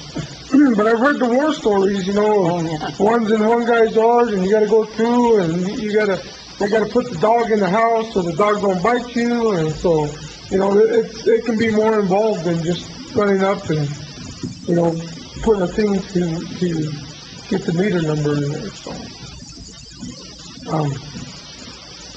I would like to amend, something I should have added to the motion. Okay, I'm not changing the number, I want to leave it right where it is. But, I want to amend the motion that the customer must provide, easy access to the meter reader to their property. Well, there's already a code saying that if they're not, then they gotta get charged to move that meter. Yeah, well, that's on the And that's code, never but been it's never been enforced. Yeah. That should be a digital meter, too. Yeah. I don't know if we need to add that or not. Oh, let's just go back. Let's keep it to the original. All right, I'll just make a motion that we have, all the non-AMI customers will have their meters read by a city meter reader, and they will be charged $25 a month. Mr. Chairman, members of the board, you have that motion on the floor now. Okay, wait, that's been seconded. Okay, all in favor? Aye. Opposed? Okay, so that has been passed.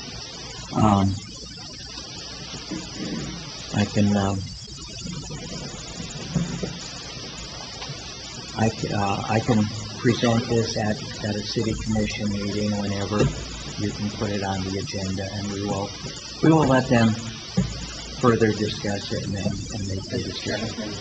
We could have it on the agenda for next week. At that time. Okay, yeah, it's simple enough, we can do that.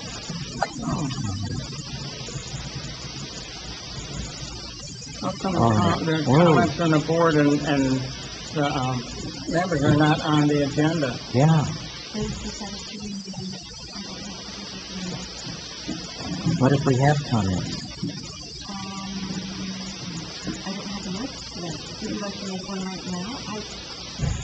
I'm just saying, if it's not on the agenda, we can't do it, right? Yeah, well, but the next meeting, there should be comments from the board and from our members. Yeah. Because there are often issues that come up and that we want to make, a few comments on, and that does. I will bring it up. And we bring that back, yeah. Well, comments from staff, usually those who are here have something to present, So I don't know if that's necessary, but I think we need to keep comments from the board on there, because there are, reports, things we have tripped over during the month or something that we would like to share, with staff and with the rest of the board, and not having that opportunity. I'll bring back the message to the office. Okay. Mr. Chairman, members of the board, you're going to have staff here for various aspects of the meeting. It would be very welcome to give them an opportunity to speak on some activities. They may not have anything, they may decline in a particular meeting, but extending that invitation to them, that offer, would be very appreciated. Right.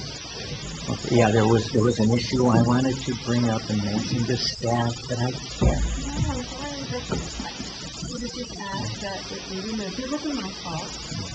All right, well, if that's the case, since we're out of topics, I have to declare this meeting adjourned. Well, I was gonna make a motion that we adjourn the meeting. Okay. So motion away. Motion.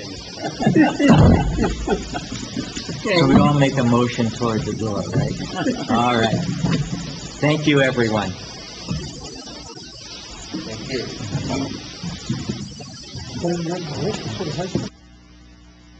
Testing. Testing, testing. Testing, testing. Okay, we're live. Okay. Oh, here we go again. It is now 5:32 p.m. on Monday, June the 21st, 2021. And I'd like to call the meeting of the regular meeting of the Public Utility Advisory Board of the City of Truth or Consequences to order. May I have the roll call, please? Yes, sir. George Sagadi? Here. Jeff Dornbush? Absent. Ron Pecori? Here. Gil Evelar? Absent. Don Armijo? Here. Mr. Chairman, we have a quorum. Okay, first item is approval of the agenda. Do I have a motion? I make a motion to approve the agenda. Second motion? All in favor? Aye. Opposed? The agenda is approved. Next, we have the approval of the minutes for the regular meeting of May 17th, 2021, and the workshop from June 14th, 2021. I had a small correction that I've already submitted, spelling correction submitted to the clerk. Are there any other comments or changes? Or I'll make a motion for approval of those minutes based on the changes submitted by Mr. Spaghetti. I second that. Okay, all in favor? Aye. Opposed? The minutes have been approved. All right, next item is comments from the public. And as usual, we'll go 3 minutes, but if you have to go a little bit over, we'll allow it. We won't cut you off straight at 3 minutes, but if you get carried away, we will cut you off. I got it. You want, you Yeah, I got it. All right. Just let them know when they're 3 minutes. Do we have anybody from the public that would like to speak? Okay. Ariel Doherty, Cabaya Road. Greetings. It's completely unclear to me, and I think it lacks some transparency, how this advisory board will proceed on making changes to Ordinance 664 on customer-generated renewable energy. And I would appreciate that the correct title be used henceforth. It hadn't been in some earlier documentation. Last Monday's workshop, a new fabrication erupted about why there was a 90% in the current ordinance. At that workshop, it was falsely explained to keep solar customers paying for electric department overhead. Hidden in the L total charge is an $8 fee that all customers are charged. Annually, this is over or approximately $375,000 is brought in from this $8 fee on each of our bills each month. And then there's also the overcharge on the energy cost adjustment line of over 4 cents a kilowatt hour. One other thing we didn't discuss last week was EV use in our homes. It's home use that should be allowed in whatever solar panel additions citizens choose to make on their properties.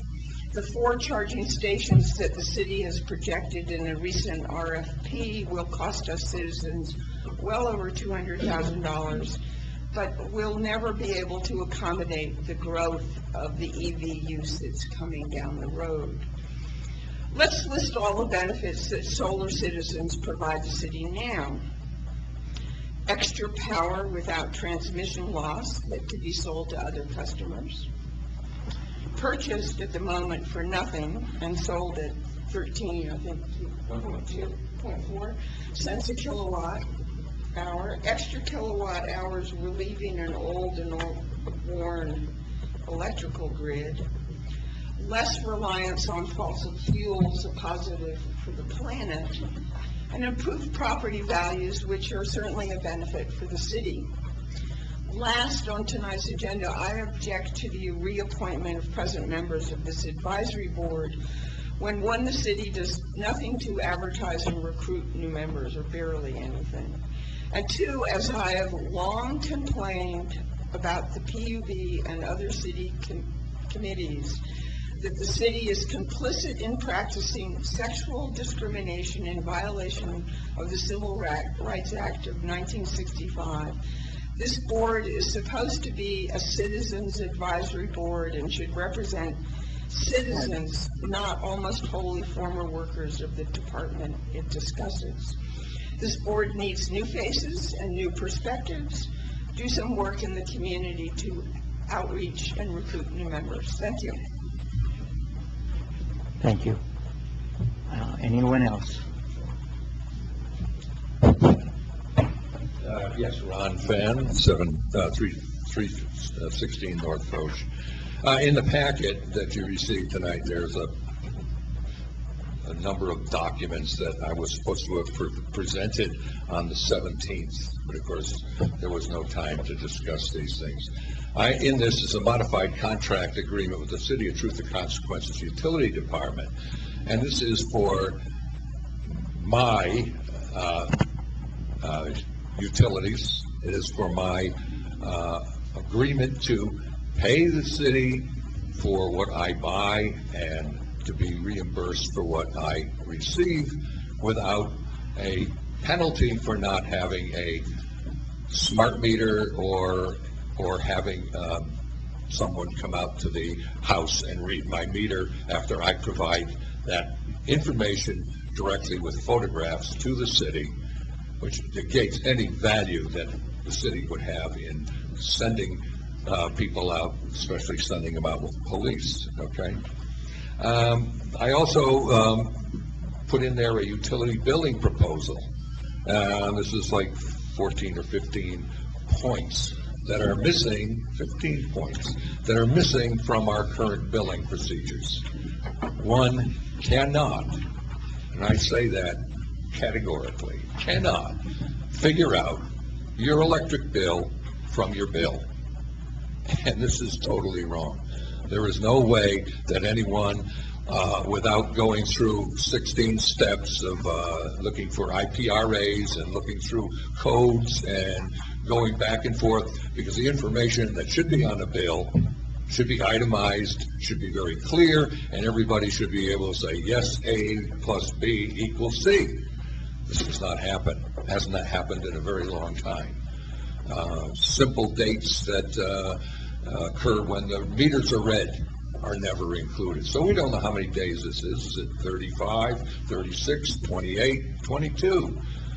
And these are evidenced in the billing structure, okay? But everything says 30 days. It's not 30 days. My bill last month was, I read it on the 30th day, and the city came out on the 33rd day and read it. Why? Okay? I mean, this makes absolutely no sense. And on top of that, this order that was done by the commission has been shot down by the Attorney General's office as being illegal. And no mention has been made that we're going to revisit this as he recommends and make it right, because there is no making it right. This was a foolish thing that was done, and, you know, all I'm saying is this needs to represent the people, as Ms. Doherty said, not the city utility. Thank you. Thanks, Ron. Take your stuff, Ron. Ron, your folder. Okay. Anyone else? Quite a few people here. Okay, is that it? Oh, is there anyone online that wishes to make a comment at this time?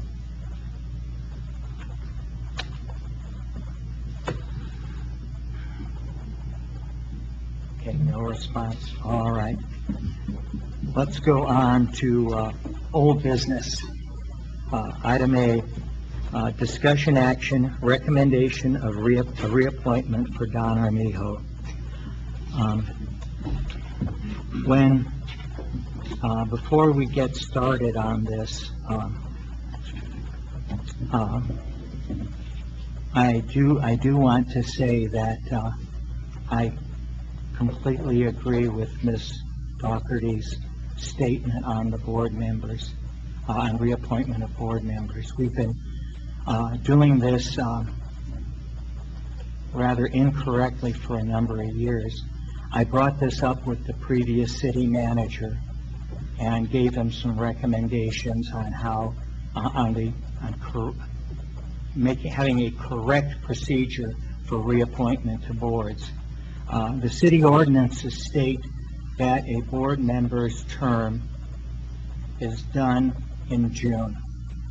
Okay? It does not say anything about sitting board members getting preferential treatment for being reappointed to the board.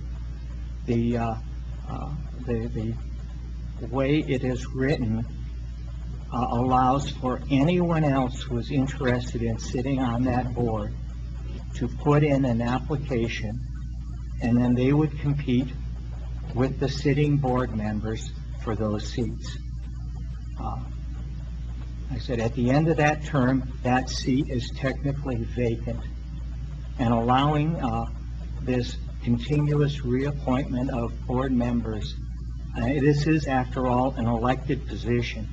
We're elected by the commission, not by by a public vote, but it's still an elected position. And at the end of the term, anyone interested in that position should be given the opportunity to compete for that. All right. Now, we're a little late along in the process of this. These vacancies should be announced ahead of time. The announcement should go out to the public, and so that others who are interested can put their names in and compete for those positions. Okay. We've got a number of boards, PUAB included, that, where people just continually get reappointed over and over again, and other members of the public are not given the opportunity to break into the club. Like I said, right now we're late along in the process, but I would like to see this this changed, and Mr. Swingle, I will give you the procedure that I had presented to Mr. Morris previously, and hopefully you take that up with the city commission and kind of formalize that as an appropriate procedure to be used for all boards. Okay. So I'd just like to let the board know that Angela does our office does advertise. We have been advertising for the last several months, and we haven't had for numerous positions. Wow. So we do advertise, so. Okay. Well, okay. It's in the legal part of the paper. And I did see it was in the June 18th paper. Public comment is over. All right. No. Okay. If anyone has any comments or suggestions, they can forward to us after the meeting. But public comment was over a few minutes ago. All right. Now, with that, with that behind us, the business at hand is a recommendation for reappointment for Mr. Armijo. I would also ask, Dawn, have you received any applications or any applications for a position on this board? Has anyone come into the office and stated they would be interested? I am unaware of anyone that has come in to the office to apply for the position, but I know we do advertising, and I can do further research to find out the exact dates. Okay. But no one, to my knowledge, has come in and applied for the position. Okay. All right. So, then we would need a motion for, to recommend reappointment of Mr. Armijo to the board. I make a motion to accept Don Armijo's application to the Public Utility Advisory Board. I'll second that. Yeah. Thank you, I thought that was gonna be kinda weird for me.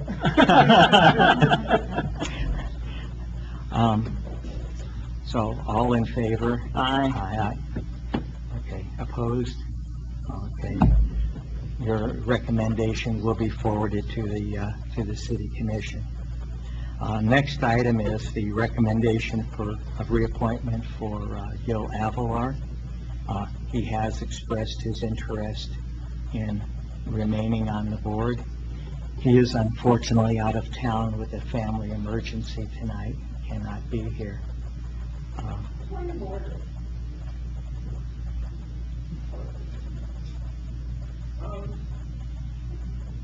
Were these two individuals, did they resubmit applications? Yes, they did. Yes, yes.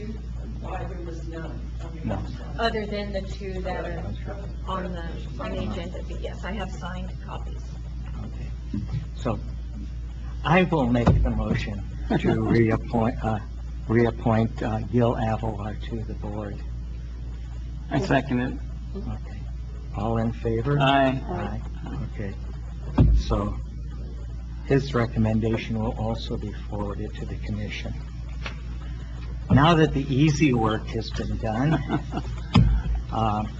last item, an old business, is recommendation for proposed changes to ordinance 664. The other board members were at the workshop. I don't think I need to summarize the comments and stuff from the workshop.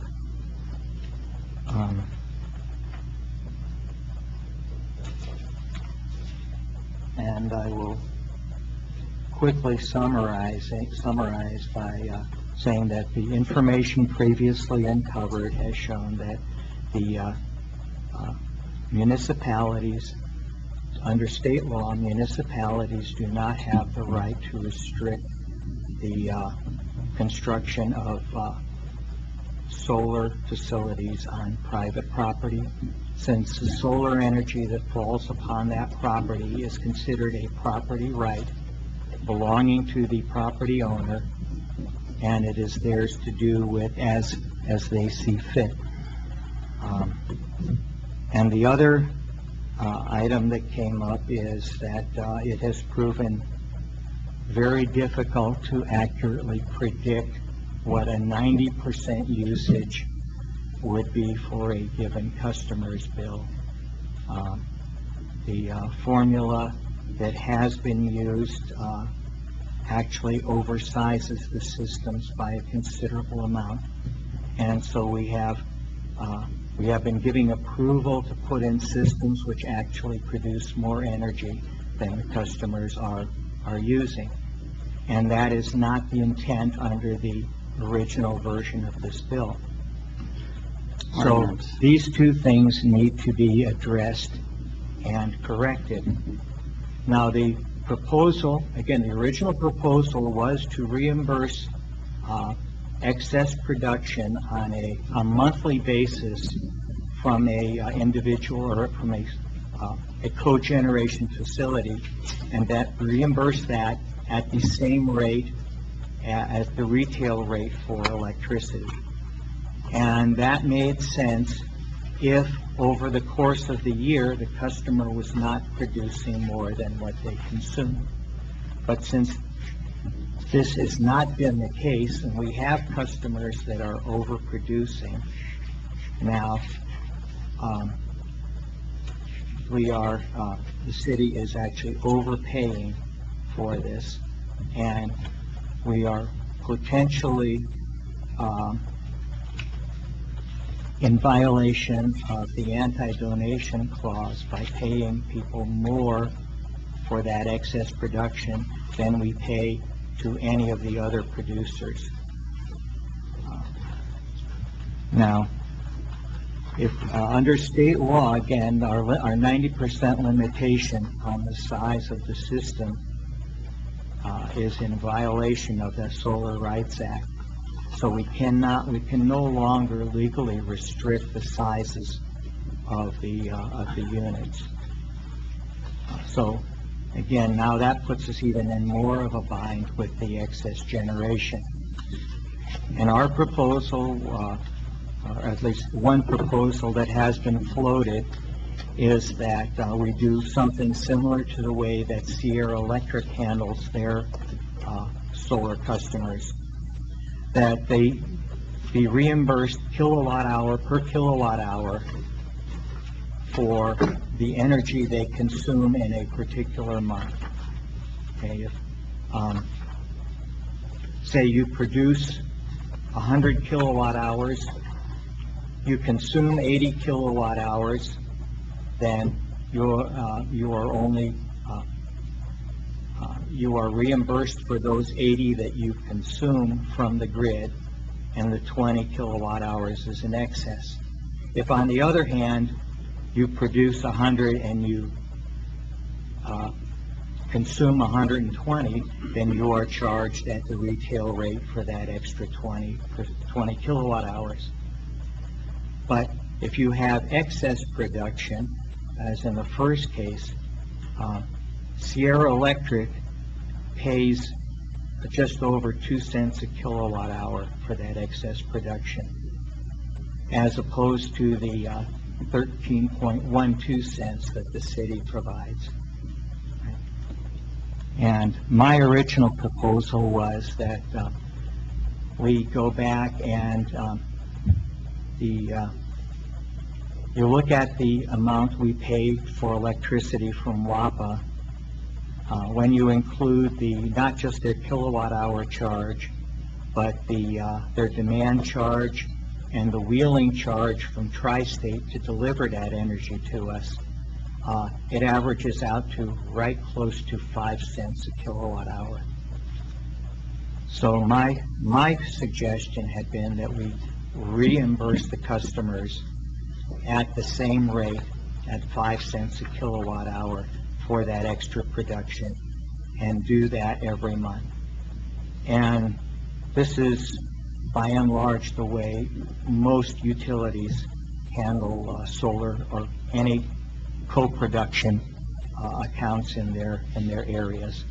The only variable there is actually that reimbursement rate for the extra production.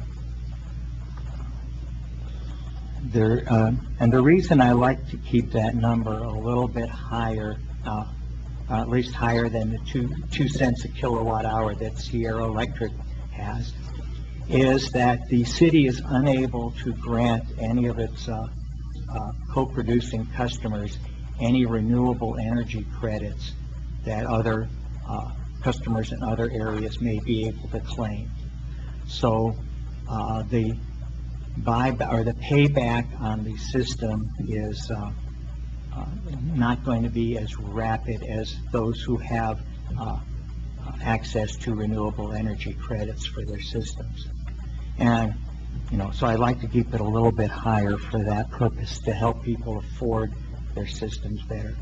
But continuing to pay 13 cents a kilowatt hour for their electricity, it's just way too much. Again, the concern is with larger systems is that we are taking money away from the electric department. However, if we do purchase this excess production at the wholesale rate, then the electric department is not losing any money on this, except for the offset, the actual usage that these customers are not being billed for.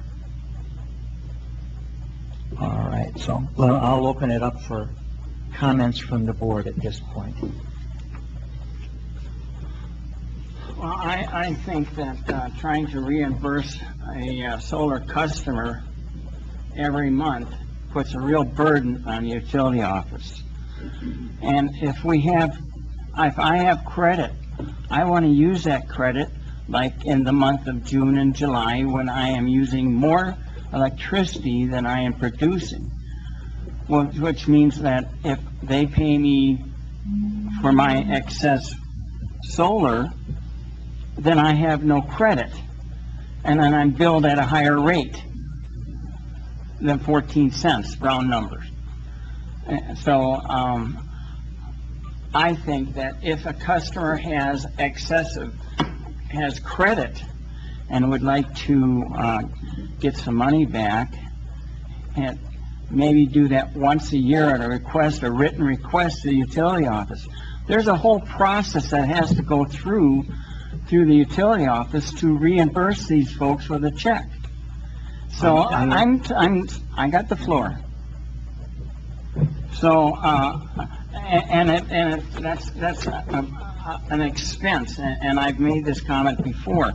The company I worked for, when I placed an order on a vendor and had to go through the process, it cost our company $75 to place an order on a vendor. Now, if you have to go through that kind of process, it's got to come in, they have to process, saying, okay, you've got a credit, we're going to have to send you a check, literally send you a check at the 5 cents rate, or whatever it is chosen to be, then that's a whole big expense with the stamps, the mail, the handling. I am going to say something. I'm going to say this for the last time. I am not talking about sending a check out every month. I am talking about, no. You said that. Reimbursing them as a credit. It is exactly the same thing that the utility company is doing now. It's just that the amount of the credit would be 5 cents a kilowatt hour instead of 13.12. It's a matter of changing one setting on the utility bill, and it is done automatically, and there will be no change to the procedure. Well, now you've made it clear. All right? Now, I've said this before. But you've never made it that clear. You did not listen. Excuse me? All right. Gentlemen, I have a question. Mm-hmm. Is there anything said in with the state statutes and then it's the size of system that you can put on? No. No? Yeah. And I thought somebody had mentioned somewhere with the co-op that it was at 25%, nothing 25% over what you could build. And I thought there was some type of thing like that. Because as I've stated before, my only concerns is somebody coming in, not building a system in order to, say I've got 10 acres and so I decide to put a solar farm on, well now I'm becoming, it seems like we got to do something in there to avoid that. So if we're just talking normal property, what you put on your house, to put, that's my only things with the limit on there. Yeah, I understand, and we've been wrestling with that a little bit. There's kind of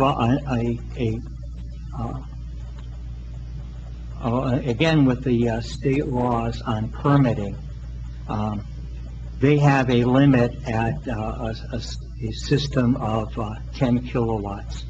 If you are below 10 kilowatts, there is a simplified permitting procedure that you go through. If you go over 10 kilowatts, the permitting process becomes much more complicated because they're looking at that as being more of a commercial system. One of the thoughts that was presented was putting using that. Well, it kind of serves as a natural buffer there, because I had talked to one individual who had wanted to, he's out in the county, and he wanted to go larger than 10 kilowatts, but the the provider he contracted with says, look, with the increased work and the more complicated procedures, going to 12 or 13 kilowatts, it isn't worth all of the extra headache that the permitting and the inspections and everything entails. So anybody wanting to push their system above that, they, will run into that problem as well.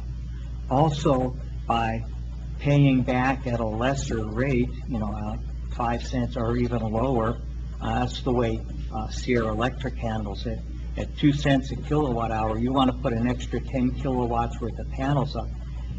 You're not going to pay for that at 2 cents a kilowatt hour. And like I said, we can take that 5 cents and we could push it down even lower if we feel we need to do that in order to prevent the kind of scenario that you have. Or we can go back to the, well, let me, I don't want to go any further because it will just confuse the issue. Okay. But yeah, I agree with you on that.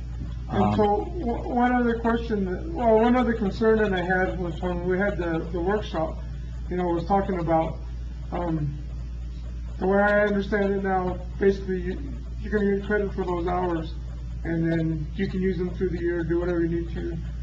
And then at the end of the year, if there's anything left over, that's when we'll discuss what they'll be reimbursed at or what will be done. Yeah. But I'd like to make it one of our recommendations, or one of our recommendations be to the commission that, it doesn't go over a year.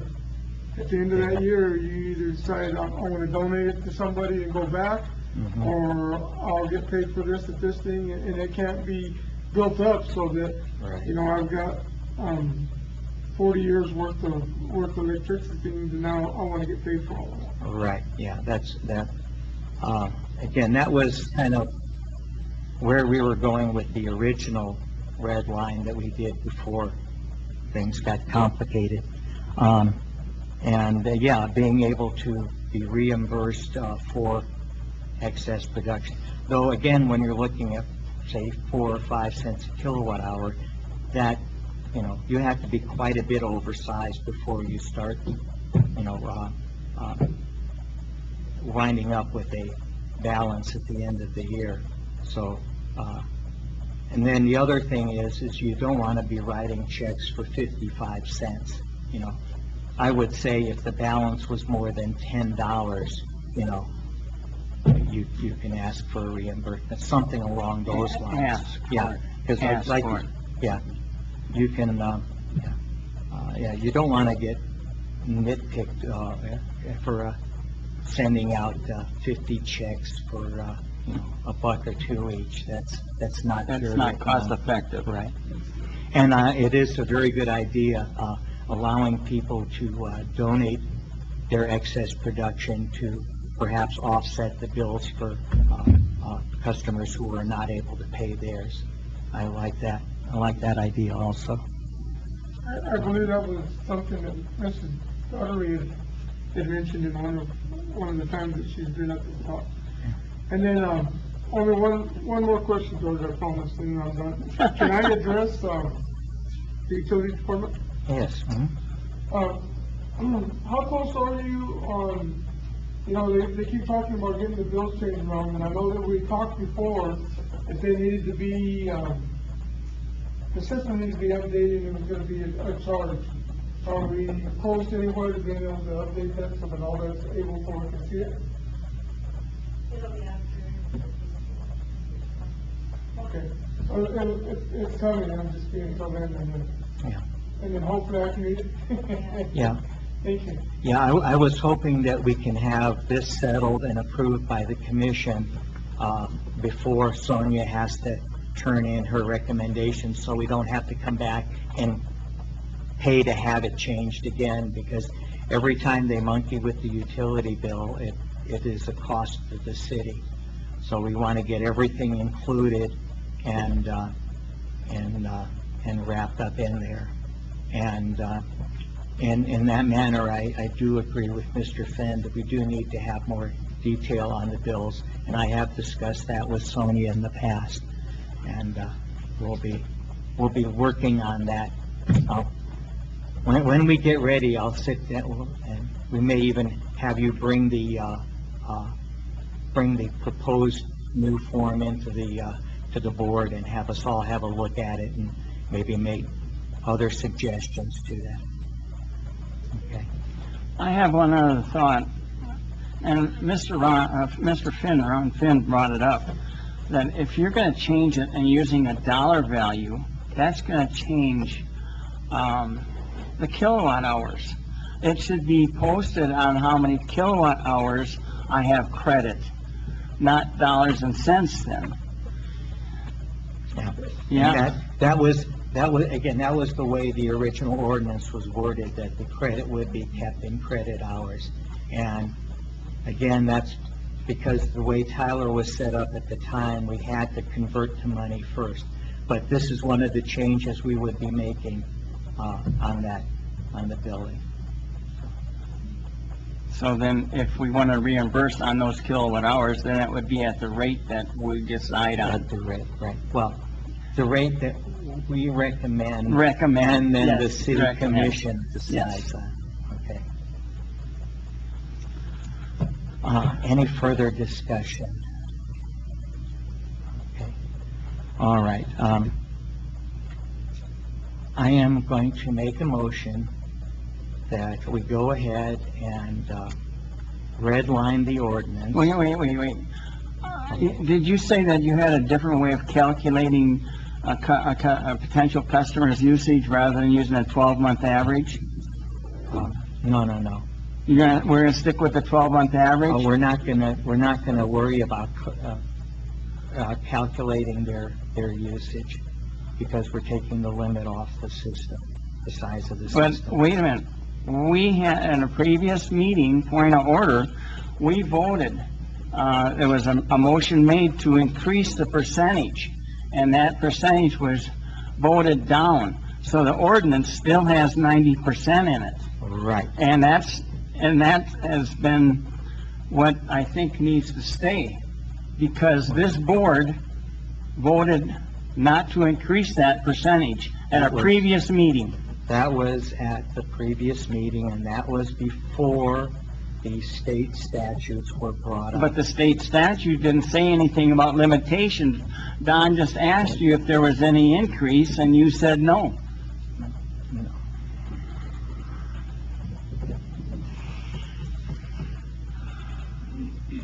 The board voted on to retain the 90% limitation before the state statute information was brought up, which does not allow us to place a limit on the size of the system. No, it says the statute said that you can't restrict somebody from not putting it in. Well, it doesn't say about restriction is other than it being over 10 kilowatts. Restriction applies to size and installation. I didn't see that in the information you gave me. What vast legal experience do you have that gives you the ability to make that distinction, sir? Okay, and I'm going to put that question back on you. I'm saying I have not heard any objection to this interpretation The board voted from not the city. to increase the 90%.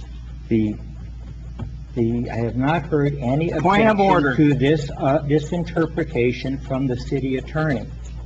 All right? If there was a problem with that interpretation, behind this board's back? No. It was, the information was sent to the city attorney after that meeting, and there was no objection heard back from the city attorney. All right? So based on that, this interpretation stands, unless somebody comes up with an attorney's opinion that states otherwise. So you got no answer back from this city attorney? Yes. And you're making an assumption then? Well, it was presented to the city attorney to evaluate. You're making an assumption then, George? All right. Aren't you? Well, yes. Okay. Mr. Chairman, I think that, members of the board, I think that you were making a motion at the time, and the appropriate procedure would be to go ahead and make that motion. But I mean a point of order. All right. And I can interrupt him. I will go back to the motion. I make a motion that we go ahead and make the changes to the ordinance, then make the following changes to the ordinance. 1, remove the size limit on the systems that can be installed. And 2, set the payback, set the monthly credit for excess production at 5 cents per kilowatt hour.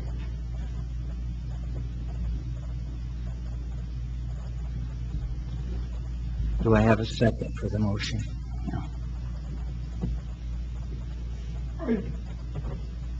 I'd like a little more,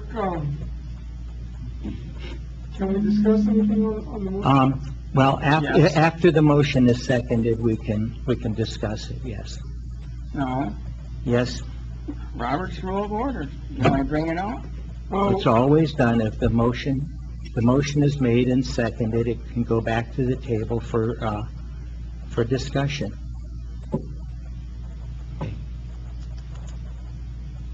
So I'll second it based on that we're going to have some discussion on it. Okay, all right.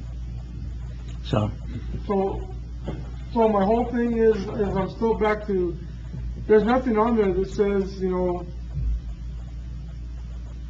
anything about limits or anything. It just says we can't keep them from putting it. But if the state of New Mexico is already putting them to a 10 kilowatt hour thing, and then after that you gotta apply for special permitting, how do we follow that? okay, Just that's it.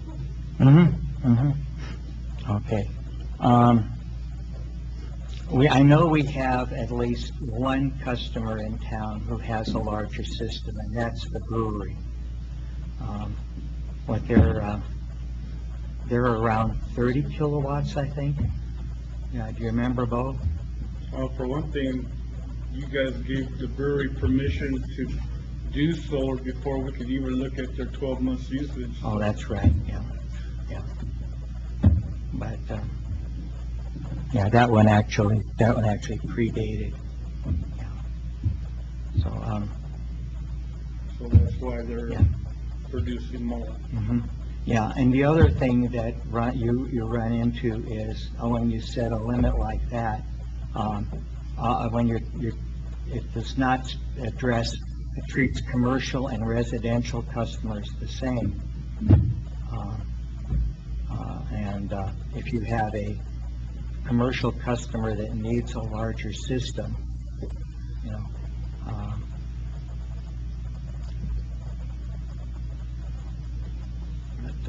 So I guess, Mrs. Getty, that would be my question on that is, the 10% that's set by the state, is there a difference on that between commercial property owners and individual property owners? No, that is for any cogeneration facility. So then if, I was a business and wanted to go in and put it, I would have to go through State of New Mexico, file all the appropriate things for them in order to be able to put in a bigger system. Right. And all systems have to be approved by the city's electric as well. And I agree with you 100% on, being worried about somebody just, putting in an acre of solar panels on a piece of property and what that would do.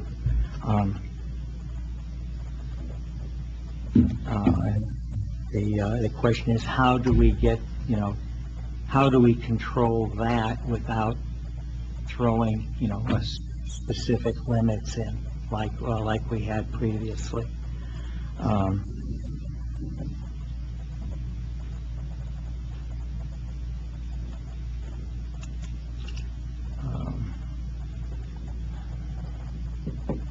Well, most utilities are governed by the PRC. Right. And the governing body, is our city commissioner. Right. So they're the ones that are gonna approve whatever we recommend, if they approve it.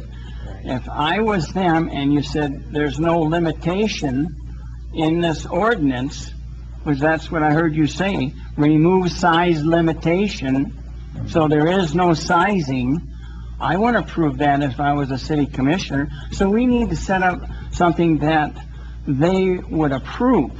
And this 5 cents credit is not clear in that it's kilowatt hours, not dollars and cents like it is today. Right. That's not clear enough. And like we said, when we make the alterations on the billing software, that will be changed to kilowatt hours for that specific reason. Now, But that needs to be made in this amended ordinance. So, and are we going to allow people to come in once a year and request that, like Don had mentioned, in a written order? That would have to be in this ordinance also, or amended this ordinance. let me amend my motion, okay? I move that we redline the ordinance to make the changes, to take the limit off, impose to change the credit for excess monthly production to 5 cents a kilowatt hour, and that I will take that red line to the city attorney, have him evaluate the changes and listen to his comments and recommendations, and bring that red line back to the board at the next meeting. So we will not be passing this on to the commission directly. We'll go back, we'll make the changes, get the attorney to approve it, and then bring it back here for a final discussion before we send it to the commission. Okay? Do you want to amend your second? Yes. Okay. All right. And we'll second it. So basically, we're just gonna do a rough draft with those changes, send Right. it to the city attorney. Right. Maybe, give the city manager and the city attorney a chance to look at it, both, see if there's anything we can do. I mean, we wanna make sure that we're still within the law, but not, Right. you know, so, yeah. Like Ron said, I was making an assumption there, and I think bringing the city attorney into it before we actually send it up to the commission is a good idea. It'd be embarrassing to the board to have something go before the commission and have the city attorney throw it out. So, this is a procedure we have done in the past, with ordinances that we sent up. But you missed a piece about asking reimbursement, cash and reimbursement once a year. Okay. Are you going to add that to it? We will include the cash reimbursement once a year. Okay. Written. Okay. All right. So do you want to table this? Well, no, we have to we've made a motion to do the red line. Okay. So we have made a motion, so all in favor of doing the red line and bring it? Okay, he did. Oh, he's pregnant, okay. Yeah, That's right. So all in favor of doing the red line, consulting the city attorney, and bringing this back for a final approval at the next meeting, say aye. Aye. Opposed? I'm thinking.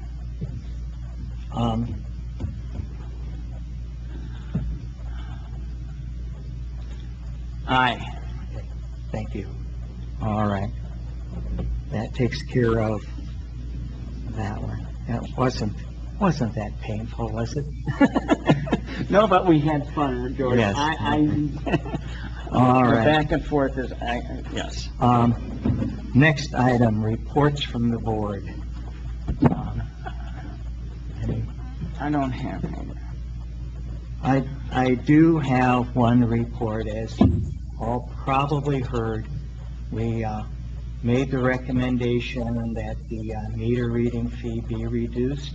I took that to the commission, and they voted 4-1 against reducing that. So It stays at it $50. stays at $50. But I thought you said that it would have been already brought to the board, it was unanimous to stay with the $50, and that it wasn't even voted on. That's what I heard when I listened to it on the radio. It was, they did vote on it, Okay. and they voted 4-1 to leave it where it is, okay? So, that issue has passed out of the hands of the board, and it rests on the commission's back. All right, I have one other comment I want to make, and this concerns, okay, well, there's actually two. The board agreed earlier this year that the utility departments would be making quarterly reports to the board, and the first of those quarterly reports is scheduled for next month. So just as a reminder to everyone that, and you have the list of items that, we wanted to hear about. So that will be coming up the next meeting. The other item was, it's concerning about getting information from the utility departments to the board when there are issues with the utility system. I was somewhat embarrassed when somebody came up to me the other day, pointed out a Facebook article about the transformer issues, and asked me what was going on. Because we had, as a board, had not been notified about that. I don't think that we should be, the board should be expected to be monitoring Facebook or whatever, to learn about these issues. When a significant emergency comes up, I know the commissioners are notified, but I believe the board members should be on the same mailing list as the city commissioners. So, Is that a request? that is a request, yeah. We can, I don't think we need to make take any formal actions against it. I think it's just as a courtesy. The Utility Advisory Board should be among the first to be notified on these issues. And that's all I have. I'm running out of steam. Okay, reports from staff. Silence. Okay. Okay. Just a brief comment. The commissioners voted that issue down on the $50 at the last meeting. We have a conference call with the AG's office tomorrow morning to get some more details from him on the corrective action that needs to occur. Okay. So they really weren't in a position to make any changes until we have this sorted out. We'll know a lot more tomorrow at this time. Okay, thank you. That is a matter that will be addressed appropriately when we know what that means. Would that be on the next commissioner meeting agenda? Very likely it will. Okay. All right, I have a motion to adjourn. I second. All in favor? We're adjourned. Thank you, everyone.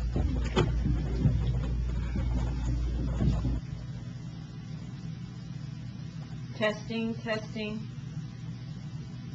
20 p.m. on Monday, the 19th of July, 2021. I'm calling this regular meeting of the Impact Fee Advisory Board of the City of Truth or Consequences to order. Can we have the roll call, please? Yes, sir. George Seghetti, Here. Jeff Dornbush, Here. Ron Pecoric, Here. Gil Avalar, Not here not yet. here, and Don Armijo. Chairman, we have a quorum. Okay, first item is approval of the agenda. Any comments or a motion? Make a motion for approval of the agenda. I will second that motion. All in favor, say aye. Aye. Opposed, none, it's approved. Next item is comments from the public. We have Okay, we missed approval of the agenda. approval of, Then approval of the minutes. oh, the approval of the minutes. I missed that one. Senility catches up with us so quickly. You need to do this more often. Okay, next is approval of the minutes. There's not much there, but, I'll make a motion to approve the minutes. I'll second. I'll second. Oh, okay, Ron seconds, okay. And all in favor? Aye. Aye. Opposed, and the minutes are approved. And there is our city manager. Lady and gentlemen, Since there is no public here, there will be no comments from the public. So next item is new business, discussion action regarding date and time schedule of future impact fee advisory board meetings. Okay, Mr. Avalar just came in, so. We had kind of this discussion while you were gone last meeting, is that, you know, it's kind of silly to have a meeting only to approve the minutes of the last meeting, which was held to approve the minutes of the meeting before the last meeting. You know what I mean? We approve the minutes for next month's meeting in advance. I can't do that. You know, I say, normally with the impact fee board, if there is no business before the board, you know, they don't meet again until there is further business to be held. Now, I understand the reason we did this the first time is there was business conducted at a meeting which was several months earlier, and the minutes thereof had not been approved and sent forward to the commission. And that's okay, you know, to do that if we have some substantial business that has been conducted by the board. But other than that, my suggestion is we just do not schedule another meeting until business is brought forward for the board's consideration. I mean, if we do have something which involves some functions of the board, and then it would be a good idea at the next month to come in, meet to approve those minutes at that time. But then, you know, since there's no other business on the agenda, there's no need to hurry up and get that approved and submitted. So at that time, we would just then suspend operations until the next item of business is brought before the board. Sounds logical. Or you can meet every quarter, and then if there is something that's needed, you can schedule a special meeting. Something like that. That way we have a record that we're trying to have. That it's just an idea, just a suggestion. Or maybe twice. Actually, I mean, impact fee board is really not that active. Or maybe having twice, and you know, maybe we always say meet at a minimum twice a year, July and January. That kind of corresponds with the fiscal and calendar years. And that way the minutes are never more than 6 months behind. Well, do we have any discussion on it before we go ahead? I think that's a good idea. Just to meet twice a year, unless business comes up, and then it's real easy to schedule in ahead of the meetings. Right. Just to keep in mind that we do have to advertise for that meeting, so just a little time frame before that. Well, you know, and then yeah, it you would guys will be good to go. it'd be a couple of weeks. Yeah, if any business comes up, it needs to be presented to the clerk's office at least 2 weeks before the meeting time. And most of the business that comes up is going to be a request for disbursement of funds from the city, so we would have Right. we need to notify them. Right. Ron, any comments? Well, the only comment is I'm wondering if we are advertising for the 2 openings on our board. And that should be an ongoing advertisement, I would think, weekly until, if we ever get it filled, because we need a contractor and we need a realtor to make the board, in compliance. That's kind of another issue at this point. Well, It should be addressed. well, okay, we'll get to that. Right now, we're talking about scheduling. Okay, I don't have any problem with the scheduling, what you guys want to do. Okay, so I will then make a motion that for the future, the Impact Fee Board will meet just prior to the PUAB meetings in July and January, unless otherwise needed. And at that time, it would have to be scheduled through the clerk's office and through the city manager at least 2 weeks ahead of time. I make a motion we approve. You have the second. I'm sorry. You've been away too long here. Yeah, I make a second. Okay, we have a motion and a second. Do we have any further discussion? Okay. No? Okay, in that case, all in favor, say aye. Aye. Opposed? It's done. All right. Then, reports from the board, and, I'll take your lead on this, Ron. Yeah, we do have. Okay. We do have 2 vacancies on the board, for, people that are involved in real estate, developers or, contractors. And since Sid resigned, we don't really have anybody, with those qualifications on the board, and we need to make sure we are, advertising those, and, I've got a candidate who I would love to put on the board, but he flat out refuses, you can't force people. It's a voluntary position, so. And if we can get a woman on the board, then it'll make some other people very happy also. But anyway, anybody else have any comments? Any reports from staff? Yeah, I would just like to hear from the clerk from Gone. I do believe our city clerk's office is advertising for this board as well as multiple other boards and has been for weeks. Yes, ma'am, confirming, yes, we are actively seeking positions pretty much on a lot of the boards, including this one. Okay, so thank you. Yes, ma'am. Is it specific that we need a realtor and a contractor and when you're advertising it in the legal section of the paper? Or is this a general, we got an opening? It's a general. I think it needs to be specific. We can check into that. And- Okay. And definitely check into that and, get back to the board. All right, if there are no further comments, I would make a motion that we adjourn. I second it. All right, all in favor? Aye.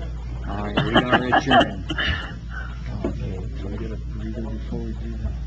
we can take a quick breather here while we shift gears into utility mode. Okay, we are online, on record, ready to go. So, being that it's 5:31 p.m. on Monday, the 19th of July, 2021, I'm calling this regular meeting of the Public Utility Advisory Board of the City of Truth or Consequences to order. Can we have the roll call, please? Yes, sir. George Segretti? Here. Jeff Dornbush, Here. Ron Pecoric, Here. Gil Avalar, Here. Don Armijo. Mr. Chairman, we have a quorum. Okay. First item is approval of the agenda. Again, pretty straightforward. I make a motion to approve the agenda. I'll second that. Okay, we have a motion and a second. All in favor signify by saying aye. Aye. Opposed? The agenda is approved. Next item is approval of the minutes. If you haven't had a chance to look through them, please do so now. I did not find any issues when I looked at them earlier. I found one, and it says, in here that, Chair Spaghetti, acknowledged member Mijo is concerned about saying it is something that we have to keep in mind. He also brought up the fact that the state law, which says there is a permit up to 10 watts, not kilowatts, but 10 watts. Good catch. Oh, good catch, yeah. All right. And that should be kilowatts? Yeah, it should be kilowatts. Kilowatts? Yep. Right. Mm-hmm. It should be kilowatts. Okay. Yeah. I'll get that changed. Okay, all right. What page is on That's, right here. It's that last, see, it's, the thing is 10 is on one line and the watts is on the other, so. Just put it. Yeah. Oh, okay. Yeah, Gotcha. and you could just do that as KW, capital. KW? K, capital W, yeah. Okay. I will get that changed. Okay. Yeah, KWH. No, Yeah, P- the other P- thing I just saw, P- and I'm not at this right time, but in the, ordinance, the 664, it has in there megawatts, 10 megawatts twice. Okay, yeah, that, I did go back and check on that, Ron. And, Yeah. that is true. There are two separate, parts of the state statutes dealing with those, and those are in megawatts, okay? Wow. Okay, that is separate from the other issue, where the 10 kilowatt issue that we were talking about, okay? That had me a little concerned, but I went and looked it up, and anything under 10 megawatts is covered under, with that first document. The, 17.9.568. Now, there's, it's a little bit, questionable whether we even have to have that well, never mind. But, yeah, well, that's for later discussion, but Right, that that's is, why I said, is this the right time? yeah, that's not, but that is Okay. correct, okay. All right, so, Okay, so we're still working on the minutes. We need whenever corrections are made, we need a motion. okay, are there any other corrections at this time? I don't have for the minutes. Okay, all right then. So, do I have a motion to approve the minutes with that one correction? I make a motion to approve the minutes with the corrections. I second it. All right, I have a motion and a second. All in favor, say aye. Aye. Opposed? And the minutes are approved. Okay. Next item is comments from the public. Is there anyone from the public who wishes to speak?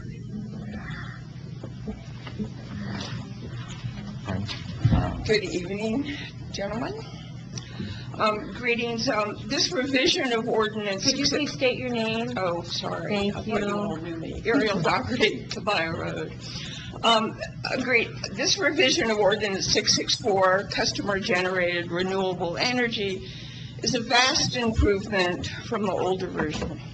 Especially it addresses my initial and primary concern about the dire restrictions of the earlier vision. However, as I have had almost 2 years to study this issue deeper, there remain many devils in the details.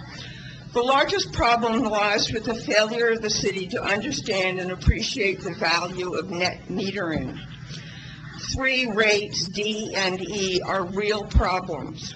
In D, the language really makes no sense, but there is absolutely no reason whatsoever to translate excess kilowatt hours into dollars and cents on a monthly billing basis, let alone an arbitrary and possibly an illegal, unjust dollar amount.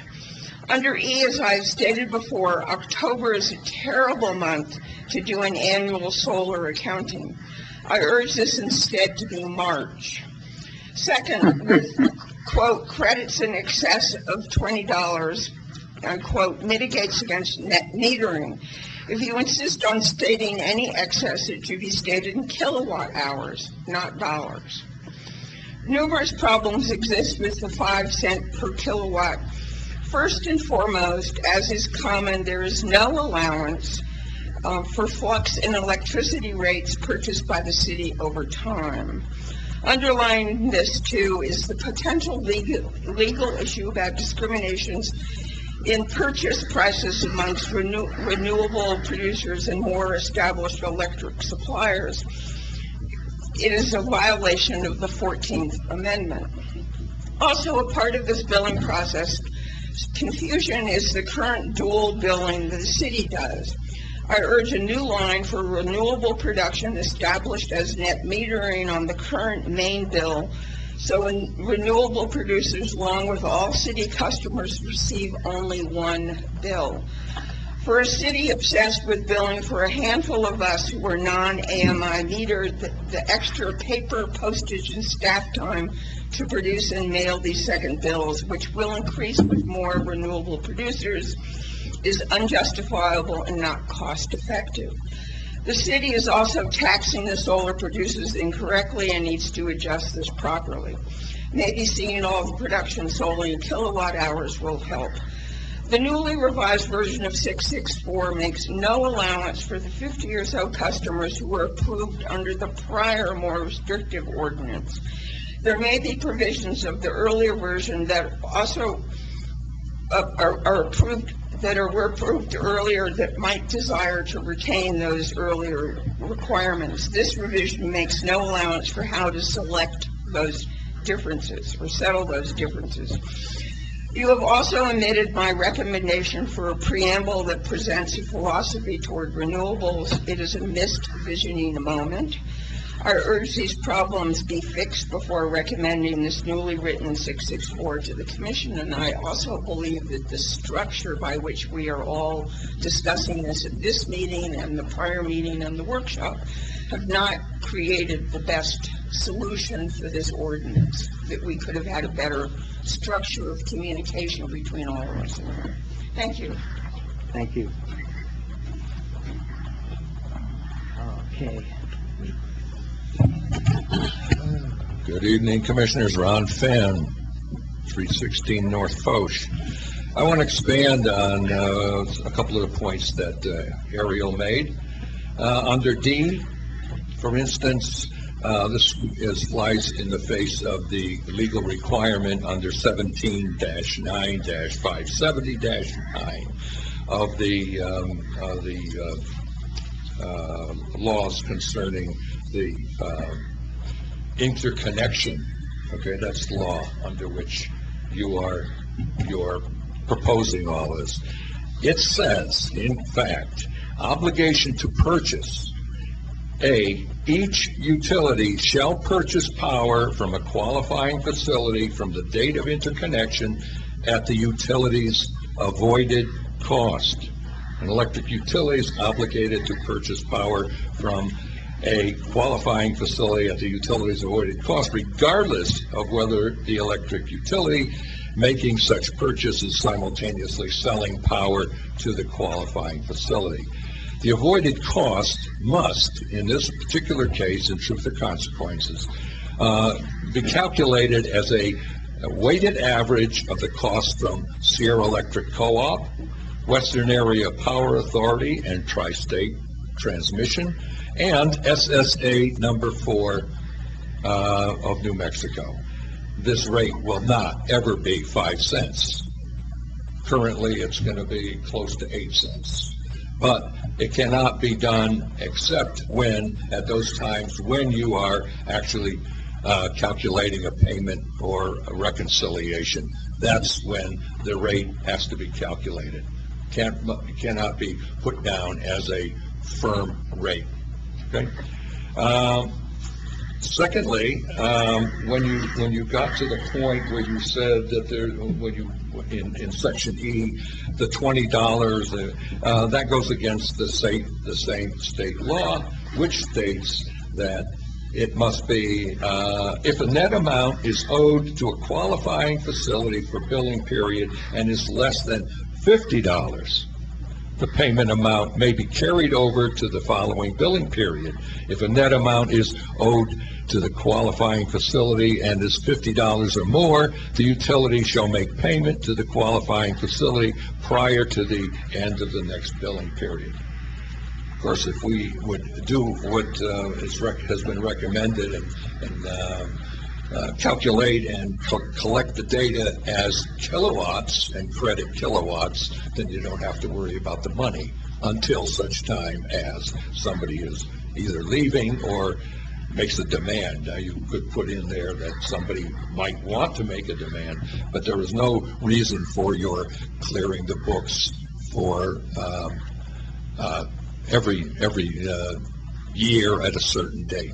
That's as she pointed out, as Ariel pointed out, October is a horrible month to do that in. That does not favor anybody. Thank you, Mr. Fenn. Okay. Well, I'm just telling you, these are the laws, and if you want to pass this, of course, then it's going to be subject to an appeal. Got it? Thank you. Thank you, Mr. Fenn. Okay, is there anyone else from the public who wishes to speak at this time? Okay. We shall go on to the next item, which is old business. Discussion and action, recommendations of final changes to Ordinance 664. Now, I would call your attention in the packet. There is a page inserted after the red-lined ordinance,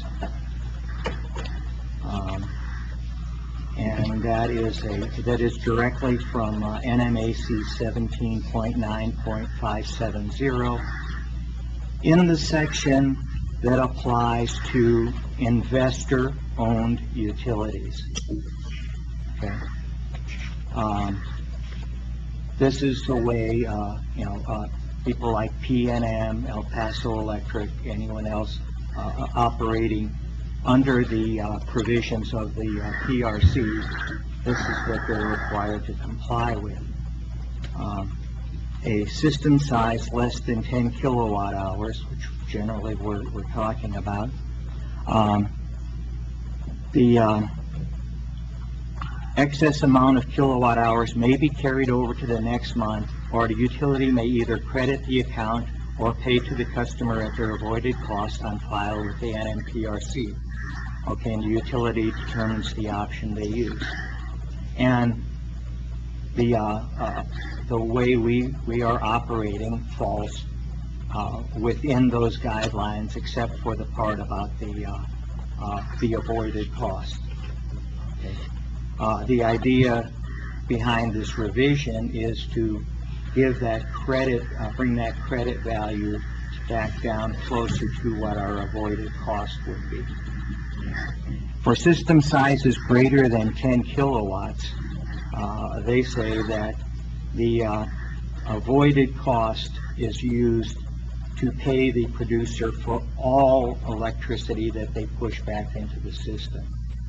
They would not have a one-to-one trade for what they have used. Everything they produce and push back is at the avoided cost rate. Again, this is directed at investor-owned utilities, and I threw this in there just so we can see how the rules by which the major utility companies have to operate. I also want to point out that Sierra Electric uses as their avoided cost rate 2 cents per kilowatt hour, or 2 cents and a fraction. When they do their bills, it's balanced against, the production, the usage and production are compared.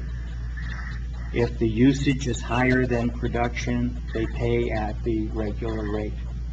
If production is higher than usage, that net amount produced is credited back to the customer at 2 cents per kilowatt hour, 2 cents and a fraction. Okay? It is not stored as kilowatt hours, and so they're doing it.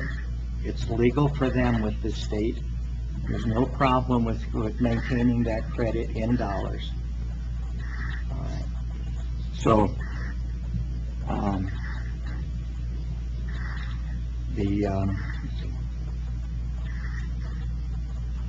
now again, I would like to repeat that the 5 cents per kilowatt hour was calculated as kind of an average of what we pay for power provided by WAPA.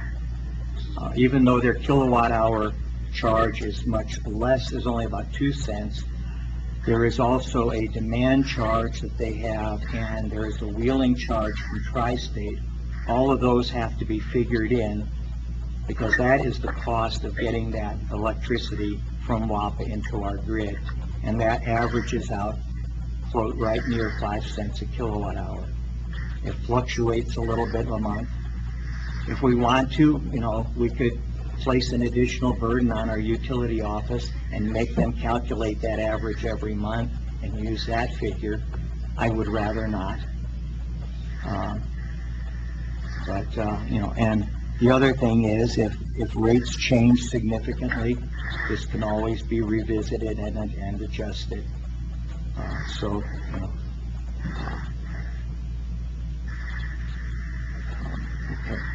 Now, there was another thing I thought of when I was doing this red line, and under D, under Section 3 rates, the second part, there is an alternate.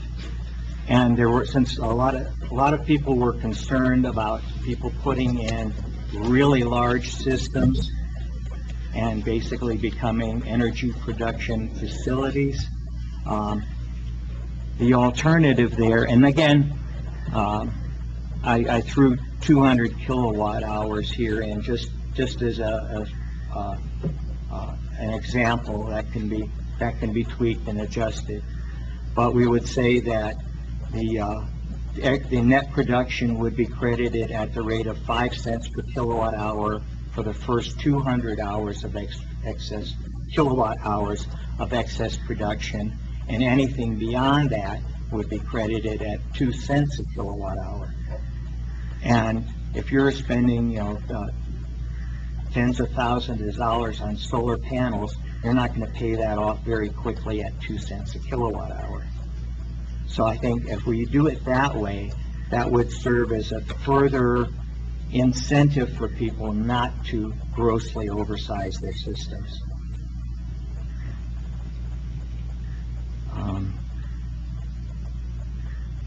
Again, the thing about reconciling the billing once a year, October is in there, again, just as an example. We can make that any month we want to, if anybody, has objection to it. If we want to put it in, put it on the July bill or the June or July bill so it corresponds with the fiscal year, maybe that would make things a little easier for the utility office. Or we could do it on the December billing, on the calendar year. That's up to the board to decide. There's nothing hard and fast about October that we have to stick with for this. So, Okay, can I speak now? I see no body language, so. Okay, if you pass that over here, I can bang on it a little bit for emphasis. Go ahead, Ron. Okay, you mentioned something about undue burden to the utility office. Well, when you're talking about if they're under 200 kilowatt hours, they're gonna have to calculate that out. So they gotta look at, as last I heard, there's 56 people who have solar. So each one of those people gotta be looked at. That's a burden on that office. And I think that if they want to reconcile once a year, like I sent you all an email, and what I thought was that if someone wanted to get the credit back or whatever's banked that they have, they need to come in and give a written notice, and otherwise it just flows over. I think, and that's not an undue burden on the utility office. So that's my thought on that. And and then that's a decision that the person will make at the month that they're asking for it. So we don't even have to worry about doing it every year or once a year for everybody. And that means that each person has got to be, each solar producer has got to be looked at. So, I'm looking at this as trying to be a win-win situation. The people in the utility office have a lot to do. And by asking them to look at every solar customer every month to see if they're over or under or whatever, that's an undue burden, in my opinion. Okay, I'm done. Okay. No body language. Okay. We can detect it through the waves here. Okay. Anyone else have comments, suggestions, changes? We're here. Well, I am opposed to taking out the 90% in the 12 months. And I made that clear. So, I know we were just talking about that one section, but here's a question, George. Why are we pushing to make this change to this? What is directing you to make this change to this ordinance? State law. What way? Which says we cannot limit anyone's production of solar energy. No, it didn't say that. What you gave us said that we can't stop anybody from putting the solar in. But we don't have the PRC, and who's the governing body? I am assuming it's the city commissioners, and they're the ones that are going to be deciding if they want to put in unlimited systems or if we're going to leave at 90%. But if we send this to the city commissioners, then it may not go through because they're not want to give out more money and make their utilities office work harder. Okay, that is your opinion, and you're That's entitled right. to it. And you know what? It just dawned on me, George. It really just dawned on me. I don't think either one of us, you or I, should be talking about this because of conflict of interest, because we both have solar systems. We shouldn't even be involved. We should be disqualifying ourselves from this conversation. Okay, I will reply to that is saying every one of us on this board is a utility customer of the city of Truth or Consequences.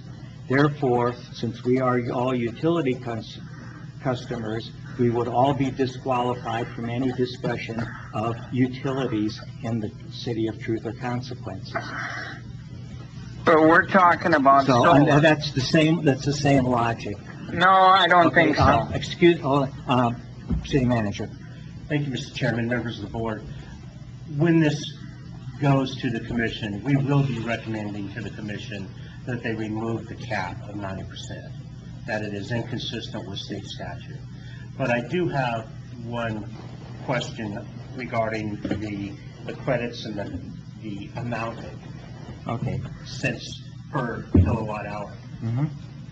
As I understand it, the city's not obligated to give even a penny back That's true. in credit That's above and true. beyond what you use. It would just go into the grid. Right. Correct? So anything that was received is something that's really not required.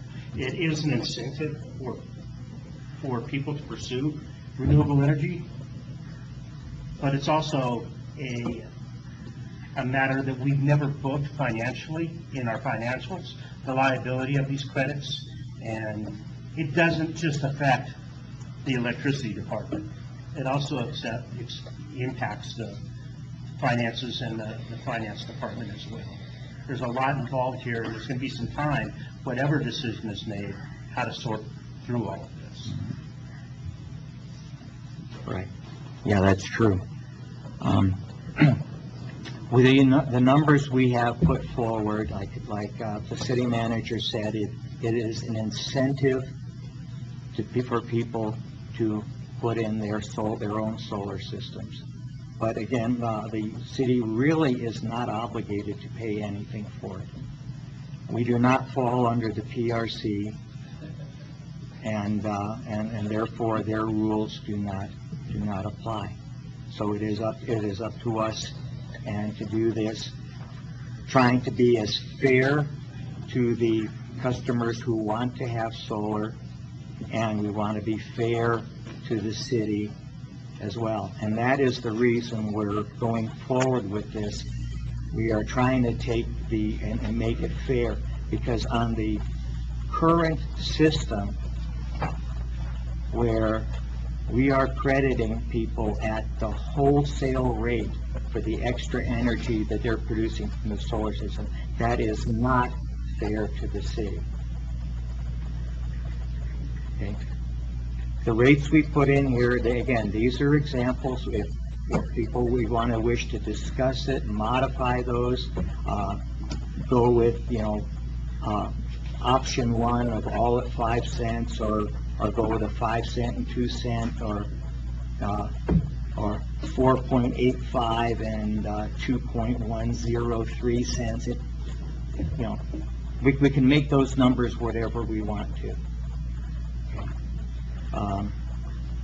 And that's the reason we're here today, is to discuss these final details. Then we will forward this to the city commission, and they will be the ones that make the final decision. And the idea is that we want to present them with something that's as palatable to them as possible. All right, they are free to change it, and as the city manager said, they can just come back and say, no, you're not getting anything for that extra production. That is their option, and they can still do that no matter what we recommend. Okay. But I think if we put the rate too high, we are going to get more kickback on that on that issue. Well, let's take the first part, and we can go through these kind of piece by piece. The one thing about contention is the setting that reconciliation is in October. Like I said, we could do June, we can do December. Does anyone have any preference on that? My preference is that it should be requested by the customer when they're ready, whichever month they choose. That way, the utility office does not have to look at every customer every month. I see the utility office manager shaking her head there. I don't think she agrees with you, Ron. Oh, okay. All right. So now I would say let's go ahead and look at doing the reconciliation on the June billing, which corresponds with the fiscal year, and for bookkeeping purposes, I think that would be the best solution. And Sonia doesn't like that one? All right, Okay, okay, well- concerns on that, and Sonia, if you want to speak on that, but Come on down and let's hear your thoughts. Pick a Yeah, number between 1 and 12. yeah. well, my concerns on that is being with, I used to work for the city and stuff, is if you get around the fiscal year, they're balancing Right. books, they're doing everything, they're jumping through all kinds of hoops. Good point. And so, Yeah, my suggestion would be like at the beginning of the year, Okay, January, do it for February, Jan. March. Okay. So, the week we can use, again, January would then be a good, Yeah, that would good be shot. probably the best timing. Okay, well, thank you. All right, so, do we have, an agreement on using January? have a motion for January? Well, I don't think at this time we don't need to make a motion.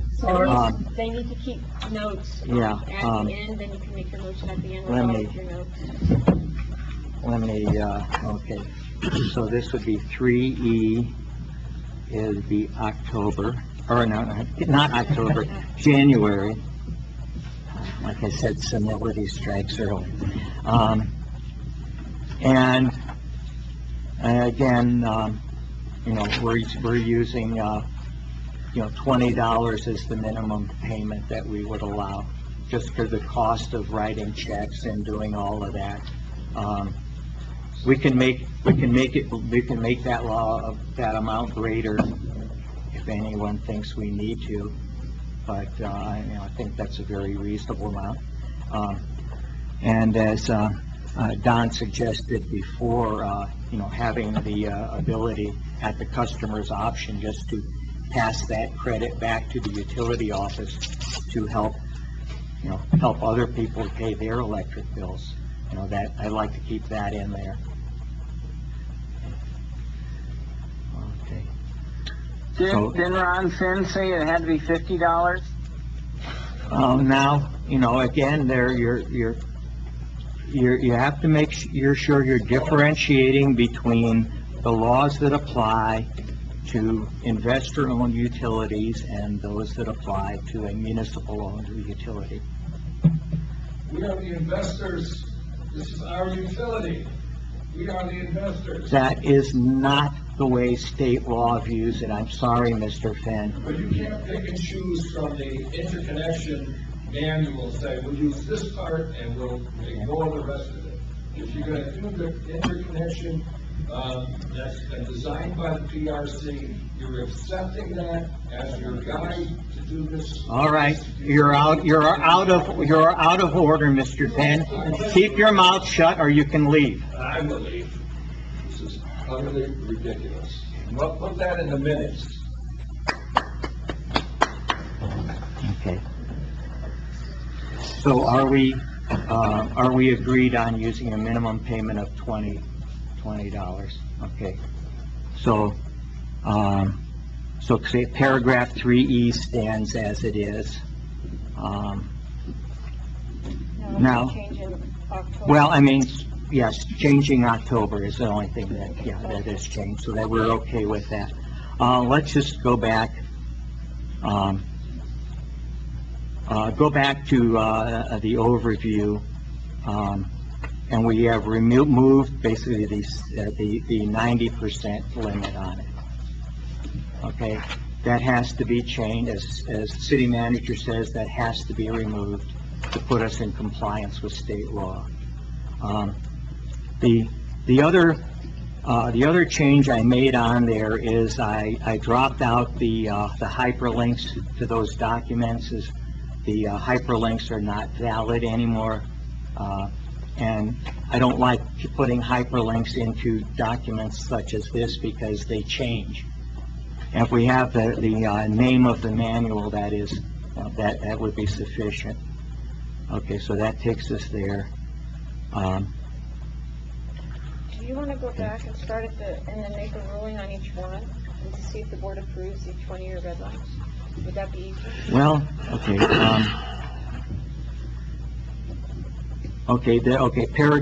Let's just take this whole first section, the section 1. Okay, basically the changes getting rid of the hyperlinks, and then looking at the sizing of the, removing the issue about the sizing of the systems. And again, as a city manager said, we kind of have to do that. Is there any objection to the changes as they are made in either paragraph A or B? Okay. There are no changes in paragraph and section 2. Then we go to section 3. We've already covered paragraph E. Let's just go back and hit paragraph F first. That'll be an easy one. What about, excuse me, what about D? We'll go back. That's the tricky one. Okay. Well, I want to get the easy stuff out of the way first. Okay. Paragraph F changes it. Okay, since we don't need to we can remove the rate out of there, since the credit is being tracked in dollars and cents. We don't have to worry about calculating that value out, and we're not using the Cedar Electric rate anyway. So basically that just says, you have a credit when you're disconnected, we'll pay you for it, and this is the stipulations on it. Okay. So any issues with paragraph F?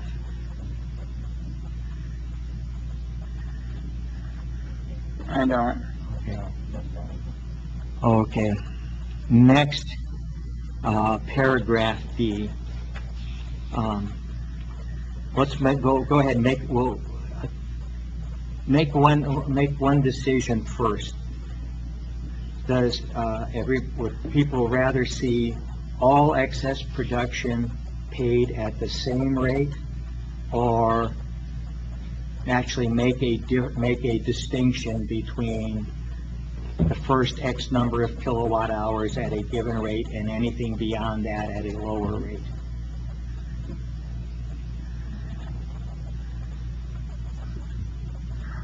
Well, I think the 5 cents is fine for everything.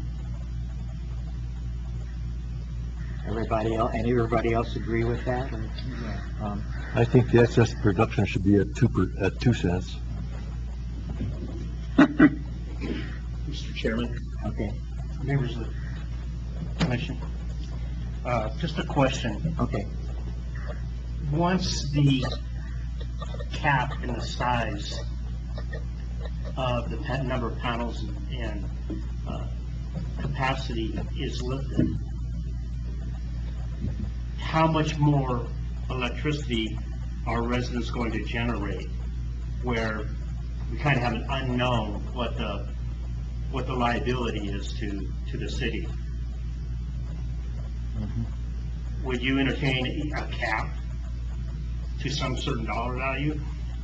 I would feel a lot more comfortable if we knew that there was a maximum that we would have to pay somebody out, realizing they could get it, they could build it as large as they could get permitted.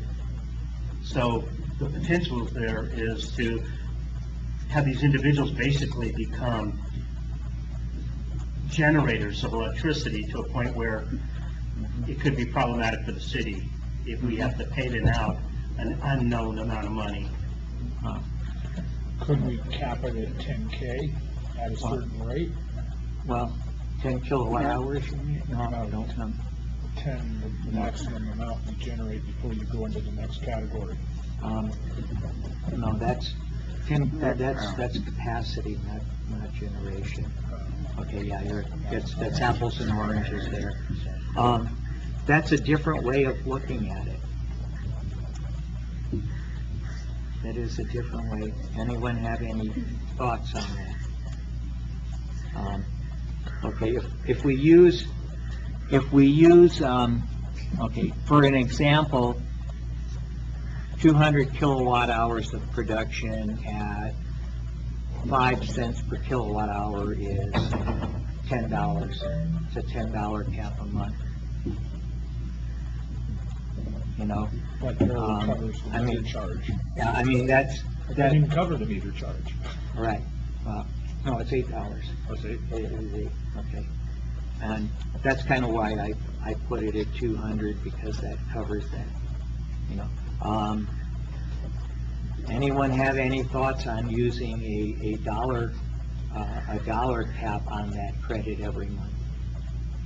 Yeah, I can understand the city's hesitancy to enter into this, especially if somebody has a large system and they're never there. Right, yeah. And that could happen very easily. Absentee homeowners suddenly have a huge credit. So I think a cap would be. There's a big difference of a few $100s in credit versus 10,000. Right. Other customers that are out there. Right.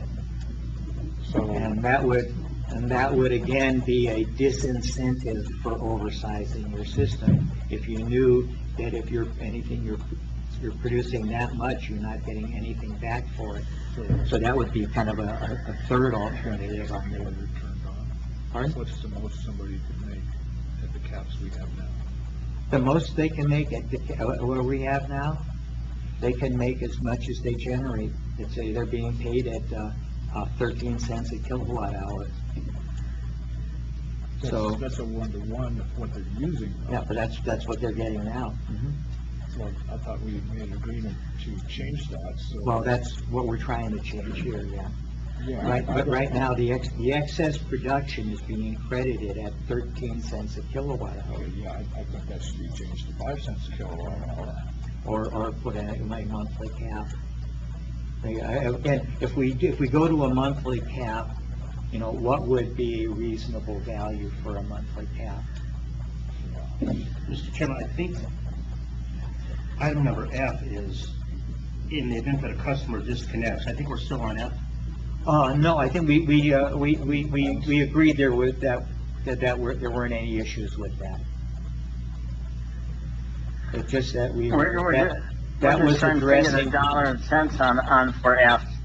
Right, yeah, because originally when we were looking at this, we were looking at as carrying the credit as kilowatt hours. And because of the way the billing software worked, we weren't able to carry that as kilowatt hours. And that never got reflected back to the ordinance. I have a question about our billing. When you see a credit, that credit, will that be at, let's say, the 5 cents, or will it be at the 13 cents, but then in January, when they recalculate it, it'll be at 5 cents? No, the credit would be calculated every month at the 5 cents or Okay. whatever value we had. Okay, or whatever value we decide. Okay. So, the question, okay. Do we want to place instead of the alternative, do we want to place a cap on the compensation for excess production? Per month, yeah. Sure. We'll have to. There'll be no incentive. Okay, so what value would we propose at that, place that cap on?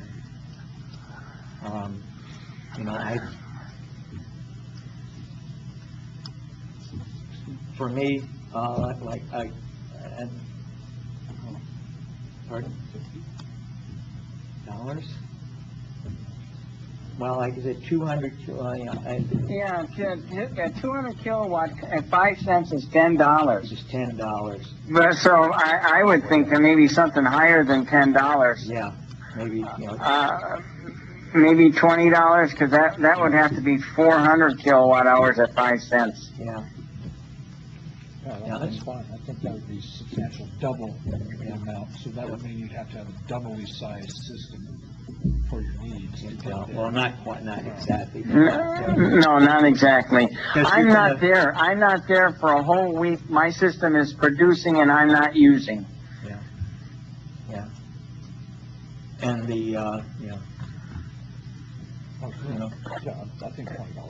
So, okay, so we look at paragraph D, we leave it at 5 cents per kilowatt hours, and we would add on to that we would cap the credit at $20 for each month. Instead of 200 kilowatt hours. Right, yeah, we would we would just basically, we'd just say generated at the rate of 5 cents per kilowatt hour with a maximum credit of $20 per month.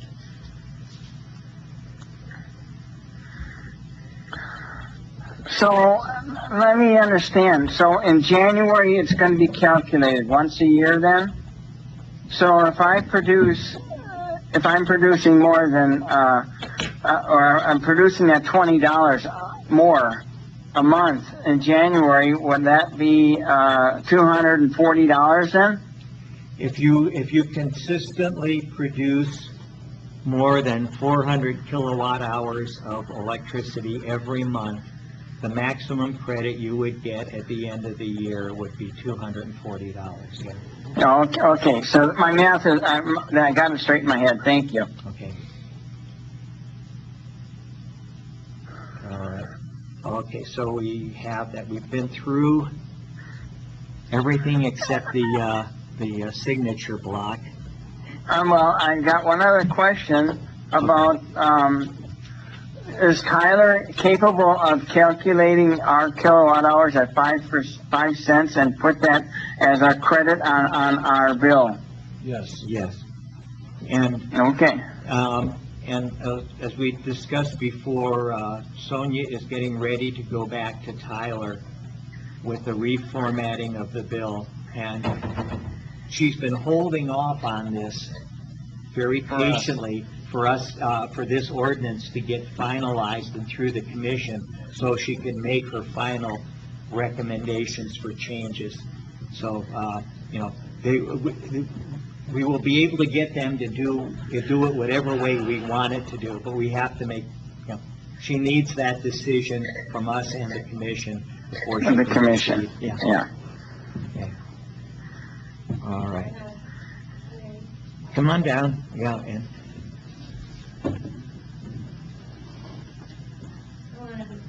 Paragraph 3 for rates. On Okay. E where it says each year the billing, blah, blah, blah, the customer has an option to donate his credit back to the utility office to be used to help pay the utility bills of disadvantaged customers. yes. We cannot make that decision in the utility office. Okay. We can't choose Right. which disadvantaged customers we're gonna help, because that would be, favoritism. Correct. Yeah. So that, I think the wording in that should be changed, because if somebody wants to donate that back, they're gonna have to tell us who they wanna donate it back to. Do we have a fund that they could donate to? No. Okay. Which item is that? 3 what? 3E, the last sentence, yeah. Like some utilities have dollar help and things like that, yeah. Yeah, We do not have that. And we're not, like, we've had people come in to pay customers' bills, especially during COVID. Yeah. But you can't make that decision. We cannot on your make own. that decision, no, we're not allowed to. And then also, I mean, you can't just give us a donation either, to the utility office. Well, I mean, we can strike that line if it's not, right. Can we make some sort of way? I know the gas company has a way to donate. they have a specific fund and everything for that. They have. You could always do an IPRA for customers who have high bills. I don't know, but we can't just give that information out, and then we can't choose either. I mean, could you imagine if we chose one person and 5 other people found out about it? We could have the owner choose to donate to the city their extra credits. I don't know how that would work, Bruce. Donate to the wastewater fund. Donate to the Sonia Williams Fund. Just kidding. Can we do Yeah, that? that's a good idea. No, I'm just kidding. I mean, if this is raising too many issues, this was brought up as a suggestion from the board. It's a great idea in It the is. sense that It's a what great gas idea. company does with their Good Neighbor Fund is it goes to that fund and then they help offset the cost of people that are in need of it. We're the government, we can't do that. Sonia pointed out, if she were to pick somebody to give it to, Yeah, everyone else would be outraged. okay. Within a day, the perception would be that she's giving it to the commissioner's accounts, or the managers, or department heads, instead of to those that would be in need. Could you defer the cost of city operations via donatable fund? To us, if you gave it to the government, Yes, so that would Yes. be one way, and then maybe we could give back by coming up in a second tier for trash. I don't know. Of course, if you're gonna do that, you can always, when you come into the utility office to pick up your check, you can always just turn the check back. And if we just, I think the best idea at this line is to strike that sentence out of there, because it sounds like Yes. it's just creating more problems than it would resolve. I like the sentiment there. Me too. But we don't have that capability within the city to do that. Okay, so we will strike the last sentence from paragraph E, okay? All right. So really, the big changes is removing, no. So everything is good as redlined, except for, we're not using the alternative for paragraph D, and we're adding the phrase at the end of paragraph D, with a maximum credit of $20 a month. Okay. Chairman and members of the board, Yes, if we could jump up to 1A okay, for review and approval of the system, as long as we're making changes. I think this ordinance was originally written when we had a building inspector. yeah. So review and approval of the system design and size will be per the TRC Electric Department, and then planning and zoning does the permit, solar permit. I don't know how you want to put that wording. Approved by TRC Electric and permitted by planning and zoning, but there's no building inspector. Are we gonna get one? Okay, so you would say, for the TRC Electric Department and Planning and Zoning, No, so the process that Bo and I have set okay, is everything goes to Bo first. all right, Bo. Bo reviews it all, Bo makes all of the approval, and then Bo signs the application. The only thing that planning and zoning does is I sign off on the state permit so they Okay. can get their electrical permit, Okay, and I issue a zoning permit through my zoning office. okay, so then, so it would be per, okay, you want to say, per the TRC Electrical Department and, You can say permitted through the planning and zoning. permitted through the Planning and Zoning, and okay. Yeah. And Board. permitted Through, Bo, does the state still have the final say-so on that? yeah. Yeah. Yes, they have the the actual electrical inspectors, they have to sign off on everything. They can't get that electrical permit from the state until I sign off on it. Right. Okay, did you get that? You understand what the change was? Yes. Okay. All right. So, we have the changes. Is there any other further discussion before we wrap this up? I would just like to thank Mr. Chairman, members of the board, for considering a cap, because Yeah. we can book, let's say there's 50 solar Mm-hmm. residents out there. We can book that amount with the 12,000, 15,000. We can't book the unknown. Right. So thank you. Well, and I thank you for that suggestion. It does address a lot of the concerns that board members had about, the large systems. And if the city commission goes along with this and it passes the commission, if we discover some issues with that later on, we can always come back and review it at a later date if it's not working the way it was intended. We do have to look at the anti-donation issue. Right. And, legal will do that, render an opinion on that. The whole thing about it's unsolicited, there's no procurement involved. Right. Here we are just paying money out, Yeah. tax their dollars out. Folks, yes, they are generating the electricity, but there's still rules that we have to follow, that were created by the state. Okay, so, if you could make those changes, we haven't gotten there yet, okay. We're discussing, no further comments, so do I have a motion to, send this forward to the city commission with the agreed upon changes? I'll make a motion to send to commission with the agreed upon changes. I second it. Okay, we have a motion and a second. Any further discussion? Not seeing as there's none. We need a roll call vote on this one, or do we need, or simple aye is sufficient? Let's do a roll call. Okay. Well, it doesn't hurt. So I Right. think that would be wise to do Okay. that. So I will do roll call. George Segedi, Aye. Jeff Dornbush, Aye.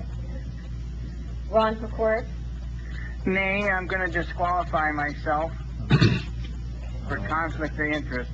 Okay. okay, thank you, sir. Gil Avalar, Aye. John Armijo. Aye. Thank you. It passes. All right. Yeah, if you can get that, and then, Jay Rubin already has a copy of the preliminary red lines. When you get those changes made, can you, send them out to back to the board, and also send a copy to Mr. Rubin, for his review. He was, last time I talked to him, he was, gonna take this up and also discuss it with John Appel, just to verify his thoughts on it. Okay, that is settled. So we get that done, and we can schedule that take that before the commission at some time, whenever their agenda permits. Okay. All right, where are we going? New business, discussion action, reorganization of chairman and vice chairman, the annual routine.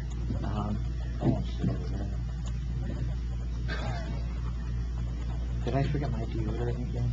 No. We organize where we sit, right? Okay.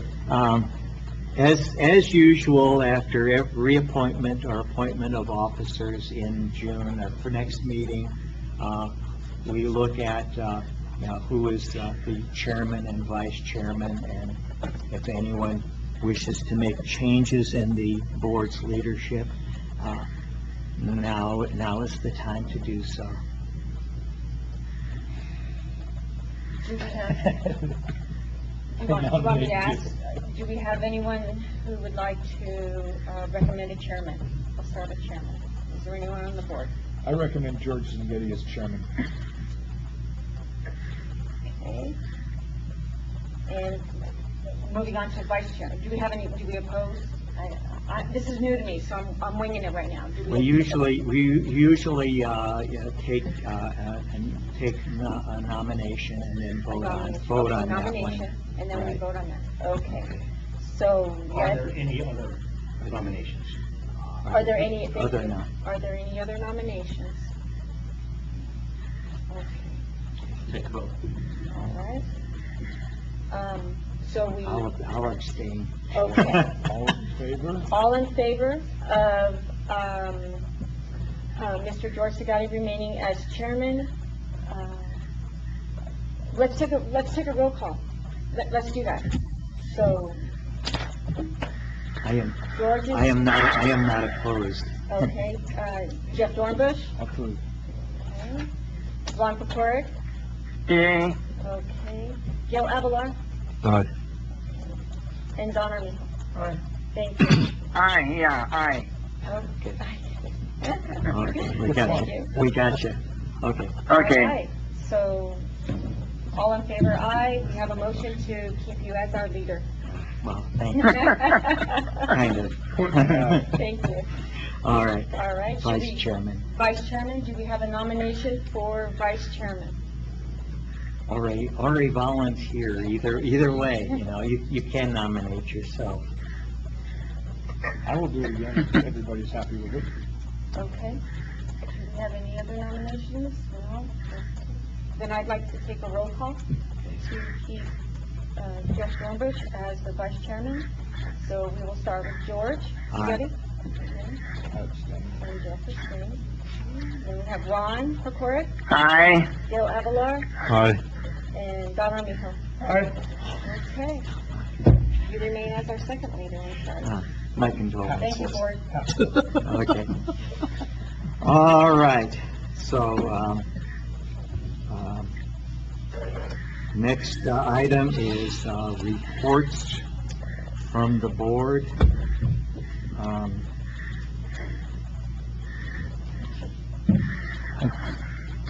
I don't have a report.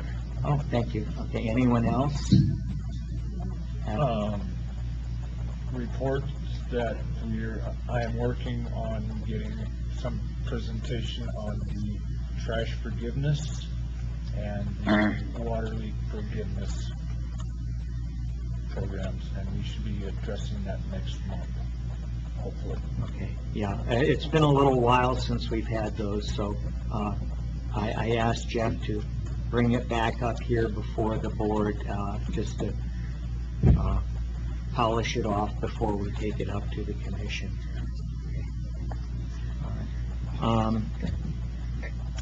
I would like to make a suggestion on a next project for this board to consider. We know that with the drought situation we have, water consumption is becoming more and more of a concern. And one of the ways to help the water consumption system is by installation of gray water systems. Okay. Now, retrofitting gray water systems into old buildings can be very difficult and costly. But I would want to look at two things. One, if someone in their home, if they are capable of doing it, if it's something that's feasible there, is that we give them a credit on their sewer bills for having a gray water system. Because they're not pushing as much fluid into the sewer, so therefore we should give them a credit on that. They're already getting credited because they're not using so much water, so that reflects on their water bill. But since they're not putting that extra stress on the sewage system, giving them a credit, there would be an incentive. And How would you another, monitor that? right? Pardon? How would you monitor that? Well, and it would be a set credit. It wouldn't be something that monitored. It would be something we would say you'd give them credit for, I don't know. For, One sewer unit credit. yeah, give them credit for one unit, 1,000, or, So everybody would get that credit then, huh? No. Yeah. Only people Then- that got gray water systems, they could Right. prove it was actually. That's what I'm doing. Right. And the other thing I would like to consider is making a recommendation to the city that they require gray water systems on all new construction. Because that's where we're gonna make, where applicable. Yeah. That would be on the impact fee board. Not exactly. Yeah, because you're counting sewers, you're counting every drain in the house, toilets, sinks, yes. Well, okay, well, we'll discuss that. We don't need to get into that right now. I was just reporting that I would like to place this on the agenda, for the next meeting, for at least for some preliminary, discussions, and also give everybody a chance to do a little bit of research on it if they are not familiar with it. Okay, so that's, and that's all I have for right now. So, we have reports from staff. I have a report. Okay, Okay, so, in regards to the utility department reports that were requested by the board Oh, in yeah. March, yeah, I do have an update.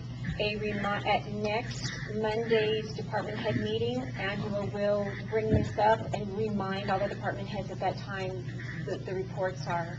okay, because we were originally scheduled to do those in July, Yeah, but so, it's kind of the end of the year and, Yeah. you know, but We she can will remind always- everybody next. yeah. The idea was the reports would be done quarterly, and starting in July, we may want to just bump us to go August, October, February, and, and April instead. The idea is that, we used to get these reports, actually monthly, when I started on the board. I thought it was a little bit of overkill. I didn't, I liked it that way. All right, well, I mean, it is nice to have it there, but again, we're trying to, And you were one of the older. anyway, so we'll go ahead and we'll just bump those all back a month, and we will see what we get next month. Okay. Anything else? I would like to hear from Sonia how we're doing on the $750,000 deficit. That will come in the report next month, yes. I did discuss that with her when we met earlier, and that will be on the report. Okay. Mr. Chairman, Yes, sir. members of the board, I do have, just wanted to update you on, pretty nasty water leak we've had out on Cook Street. There's a fire hydrant.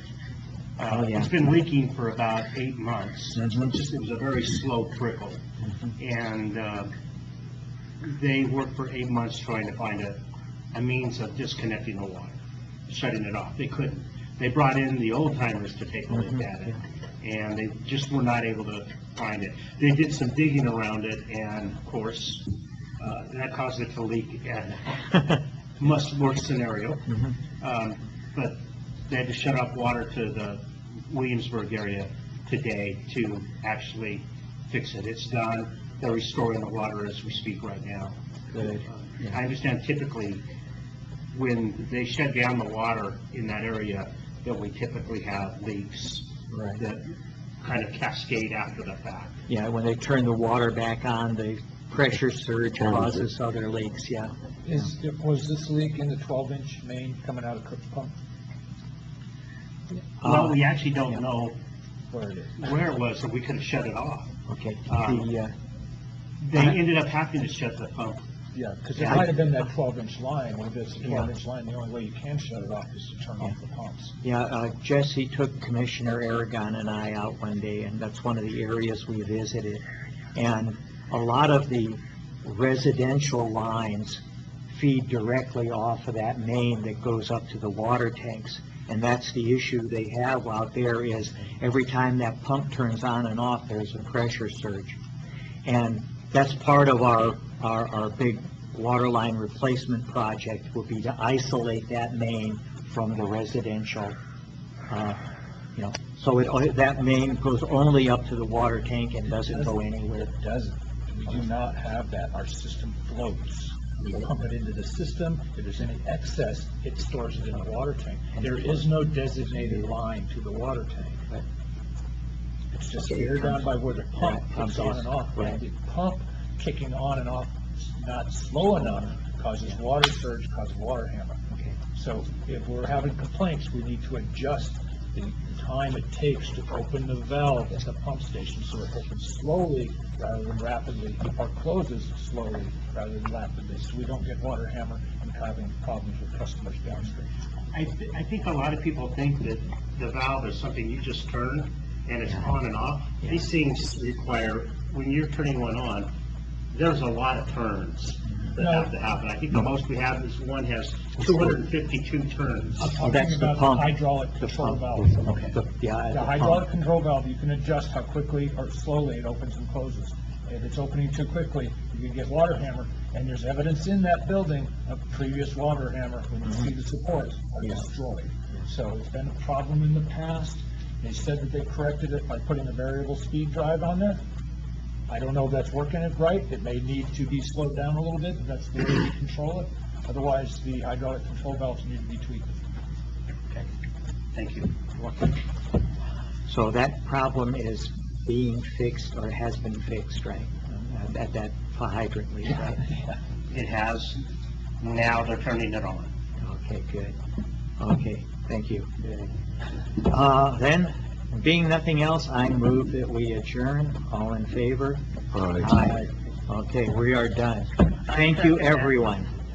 That's been... I need a second on the adjournment. I second that. Okay, thank you, Ron. Or, thank you, Ron. Ron, are you gonna go now? Yeah, thank you for calling. Oh, you're welcome. I hope this worked out well for you. Yeah. And we could hear you real clear, so just in the future, it wasn't a bad thing then. So, this was good. Good. Okay. Dawn said bye. Gil said bye. Bye. Bye, okay, bye-bye. Nice to meet you. Thank you. Heard the voice. Thank you. How are you?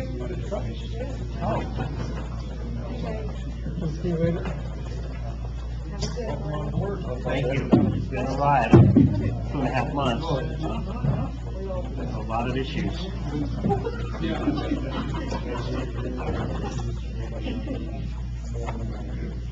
Firefighters?